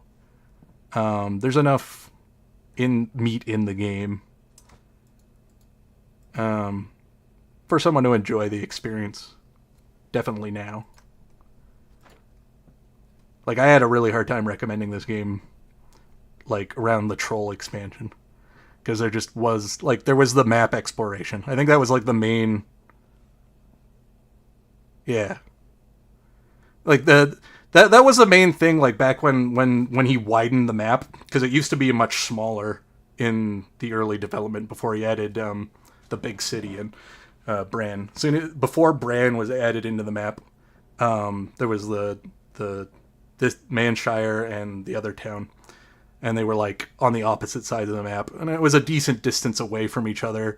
And then there weren't a lot of like small. I think there was like one small town or like an inn that you could find on the map randomly in between. I do miss that he's basically made the map more static now. Like I noticed all of these things are always in the same place. Like this is always here. This is always here. This is always here. This is always here. This is always here.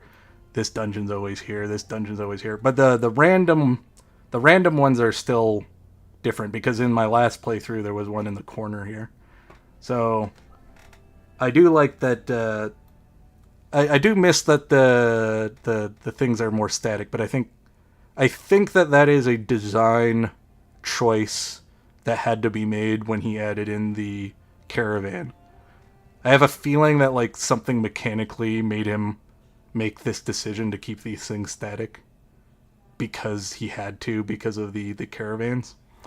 But because when he opened the world after the Troll expansion and he added the main town, the world became way too big, which was fun. It was fun to explore, and I think that was the old appeal to the game, and I think that's what probably aimed him to Rag of Riches being the next expansion. Was that I think because I was having the feeling, I went, this would be so much better if I had a way to travel across the map easier, because I can talk and make the wagon guy bring me between the establishments I found, but I don't have an easy way to get to these far-reached corners of the map easily. And then I think that's probably a lot of people, I think that was in the zeitgeist of the people playing the game. And I don't know, because I don't spend a lot of time in community forums, but I'm assuming people mentioned that a lot and made him make the Rag of Riches expansion. And I think with that, he can, because you can decide where you're going to set up your establishment, it makes makes exploring the map a lot more fun.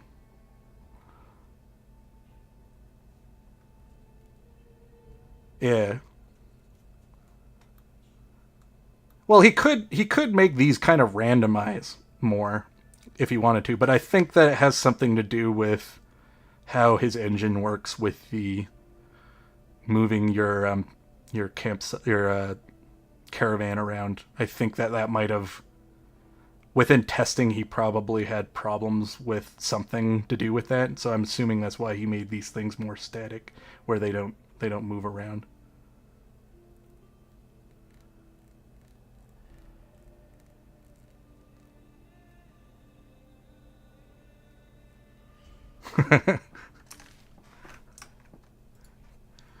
Well, it's like you can have your own normal thoughts, but you think you're thinking of these things yourself, but they're just things that come to the forethought of your thoughts while you're thinking about the mechanics. So everyone kind of has the same thoughts at the same time because they're all thinking about the same things at the same time. That's why I use the word zeitgeist.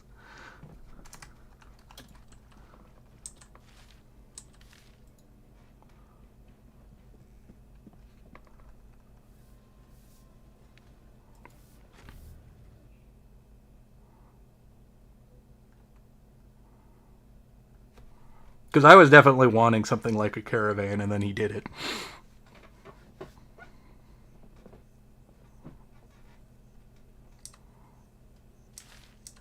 especially since I knew he was going to be expanding the world even more at some point. Because I knew he was going to add a new town at some point. He still hasn't added. He hasn't added like a. He's added some more settlements because there's this one down here, but I don't really count that one because it isn't like a full settlement.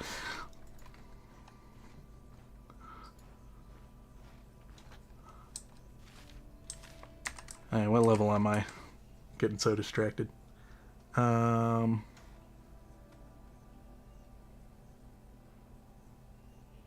Yeah, okay, so my plans are, because I just noticed when I looked at my Steam library that there was a patch for the game, and then I noticed there was that DLC for the 3 new characters. So I quickly, before I decided to stream, was looking at them. And I just noticed that this guy, I was just looking at his God, I'm so bad at navigating these things. I was looking at his trait, and I was like, okay, so because they changed all the traits too, like all the characters have new traits. So I was looking at like some of them still kind of work the same way. I noticed the dwarf has this whole trophy thing now, which is much different than how his old trait thing worked. Because I think he had something to do with enemies hitting him or something. I can't remember. But I was looking at this, and I liked the whole, every time you spec into a weapon tree, you get magic power. And then every time you spec into magic, you get weapon damage. So I was like, oh, cool. It makes you more of like a spell blade. And whenever I think spell blade, I think, you know, one-handed swords. Maybe it's just from like playing Dark Souls or whatever. But I always think of like a rapier-styled build.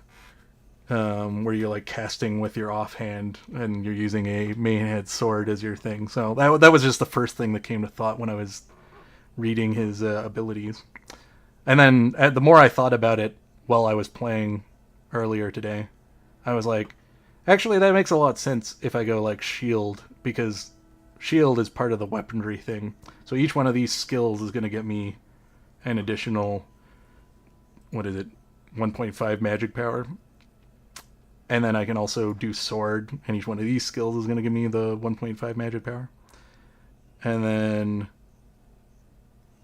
then I just have to pick what my magic's going to be.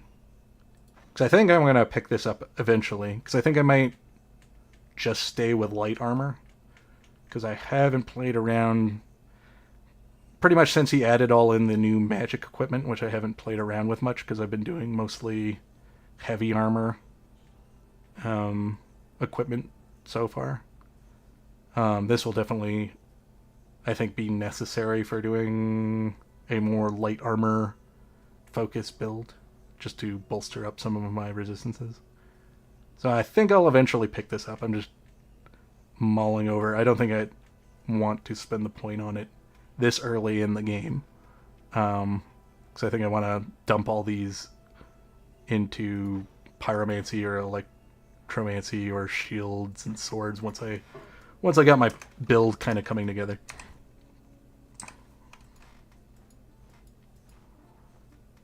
And then, of course, you always want to supplement a build with either like athletics or warfare.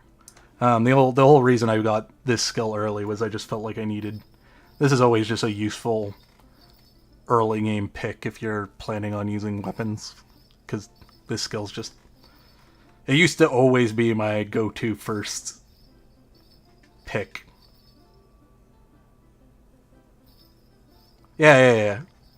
I haven't. I did when I did my full electromancy build. I went full electromancy, and then I was picking up some of the things in this tree. I don't think I ended up unlocking too much. I think I got like 1 or 2 things on this side, and then I think I got lingering incantation with it. Yeah.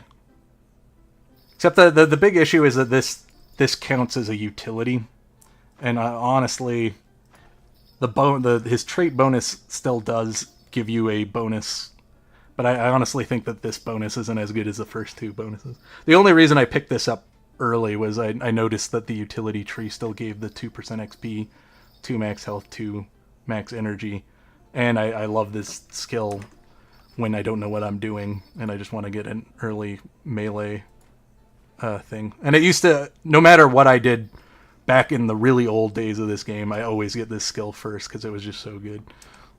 Because it essentially made it impossible to lose in a 1v1 scenario because you just apply it to whatever bandit you were fighting.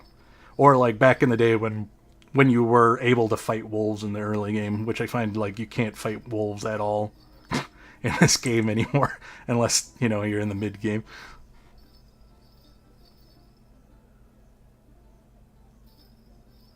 Yeah. I haven't really messed around with it, but I'm assuming that it does. It probably works well with a... I just know there's that like one talent. Yeah, this one. Is it this one? No, not this one.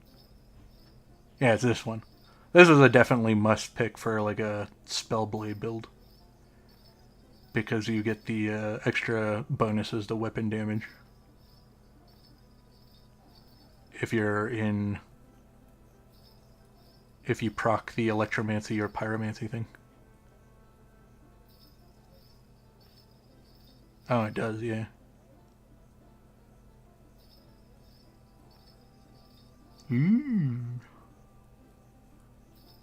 But I have to kind of still get to the... Because I don't have the treatises unlocked for them yet, so...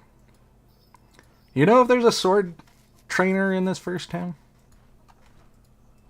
I've never actually spent the money to unlock any of the training from any of the NPCs. I usually just find a treaty for it, or go buy it once I get to the next town.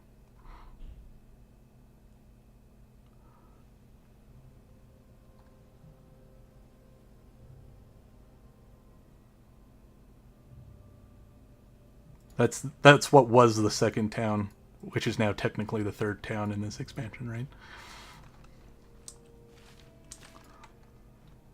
Because now you go to the like the big city first.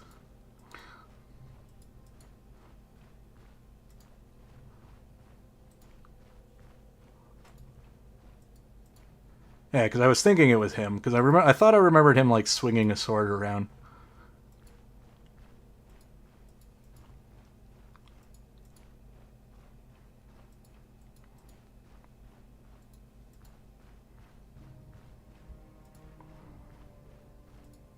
I don't know how to feel about the fact that you automatically unlock... Because I kind of like the idea of slowly unlocking the talents. But where they've made it so that you auto-unlock certain talents at certain levels. That was something I noticed that he changed to in Rags of Riches. Yeah. Because I've noticed that like now it says as soon as you reach level 10 you get everything in the second tier and all the trees. I don't know how I feel about that. I kind of like the idea of like slowly unlocking talents. Or having to find the right books to unlock things.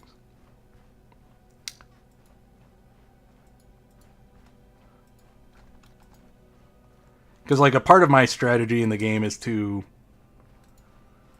Like I don't go into the first dungeon. Like you just saw I went in the first dungeon just now.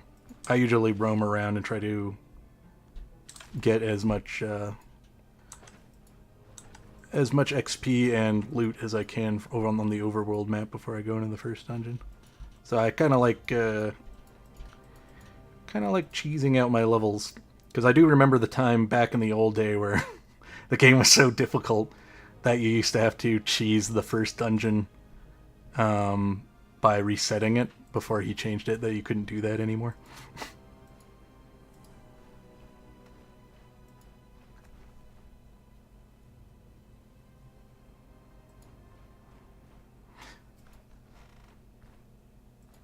Yeah, I understand the attribute unlocking thing, but like you can always just find the tome for it. I think that kind of like robs from the like, you know, loot gathering thing where it's like I could just grind out the levels and get the right things that I want. I'm not saying it's a bad thing. I just feel like it kind of cheapens the experience for me a little bit.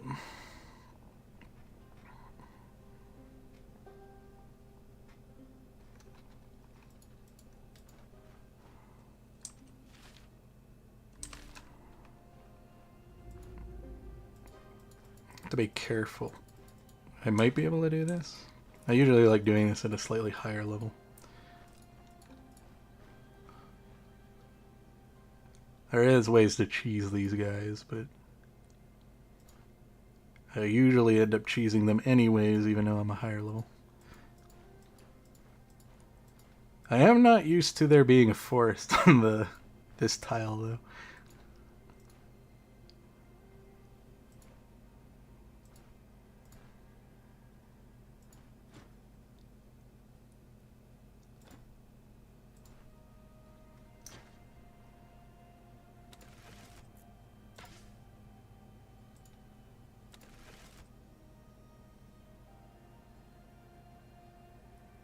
No, I can agree with that.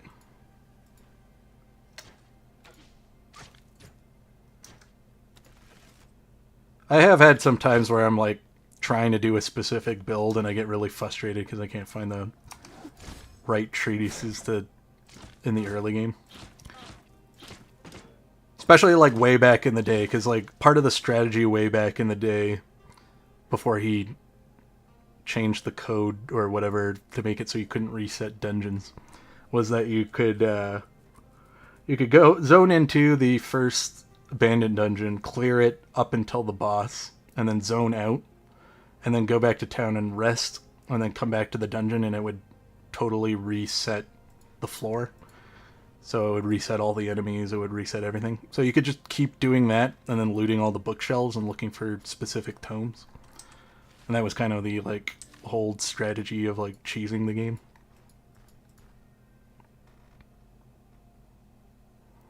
But then at some point he made it so that the dungeons don't reset once you go in and clear the bodies. They'll just all be dead. Yeah, I like I was angry when it changed because I was so used to doing it that way, but it is for the best. It just made it so that like I could in that old way I could grind for specifically like tome 1, tome 2 of whatever I wanted to do, and then I'd have my build set ready to go. And then I could also grind out like 5 levels. And then the early game's a little bit more easy, which has always been a challenge with this game. Like I die if you watch from the beginning. Like I died when I explored this camp because I got surrounded by 3 two-handed guys, and I might die here because these fuckers are, and they're Jesus, and all of them are here.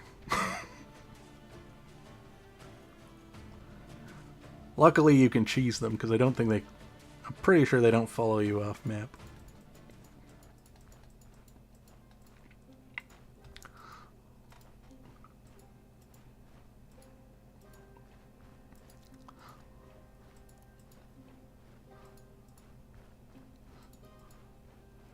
Because I've done this a handful of times, because I usually...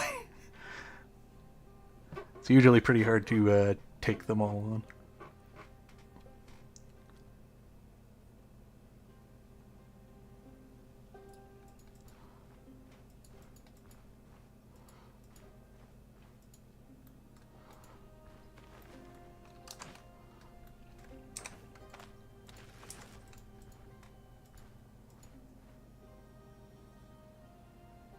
Yeah.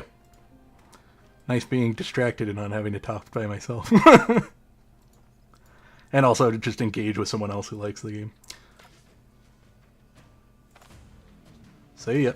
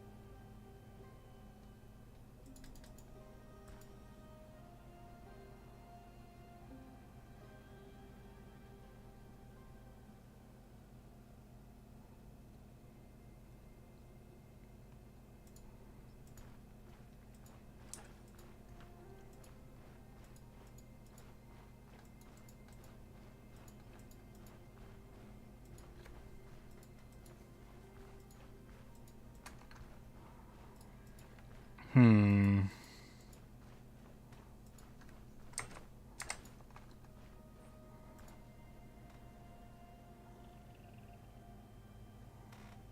Kinda wish these guys would de-aggro.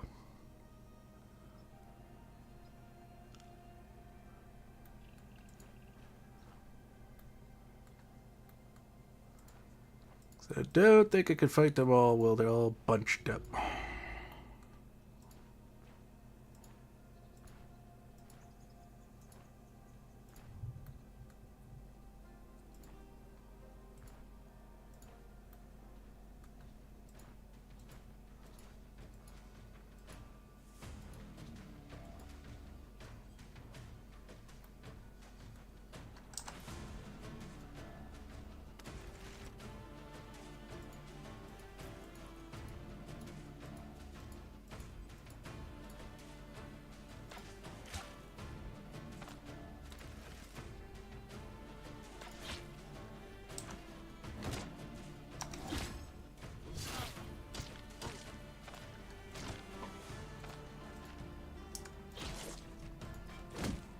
Alright, one more down.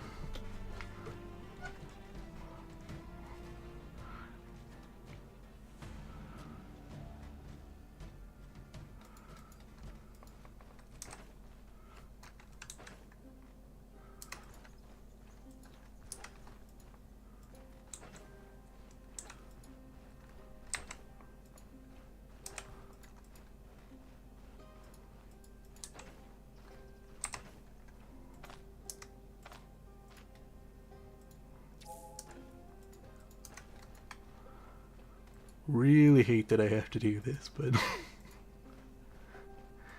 the early game is so unforgiving.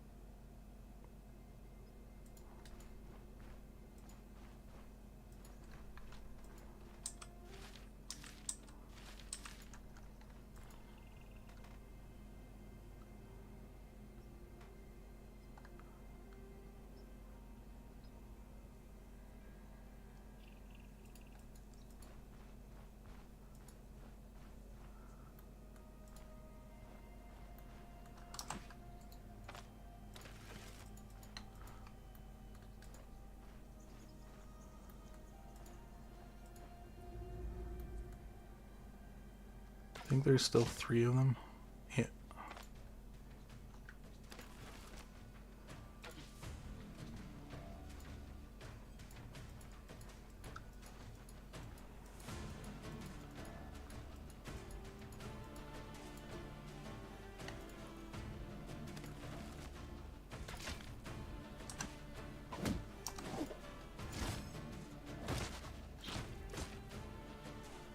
Alright, time to pass out. Can't take 3 attacks.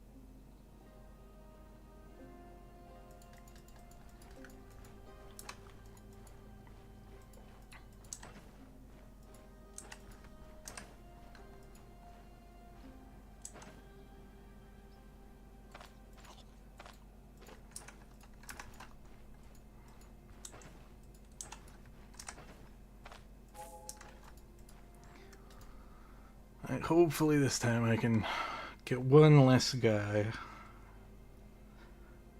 Then I might not have to cheese it. That one axe guy that's really causing me problems though. I think if I can get rid of him, should be able to deal with the mace guys, no problem.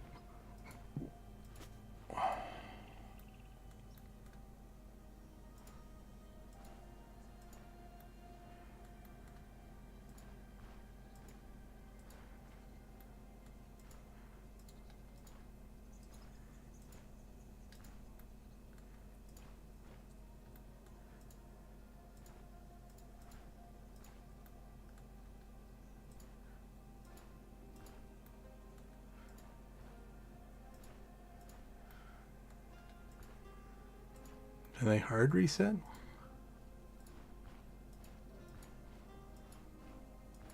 Oh, they must have. I don't see them. Oh yeah, this will make it easy.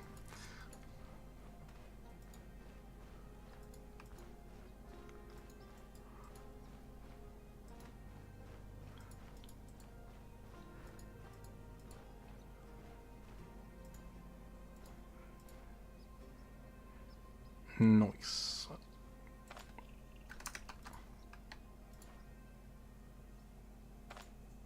Oh, he literally full reset. What the hell?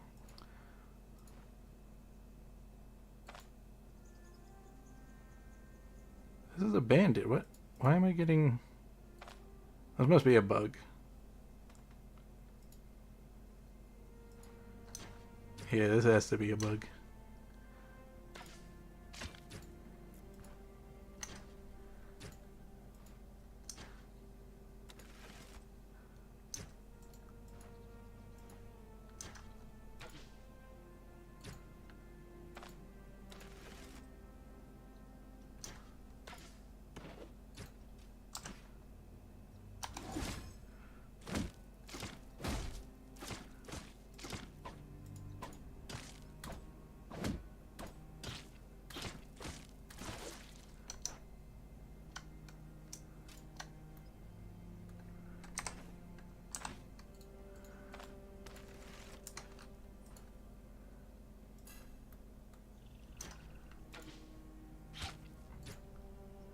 Okay, X guy.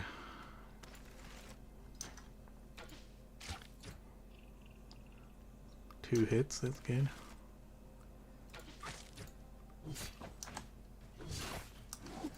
Two misses, that's good.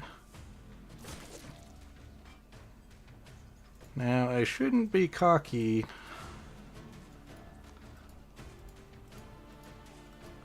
Because I am low health. And I know that that bandit still has good stats, and I think has a skill, so...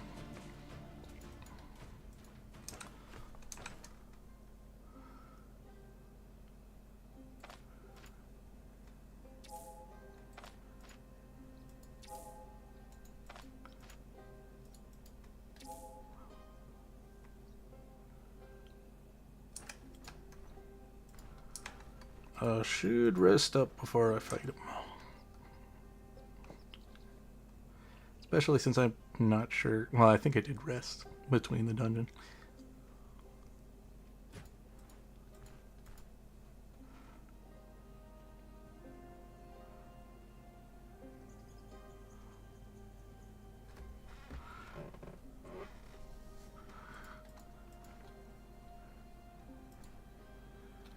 Okay.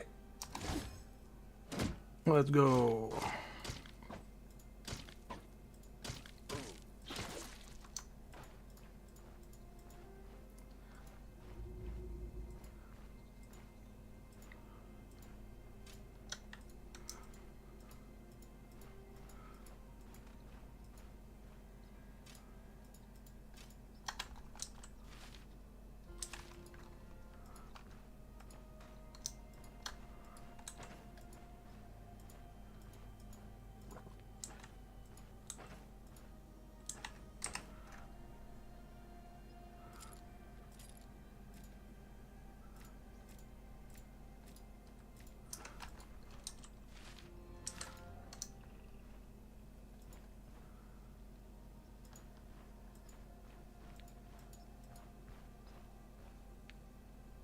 I don't remember there being horses here before. But I will take the straw. I think, unless he changed it, I think there were grapes. I get placed down here somewhere.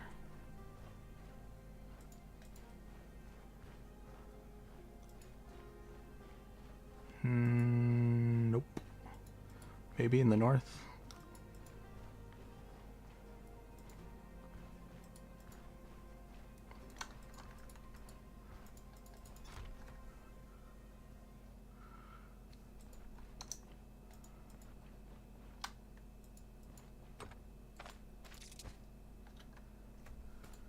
Ooh. Okay. I don't need the stick. Oh wait. Do I have room in here? I forgot to take that stuff out when I was in town.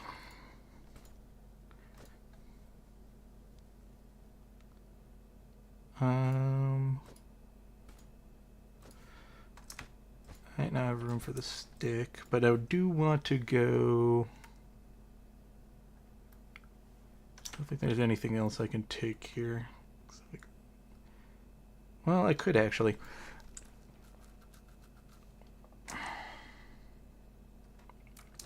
I think it's considered stealing. I should check. I don't know if he changed this. No, he didn't. So it used to be that if you picked up any of this stuff, it was considered stealing. Maybe it was changed.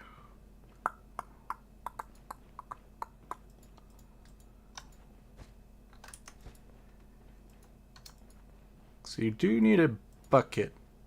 I can't remember if you need a ladle for the caravan. Pretty sure you need a ladle, but I could be wrong. And if I need a bucket, that's no big deal. I can always just take the bucket that's next to the well. That isn't considered stealing.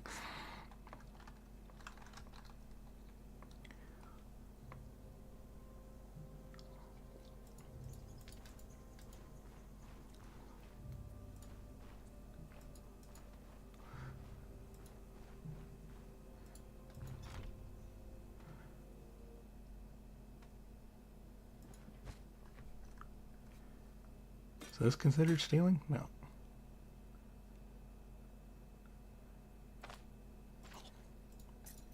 Alright, well, I want these.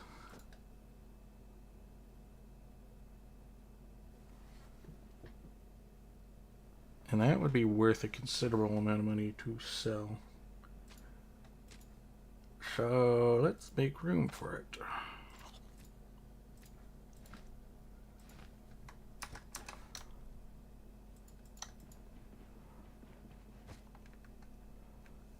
Ooh, and wire. Kind of regretting that I didn't drop that stuff off. Might have to go do a second run over to deal with that chest after I bring this stuff back. I can make food here, which will alleviate some of my inventory space.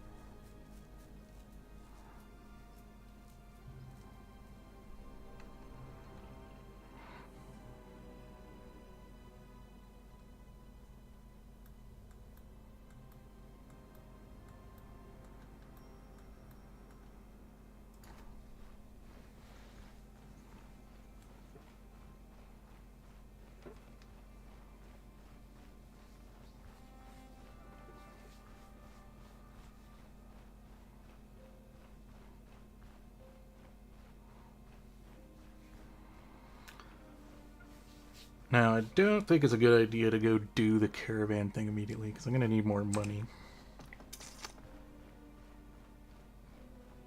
But I do kind of want to get my build together.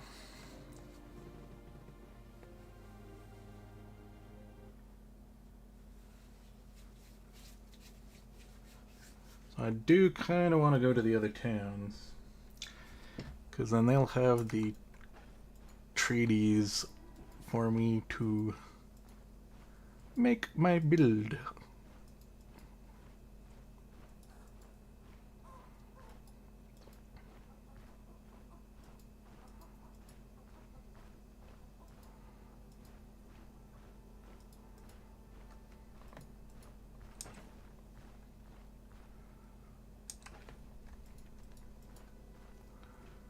But the sack of grain is definitely a nice find,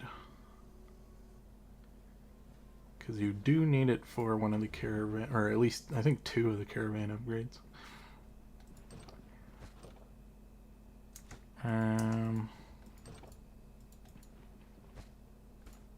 We'll just stick it in here for now.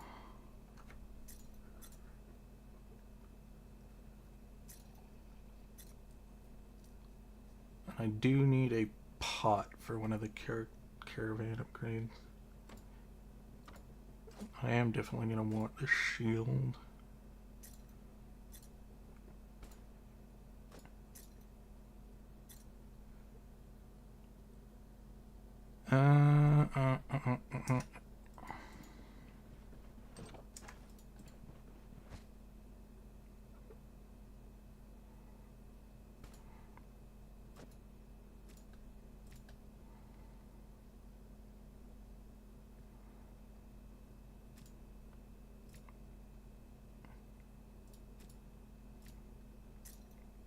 Ladle.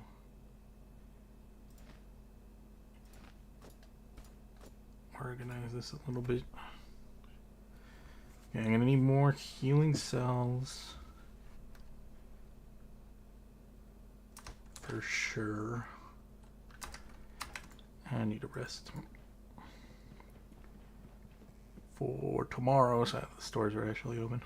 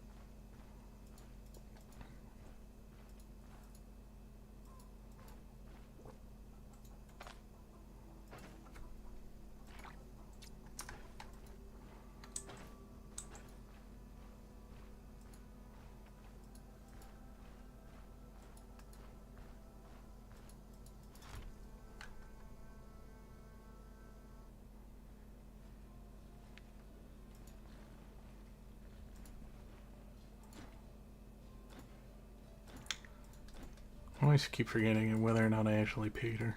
I think I did, and then I got distracted and went out and got some water. Whatever. Might have overpaid. Not the biggest deal.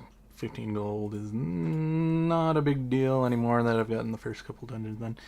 But in the long run, you know, that could be 15 more gold in my pocket.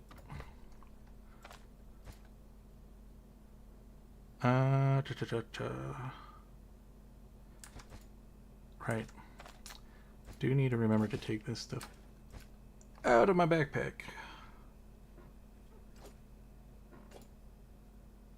Let's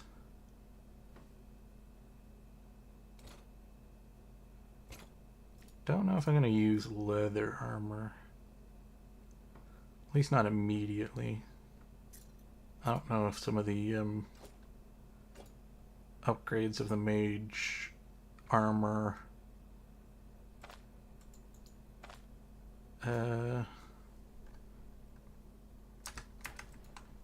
needs it. Or is leather armor.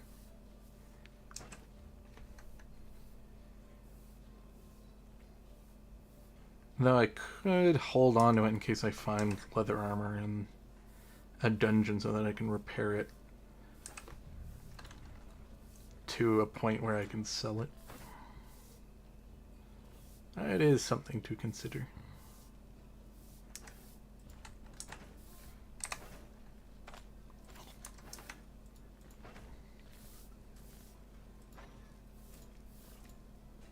But I think I just want the early game money.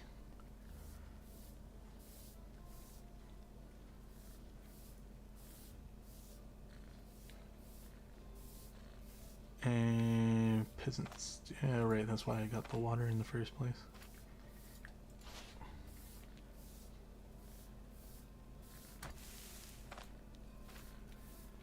Okay.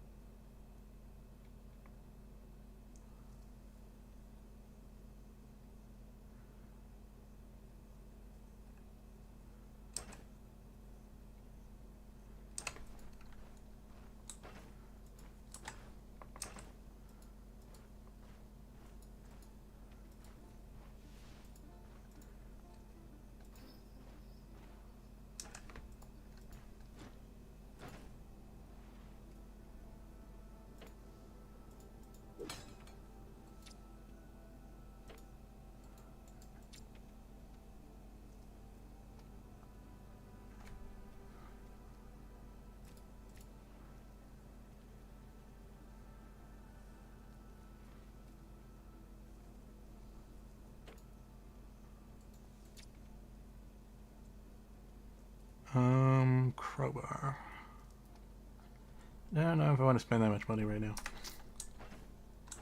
Rather just find a free one.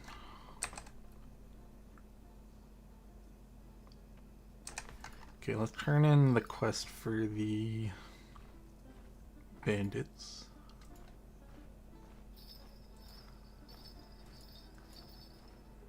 Oh, I didn't remember to grab the quest before I went and did it. So I think I'm gonna take a hit to the reputation, but or rewards or whatever. But I wasn't sure I wasn't gonna complete the quest anyways.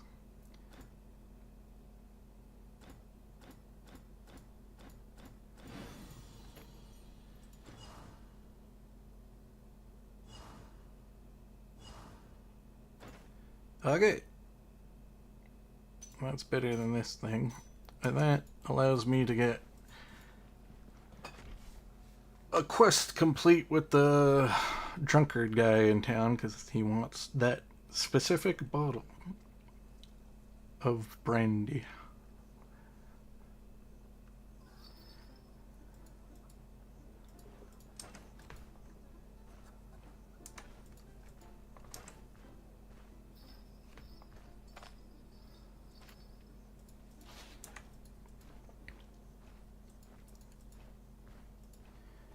Give me the necklace you have.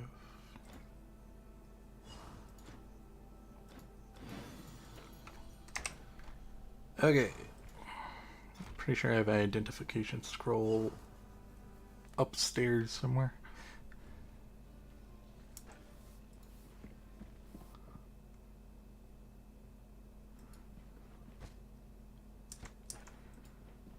Is it in here?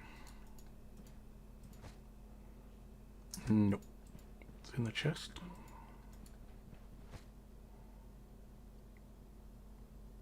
Huh?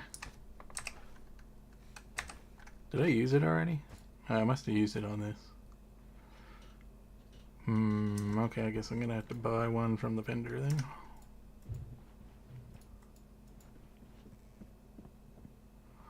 Good enough.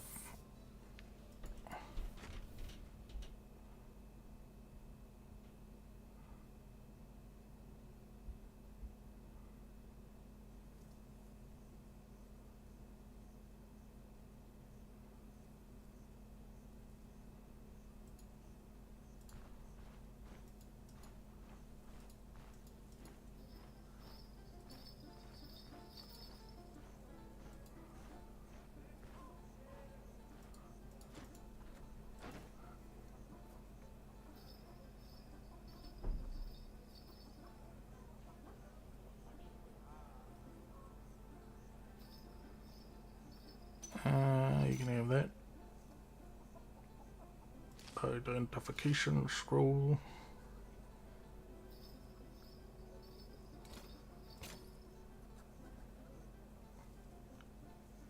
Armor combat treaty. That might be worth picking up, but I think I'd rather save for equipment that I want.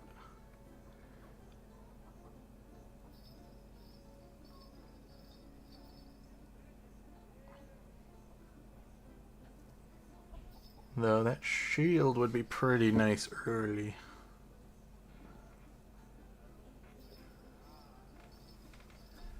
If I'm going to be switching to my sword and shield.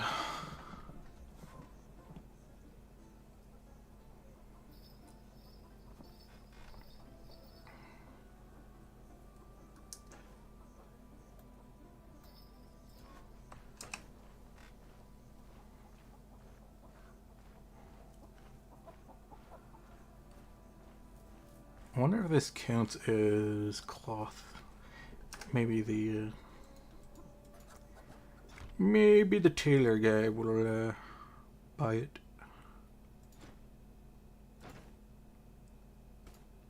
And that is correct.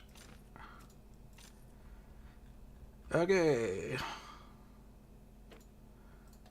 Prepare my shit.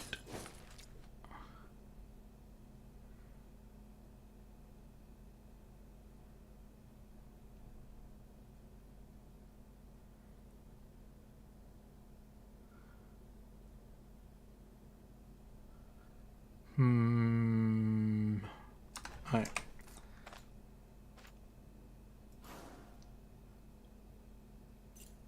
Not bad.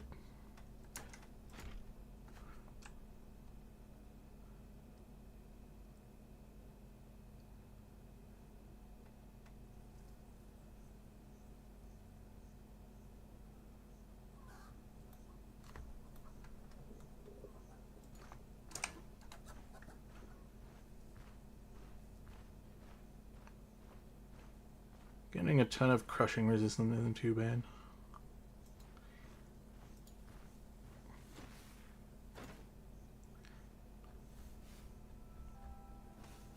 Oh, interesting. That's a newer buckler that I don't remember being in the game. Counter chance.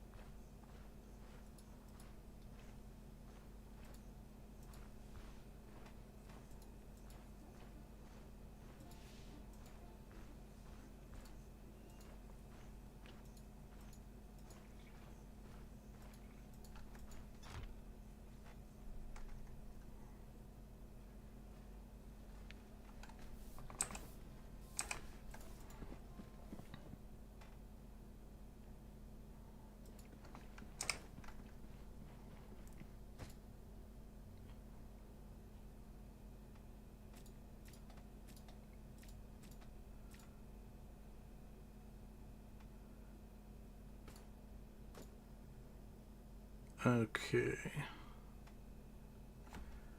So what am I going to be taking with me immediately? I don't want to take like all the things, and I think I can immediately upgrade the caravan with. Do I need nails?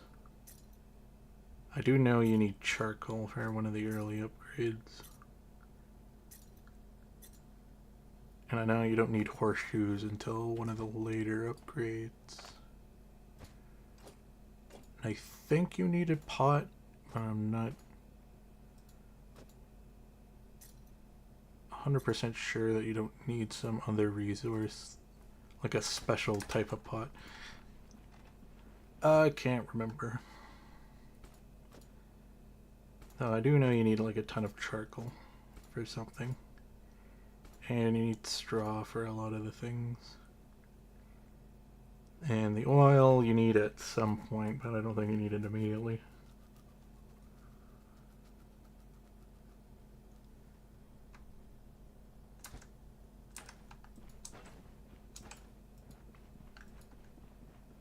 Now that I've rescued you, do you have anything cool? Cool, you have the message.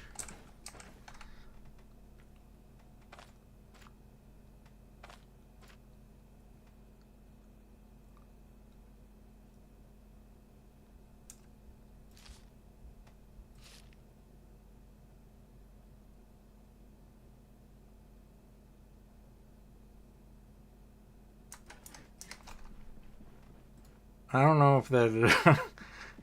It's been a while since I've done this quest. I don't know if that changes anything.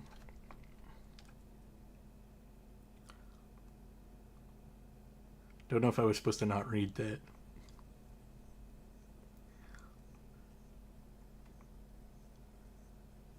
I don't remember there being a wax seal on it before. Okay. I would stay in this town and get the other dungeons done, but the graveyard will be the same. Now, the graveyard should be easy for me to take care of, but the like cultist church will be a pain.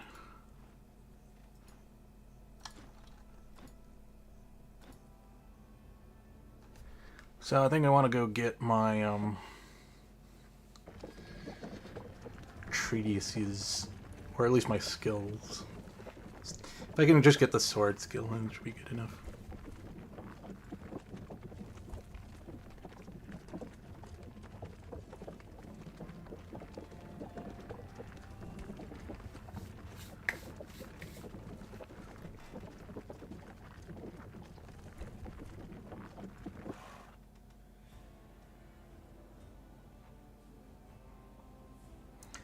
A big problem is now I'm in a higher level zone and I'm going to have to collect fodder so that I can travel back.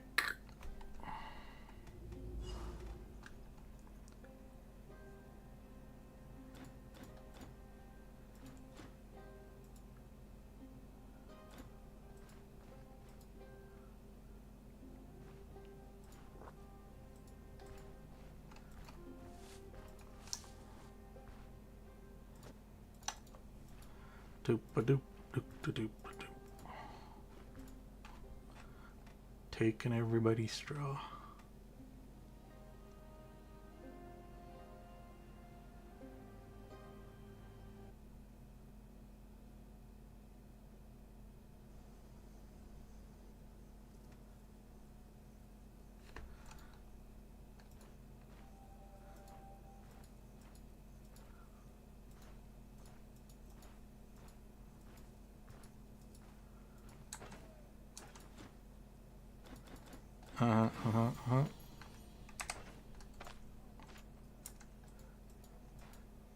Well, I hope you don't arrest me for littering.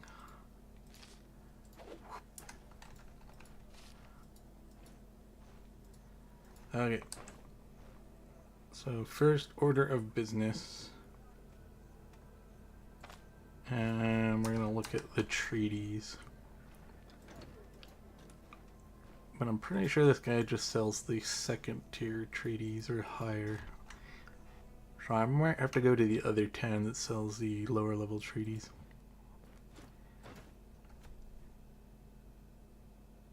Yeah, he sells second level treaties.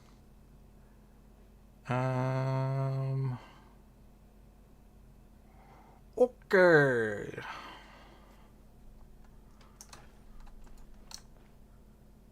That also means that I'm gonna have to caravan up to that town, deal with that stuff,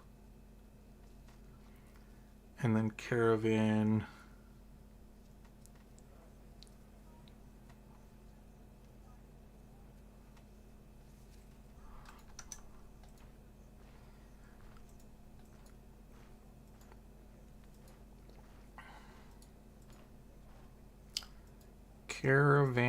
up back to the noob town. I had a feeling this town was gonna feel laggy. I don't like how long it takes to load back into the main area. I don't really want to go in here, but I want to see what this guy has. Okay, I don't have enough rep for him to start selling cool equipment.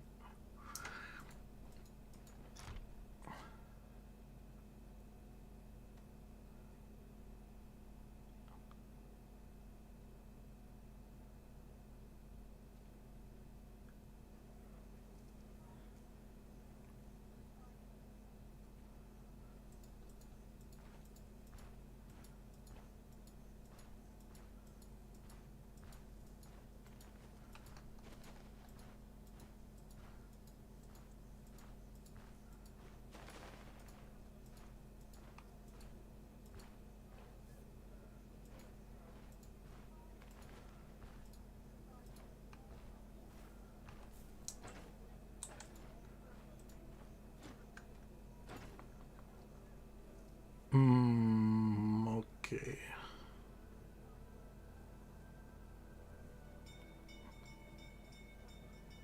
Glutton, livers, and apple.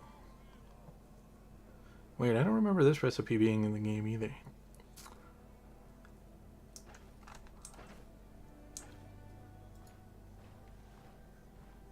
Okay, next order of business. To go down to the docks. Maybe stop by the jewelry store just to repair one of my rings.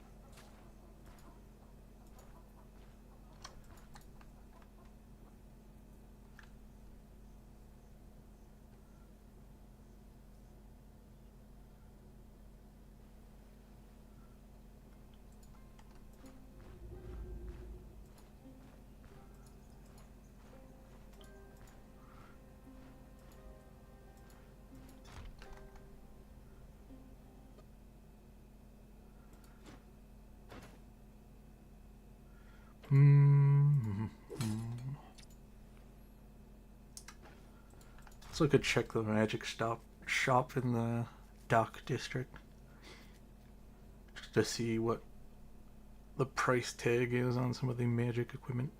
If I can even buy it, I don't know if I have enough rep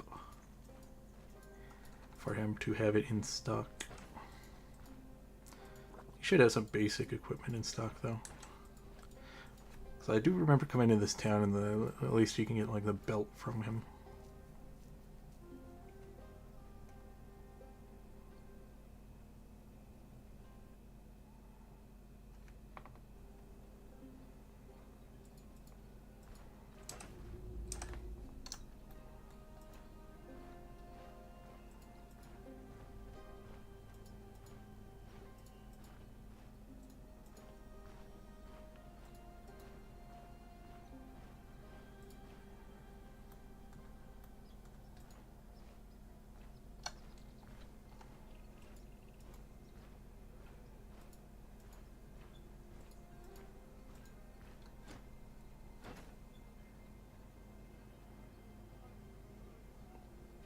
Yeah, I'm really not selling anything worthwhile. Must be because my rip's so low here.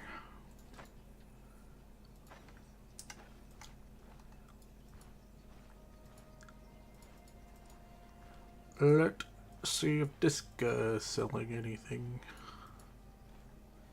He's always selling stuff.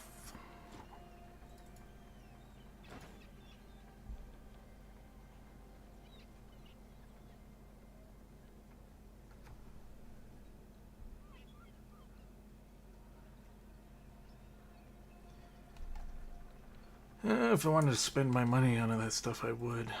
It's good stuff. Just don't know. I need to get other equipment first. So let's get this main storyline quest done.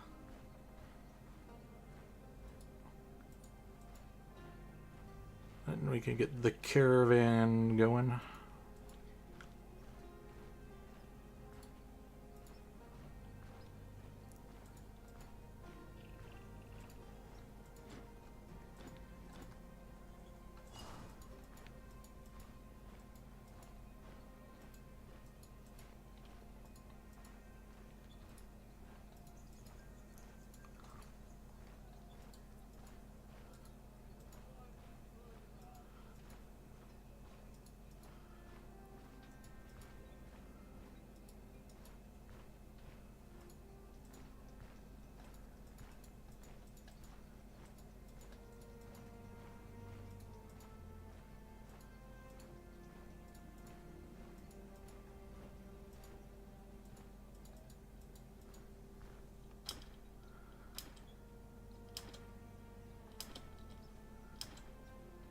Yo, what's up?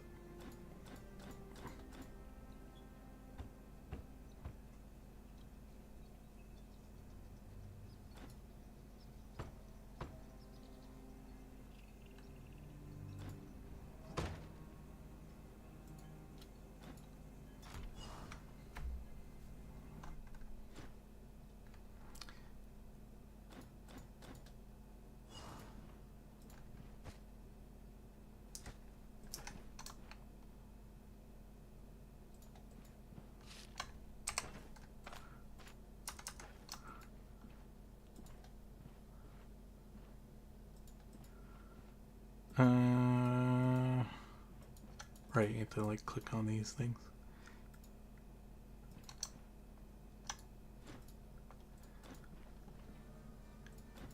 Blah blah blah blah blah.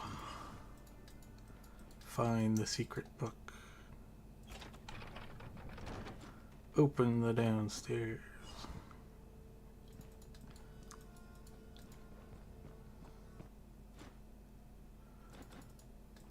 Do.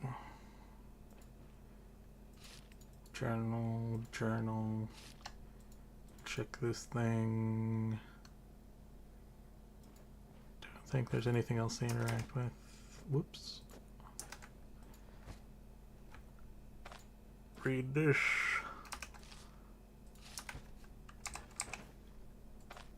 Read.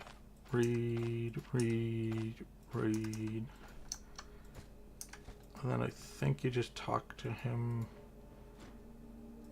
Oh, click on this. Talk to him? Yeah.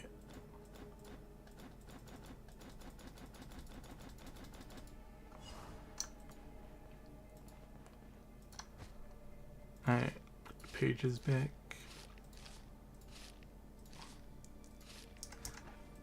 And then I want this and this, because they're both worth a lot. And I don't have room to put anything else in. I can always come back for the hourglass later if I want. Oh, and there's a pot down here. Nice.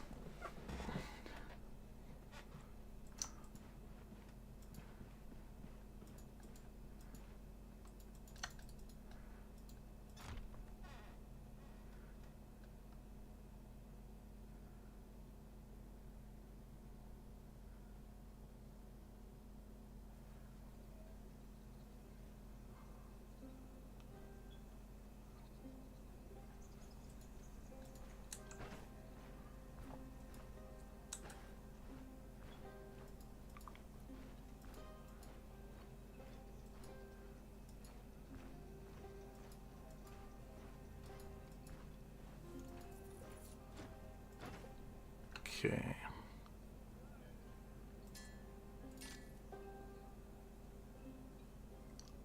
It's always nice to hold on to this, but 300 gold immediately is just too much to not... Too much not to sell immediately. Okay, magic. Check the magic shop. Then we'll go talk to... What's his face at the caravan?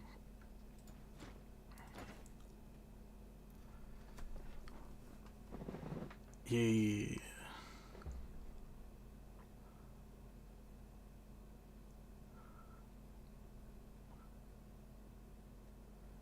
Antitoxin. Oh.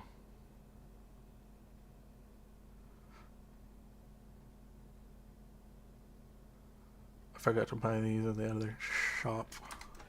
These are so much more expensive here.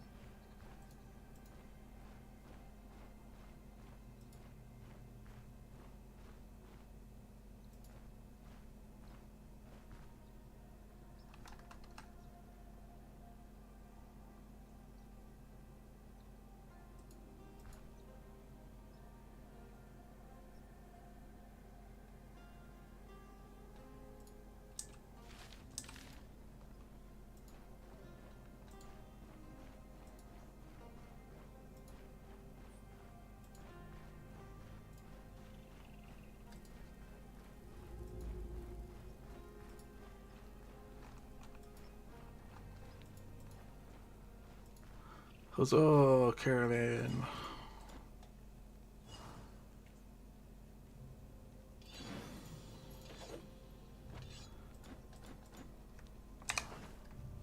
What does this take out?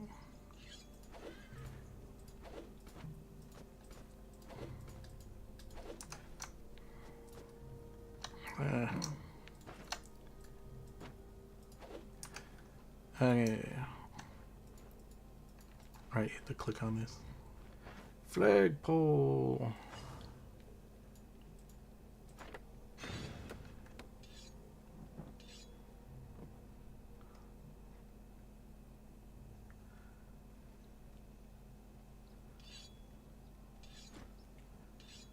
A new beginning indeed.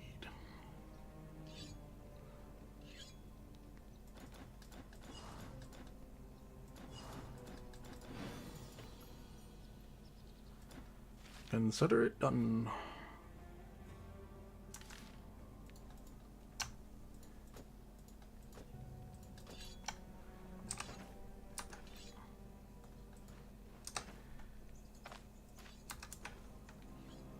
Alright.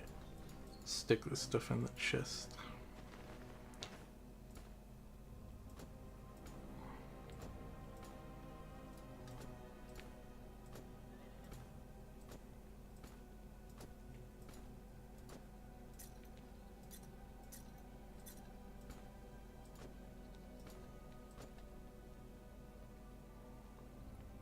Okay,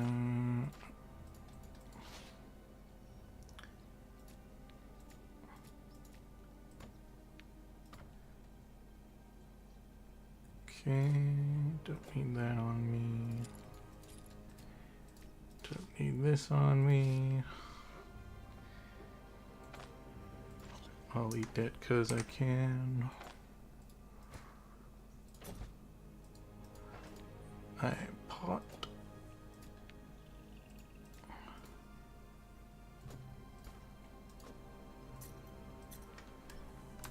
Okay, now let's see if I can upgrade.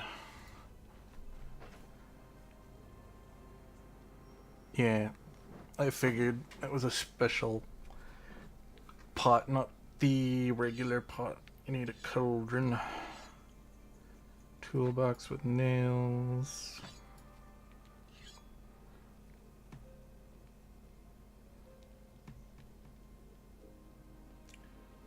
Canvas roll.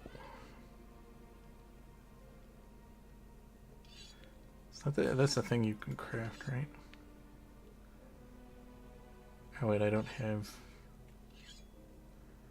Oh well, whatever.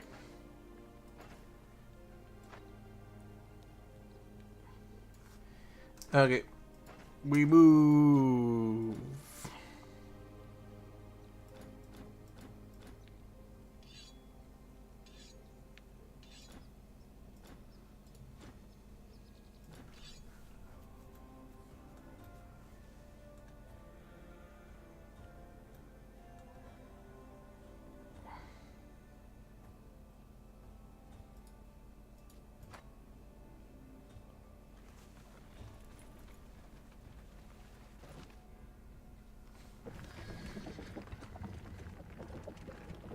Oh, should have gone over there. I could get a better shield from that place.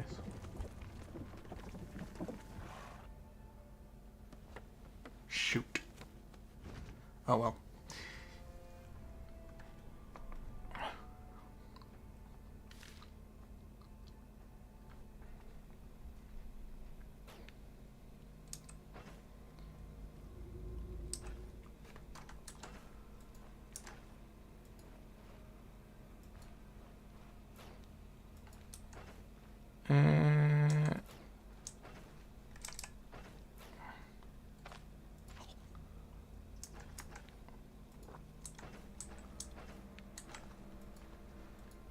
Okay, we're gonna sleep until morning.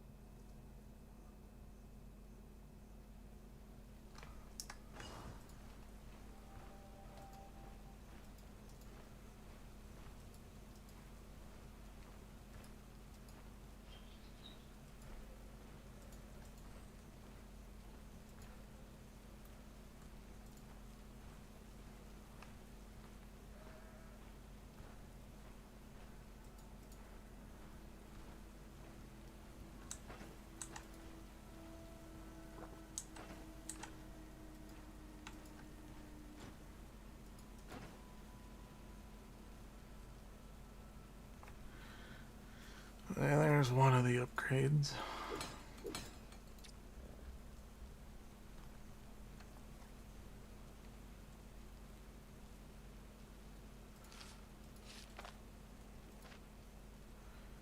Rope is always useful.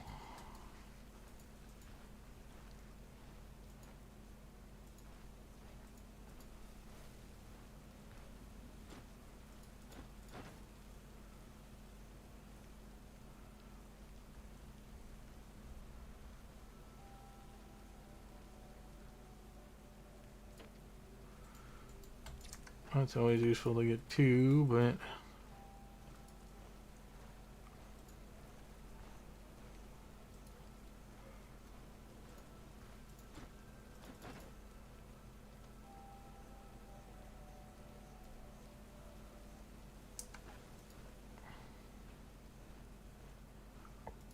I'm gonna hand in these quests first.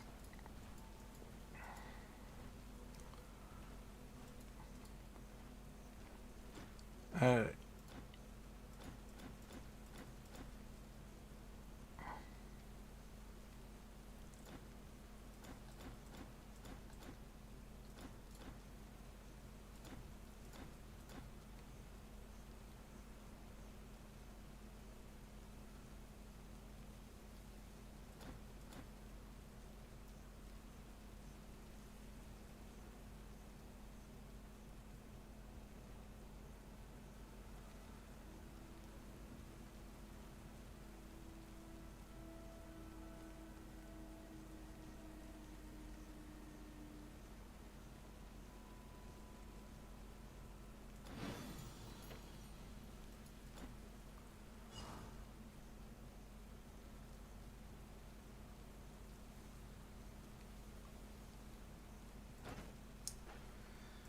Alright, first quest done.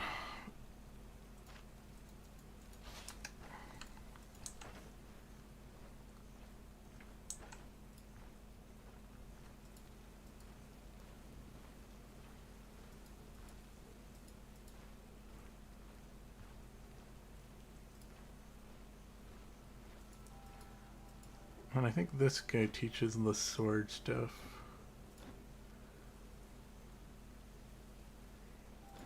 250. I wonder if the treaty is less. Probably not, but we'll just check.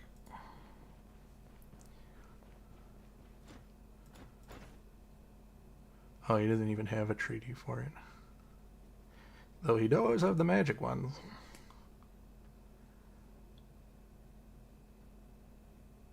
I think I want to go pyromancy. It would be nice to just get the normal sword treaty. But I guess I can't do that.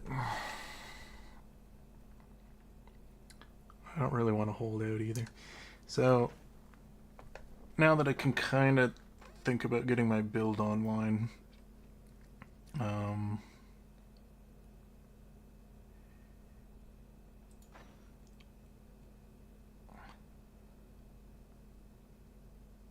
Seal of Power. Activate Seal of Power for 5 turns. Magic power, weapon damage. Deals as arcane. Bonus 1 range. Use spell. Transforms the seal into the corresponding school and prolongs the duration by 3 up to 9.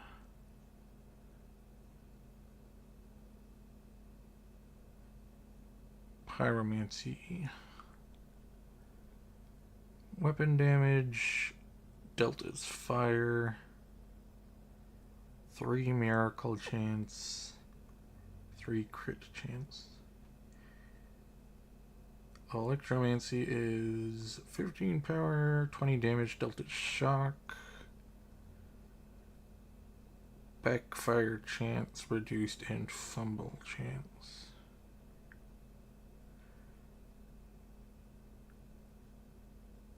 It's not that I can't do both, but I think fire.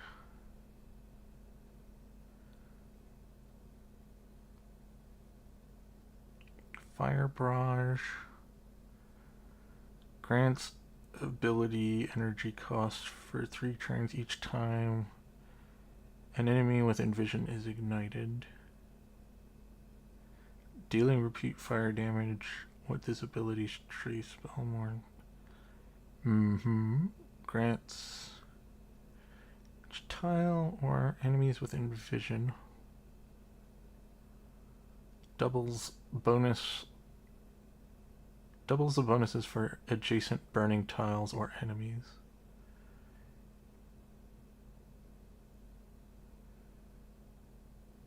Grants 33 fire resist received Fire damage puts this interesting. Ring of Fire.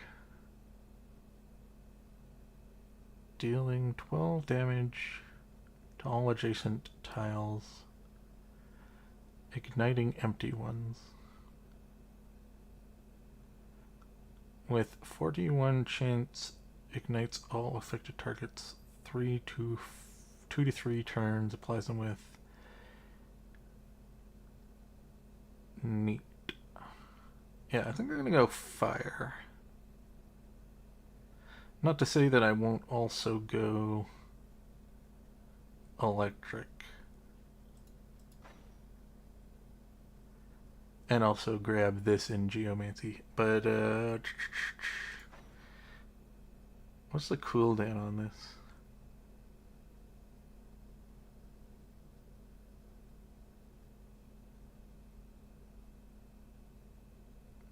$20. Because I don't think you can have both up at the same time. That'd be cool, though. 9? No, you can't. Unless you got, like, significant cooldown reduction.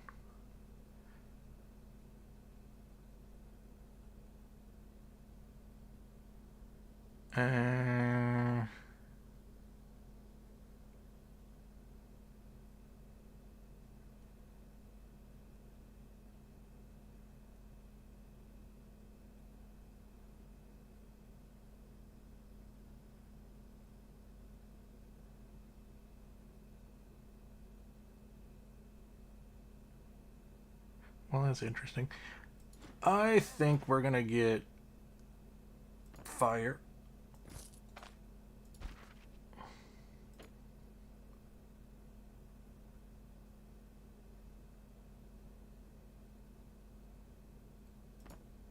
Magic Mastery.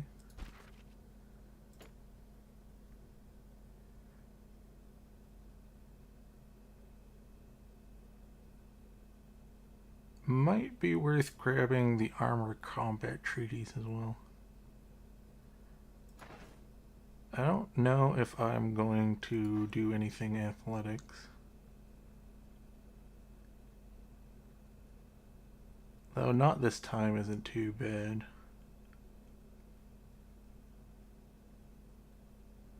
Once per 90 turns, remove.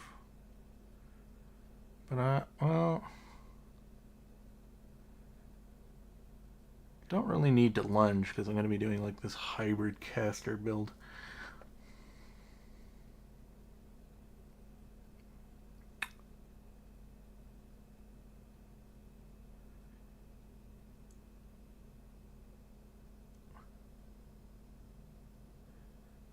That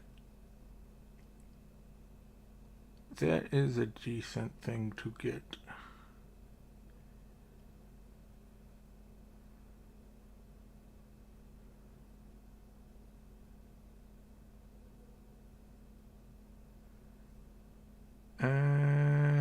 But I don't know. Don't want to deviate too much. But the armor combat, well, I already have tier 1. I don't even need to buy that. Neat.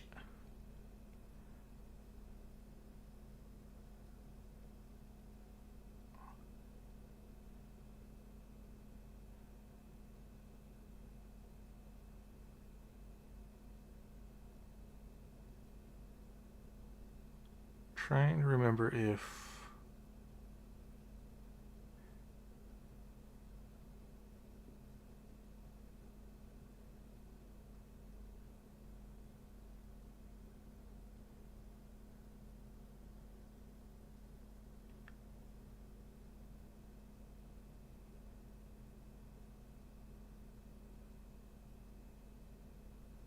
probably gonna want to get that at some point.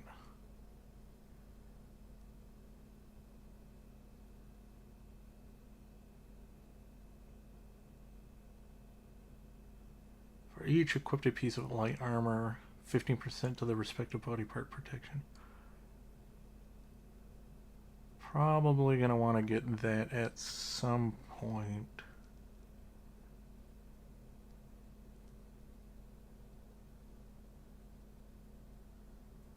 I think I can go from hard target into...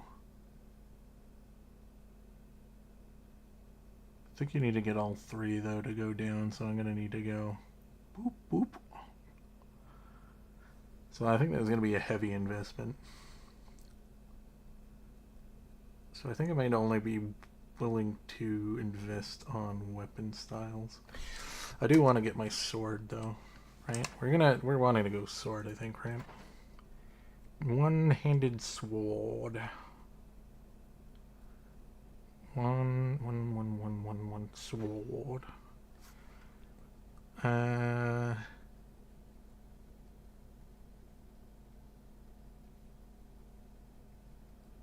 Grants sword strikes bleed chance.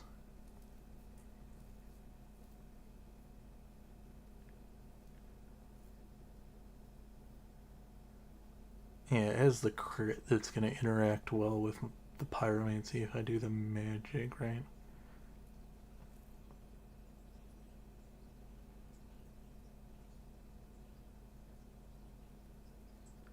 So a lot of bleed chance.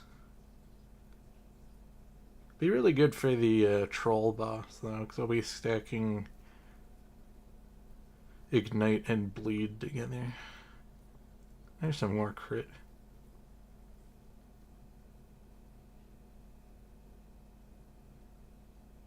Oh yeah, I forgot if you scroll over like the thing, you get an extra. Tells you what extra bonuses you get. Swords.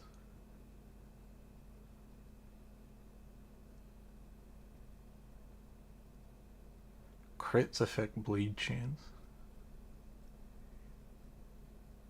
Oh, crit effect. If I crit. Okay, I gotcha. Yeah, I think I'm gonna do like a crit build pyro. Crit pyro build, I think sounds good.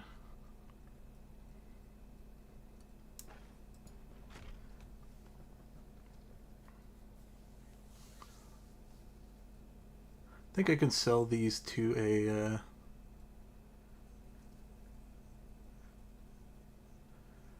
the vendor.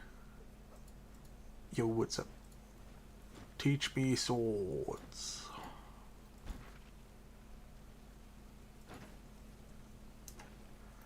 Okay.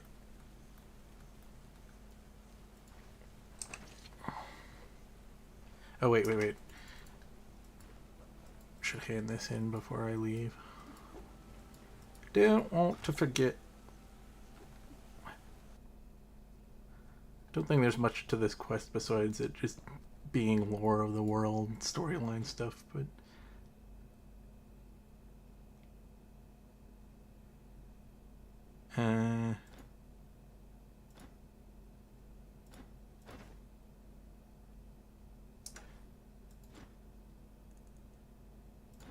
There it is.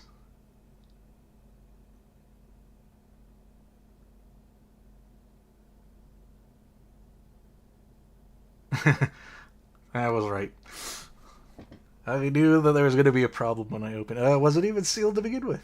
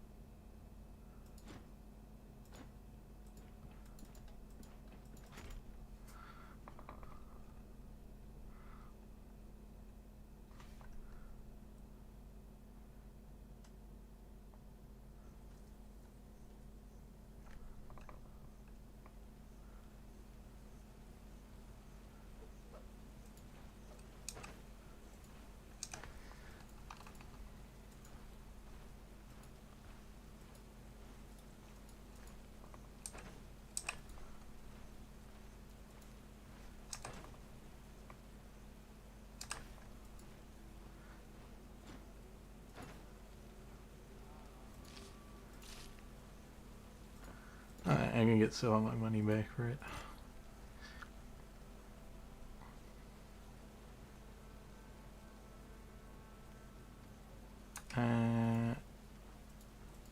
just stick the old contract in here.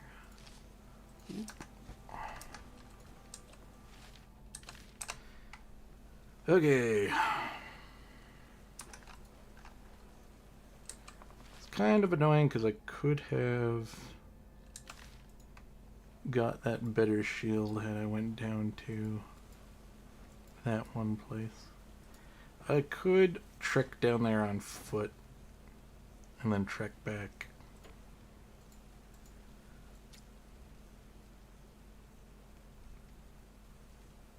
It is worth it because it's like a 310. It's gonna have a huge repair cost, but this is a pretty decent early game shield.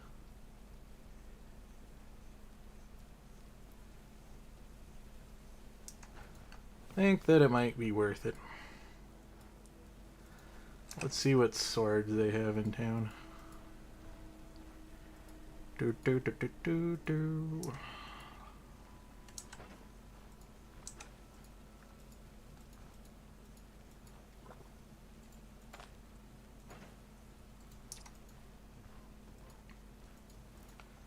So I think I need to kill some time anyways before I can travel back to the first town. And I'm also going to need to collect some fodder to actually make the trip over.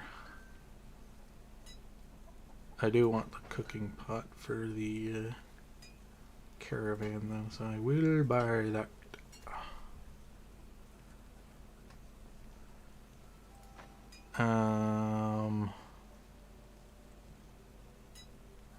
And I might want to get the sleeping bag while I'm at it too. I think I'll be willing to buy an early game sword, but that'll be a huge chunk of my money.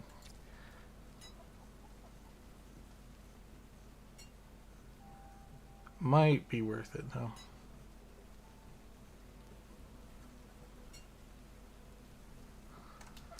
I'll think about it.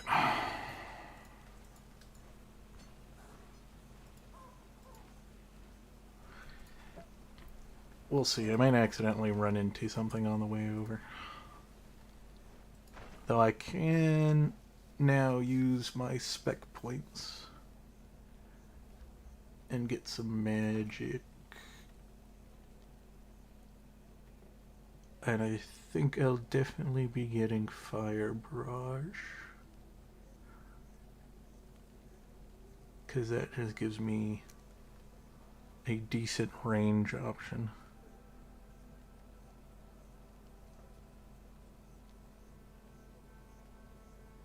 And that is a melee option.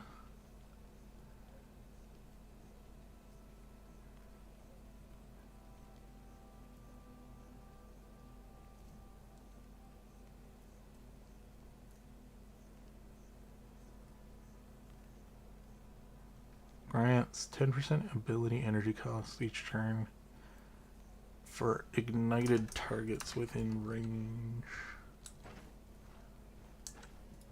Cool, cool.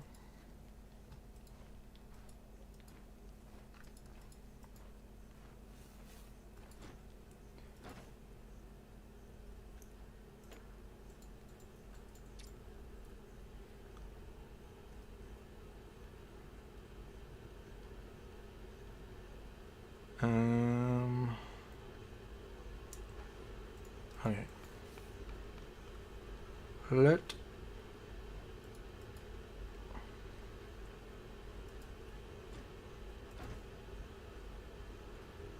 Let's get the canvas. No, that's a lot of money.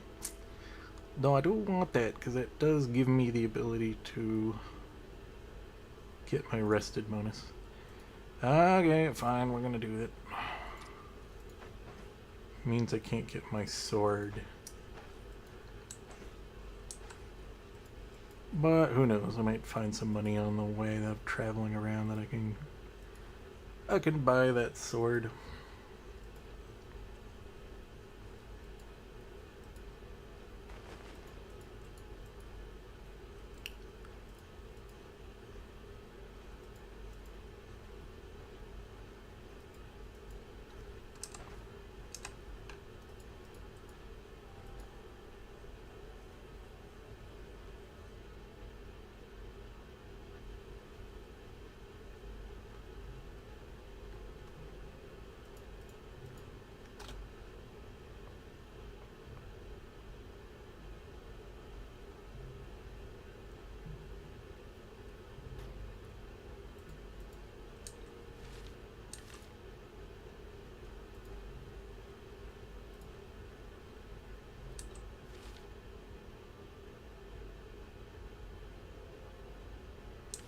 Interesting.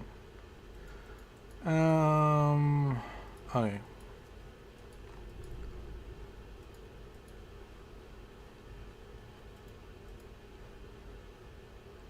Huh?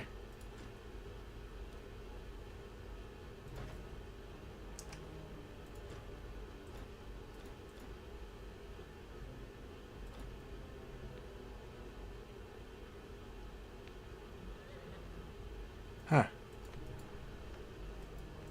It's the first time I've seen that. Neat.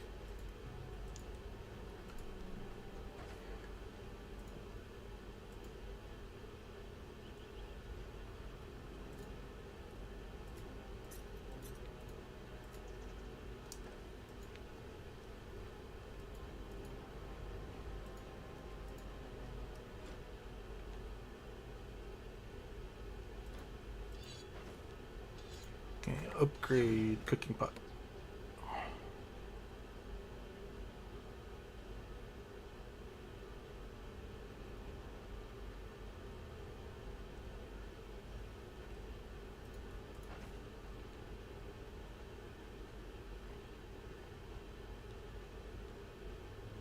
Upgrade modest tent.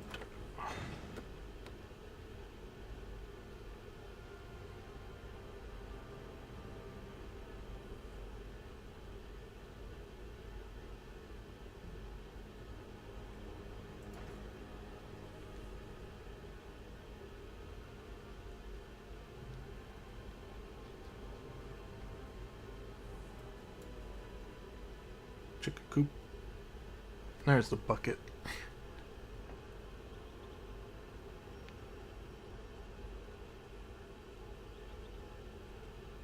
Foraging supply. I have a shovel. Need the sickle. I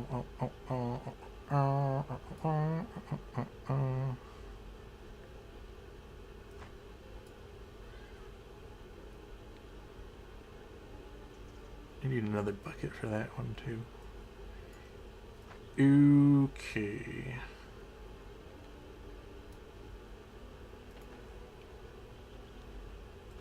So I definitely want this.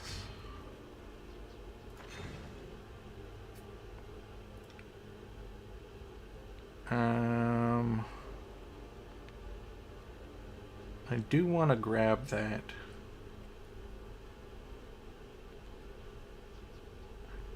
Ability energy costs for 3.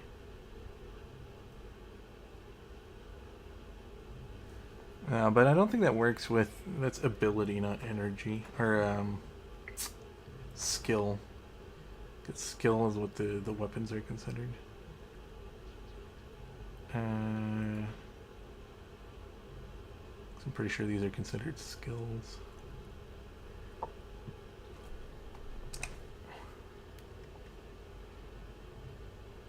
Spells and skills. Wait, what did it specifically say? Spells, ability. Maybe that's both, because it doesn't specifically say. So okay, I think I definitely want that. Now I'm gonna need like ways to guarantee that I'm igniting people.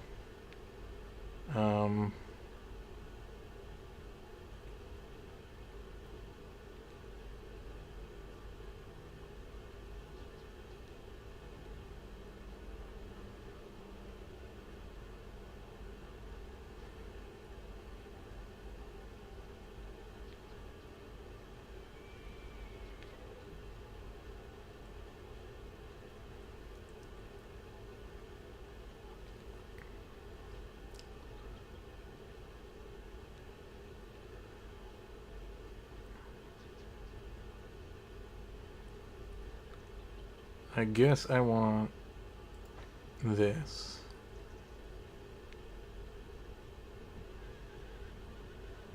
Because this just helps my spellblade style out really well. And then I want...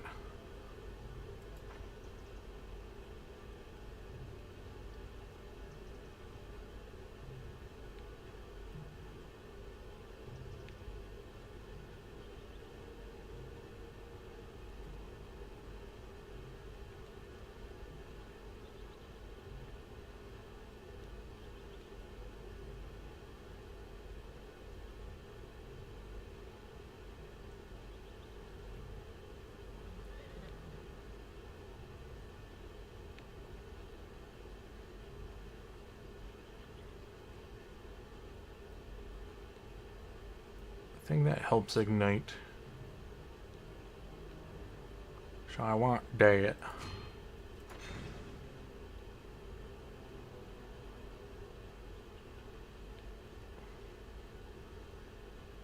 I think I'm fine with just going full fire at the moment. And then we'll start speccing into sword next. Once I have a sword. Because right now I just have a staff.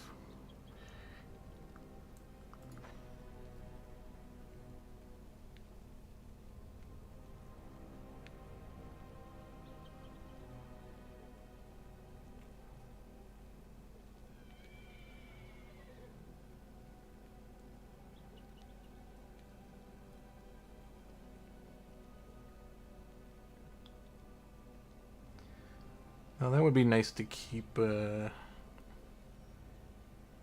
guarded. Maybe we just wait a moment. We do this for now.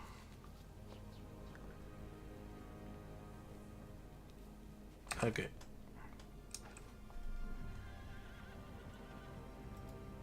So I don't really forget what it is that I'm doing for next time. Let's make a little text document.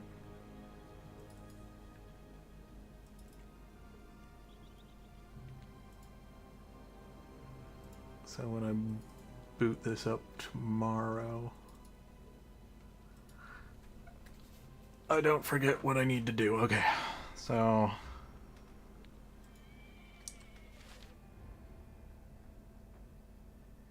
main goal. Back to starter town.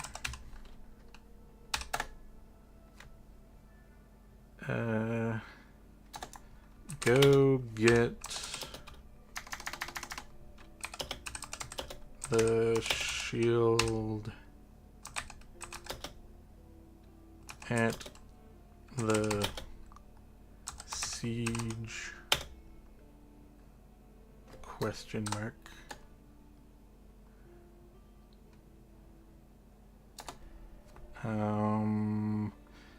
Get feed for caravan. Anything else? Oh. Maybe get a sword.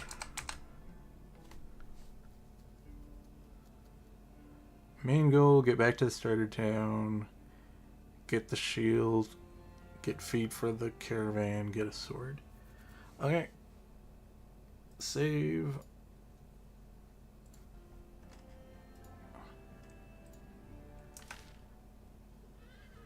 And save.